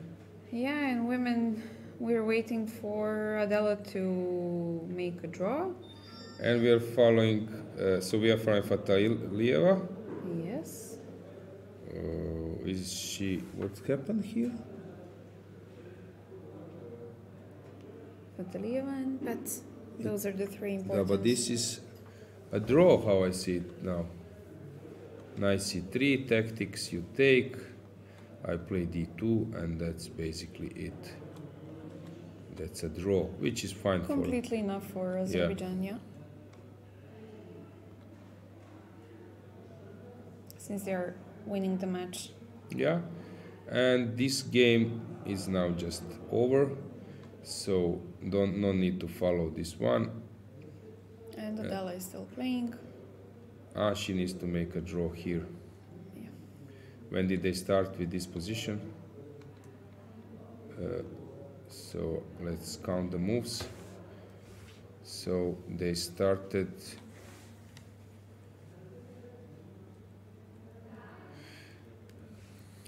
53. 53, yeah. And they're 73, okay, 20 only moves. 20 moves, yeah. A lot more to go. They might miss the But she feels confident there. Yeah, actually. For sure. Not so interesting to follow. Hungary against Romania. Here this game is sort of unclear a bit. But yeah, we can stay a bit here, but you can check if something is going on in Greece versus Armenia.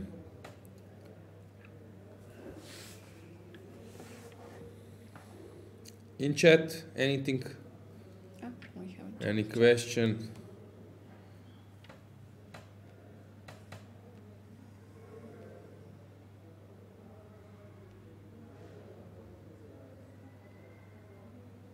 Yeah, this Croatian or Romanian tragedy. Yeah, got some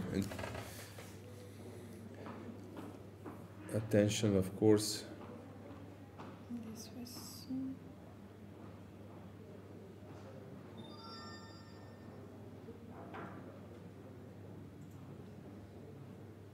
Will there be round 2 karaoke after the finals?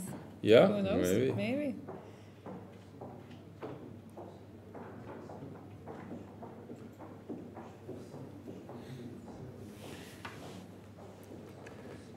All right.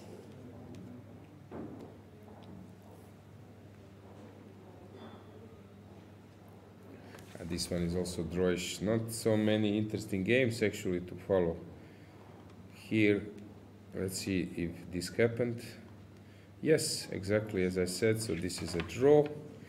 So Azerbaijan has won the match. This one I said it's not important to follow. And actually we have, this was probably is over. Let's just switch to, let's check how Laura has won the game. Oh, it was some crazy game. Yeah, but this problem is when I'm moving a lot. What? Maybe it's nice to see the moves. Yeah. Crazy game. Maybe I can do it slowly. Knight c3, Veresov. Switching to sort of London system. A6 played.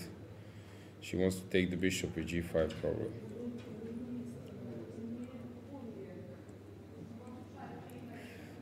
Or just stopping. Very good for black basically, but still.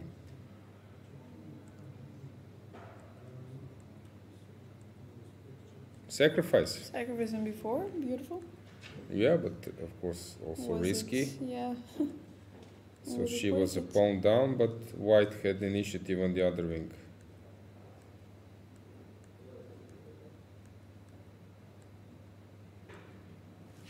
This knight on b1 seems to be doing a good job. So basically, white started to attack black, and this was just game over. 2 pieces up. Yeah, okay, let's check, let's go back, let's check Greece. Matis seems to be winning any moment now. Yeah, no, this is just no checks, you cannot take on e4. Yeah, we will see resignation, no need to follow that one, so let's switch to Mastro Vasilis game. Basically, this game is deciding, but to me it seems that it will be a draw. Let's say that it's a draw once again. Then we have Germany and Serbia, just behind is Croatia, plus England. And Croatia, England. Greece, Armenia. If they make a draw, they will have 11 as well. But it will be interesting if Croatia plays against Germany, then to play against first, second, third, fourth, fifth. So let's check the whom Croatia has played from the teams starting. So fifth, fourth, first, ninth, and second. Okay, so you have number 1, 2, 4, 5, and now maybe five. to add 3 to play 1, 2, 3, 4, the 5. Seed, yeah. To complete your collection. Yeah. Okay, I think we will wait a bit here in this position. But now it's time to ask us, where are those questions? But people will see this in 15 minutes, and in 15 minutes probably the game will be over, so... Yeah, so basically we might tell them something more about what's going on here. So the hotel is on the coast, on a beautiful place. There are 3 hotels actually. It's Hotel Splendid. You are staying in Hotel Montenegro, and today General Assembly of ECU took place in Mediterranean Hotel. There are some bars around, but not working till too late. I think it's something like 11. Yeah, the sea is still, I would say, warm, but outside it's not more than. Yeah, there is a long sandy beach. From here we could see Sveti Stefan, where Bobby played against Spassky in this return match, 1995, right? And what else we could say here? Routine. Actually, here in this hotel, they are very flexible with meals, so you could have a breakfast till 11, Really? Yeah, lunch is till 3. Sometimes just doing it before the commentary, right before the comment. Then we have dinner is till 10. So I'm not afraid of missing my dinner here. There is a spacious spa center. Did you get the chance to check it Yeah, out? Yeah, I did. nice. I did twice. There is some table tennis, snooker, possibilities tennis. Yeah, so it's quite convenient, and the weather is still good. It can be rainy. I think there was a club cup. I was not playing this European Club Cup in Ulcin. I think it was like I was 4 there years as ago, well, yeah. maybe, and it was quite rainy. We can stay with the board, I think, Yeah. having Just the okay. last moves, yeah. What else? This free day helps. Sure. Yeah. Getting some fresh air, and for somebody, the first chance to actually see the town around, to have some free time to breathe, let's say. Yeah. Okay, so we've seen they've started repeating the moves, but we'll see whether they will repeat it. So we can tell to viewers, so the rating list, so Injic was guessing, so FIDE rating list in 1998. Yeah, I wouldn't name like 2-3 players he did, so he's better there. So July 1998, right? yeah, July 1998. You can tell the ratings, and so Injic mentioned for sure Kasparov, right? He did. Yeah, okay, we had Kasparov, He said, I think. then we had Anand, he did, yeah. said as well, Kramnik, Yep. Ivanchuk, Yes. Karpov, Bravo. He did. Kamsky, he mentioned Kamsky for in the sure. end, that was his last name. Kamsky Shirov, he Yes, mentioned. Shirov 7. had the same rating at that point. And now he was Barev, but Barev is on 11th. He mentioned Barev. But Topalov, I'm not sure about Svidler. I think Adams he didn't mention. I think Svidler, Adams we forgot, yeah. Svidler, he did or not? Svidler and Topalov was Ah, number he said 10, Salov, but Salov was number 14. 14. Okay, but very close. Yeah, good job. Wow, I'm oh, impressed. draw here. Draw, Draw. so let's move Okay. to this one. And I asked him about Serbia. Can you check 2029 list? No, okay. So is he Yeah, having We can 27-50? make it. So Serbia, Ah, you Serbia. should put like Yeah. Yugoslavia. Okay. Let's see if we can get this. This data.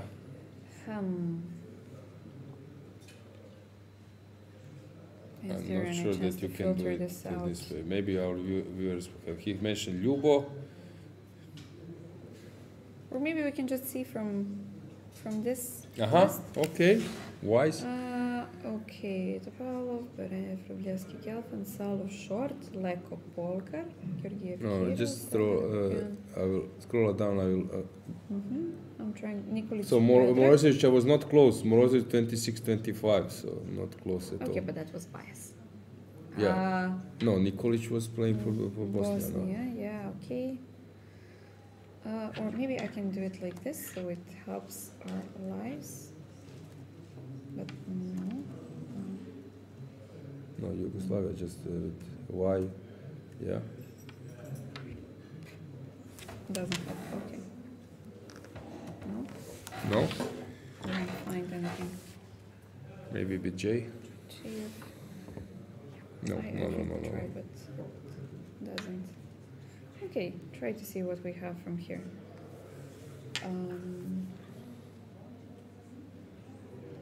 Where is Ljubo? Probably inactive, or what happened here? Why don't see Ljubovic? Maybe. Something is strange. Yeah, no. No one is above name. 25-90? Really?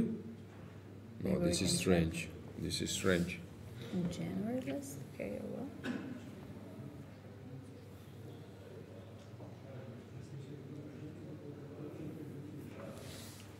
A nice question, but we need Yeah. some time to get the answer.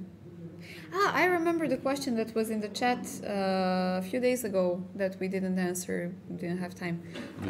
Who is the best chess player out of the football players? Okay. That's a good question. But let's Maybe say you know that this we are answer. only counting internationally known players, so players who are playing in some like international leagues. Okay. I think best is Dejan Joveljic. He's substitute in Serbian team. He was playing in some. For example, he was on the bench here when they played in March Serbia against Montenegro. He's playing for LA Galaxy, attacker, and actually Miodrag Perunovic, captain of Serbian team here, was his coach, mentor, whatever. Friend now, I guess. Yeah, and I'm pretty good with Dejan, and greetings to Dejan because he likes chess. He's really a big fan. I think he's like 22 till 2300 player. Oh, nice. Yeah, he can become an IM. He can become even an IM This is on a good day. Yeah, so And Dejan he's is not now considering himself he's in Belgrade because this MLS is Major Soccer League is having a break. And he's very, very, very good. He played in Anderlecht in Europe, I think also in somewhere in Austria, Restaurant Belgrade. And Zvonimir Boban, as I mentioned him before, he can be very good, and he invested a lot in his chess, and he's a big fan. And Zvone, yeah, I think Zvone will be very good. I found him a coach, so. He's solving some You're great enjoying stuff. your coach? Yeah, Okay, he's solving some great congratulations. stuff. He told me that some players like Edgar Davids or Drogba, who else, he said he's played against Davids, that this is just some kind of nice story, but basically they're not They're so not good really, on his level. He was just crushing them. Good.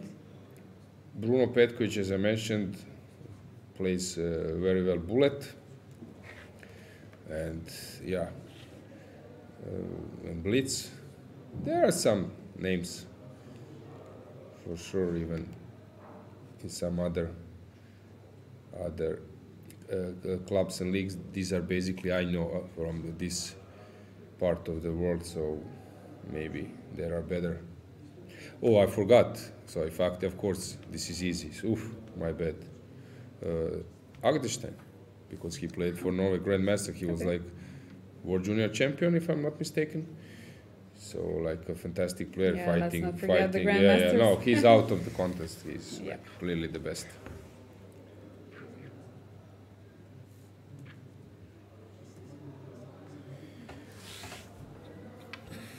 Okay, I might get some.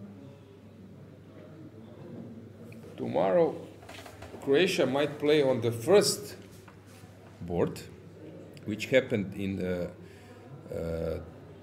2019. I played in 2017. 2019 was Batumi, and Croatia played first board in the last match. They played against Ukraine. We played against Ukraine. It was 2-2.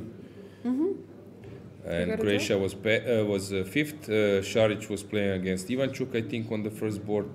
Brkić wanted to save his teammate, and then he crossed the line. He didn't want to make a draw. I think maybe it was Korobov.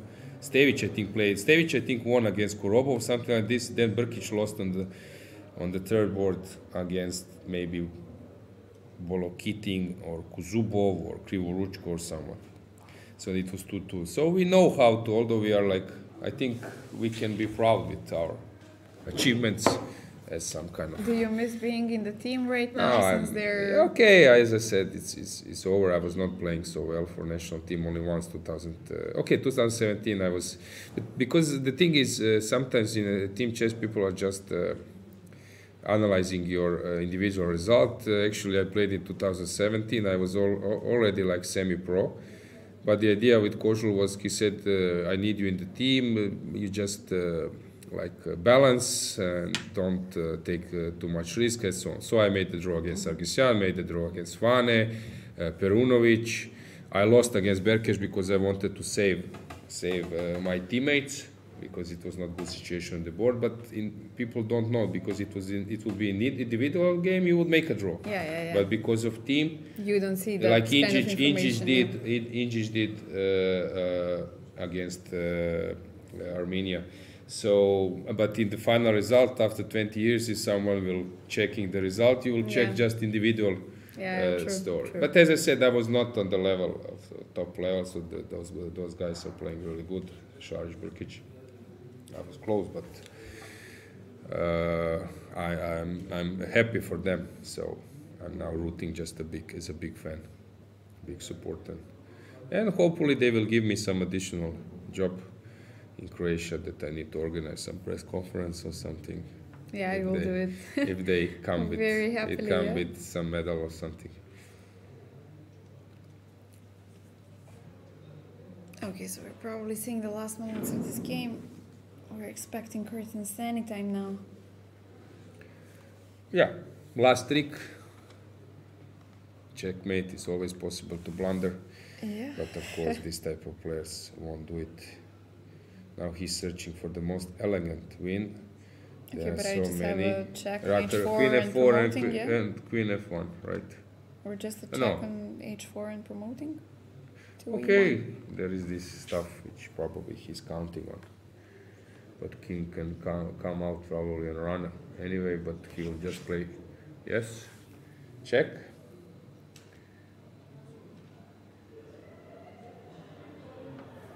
So how he wants to win?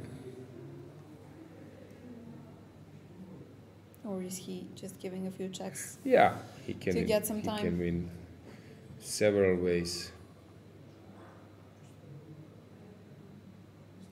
Repeating the position and Getting now, additional minute on the clock? yeah. So how will he win? The easiest way. Either knight f6, but then you're allowing his knight. Oh, promoting with a knight. Bravo! Do we have a mating knight here? Most probably, yeah. Wow, this was very unique. Yeah, beautiful. Yeah. Beautiful. Very nice. And now Queen G4 and Queen G4. He can even play something like, yeah, Queen G4 is the easiest way. And Queen is dropping Queen G1, and that's it. That's Yeah, it. game Yeah, over. Game over. Yeah. Wow, very nice way. Yeah, So this Greece promoting to knight. level the situation in the match. Just check in women's section. Is this game okay? The game we left them on 53. Now it's 91, so it will be a draw, and we can say that this day is over. Yes, we can conclude this very exciting penultimate day. Yeah, looking forward to the last round. Stay with us, same time. Same place. Yeah, it's not like sometimes the last round is starting earlier.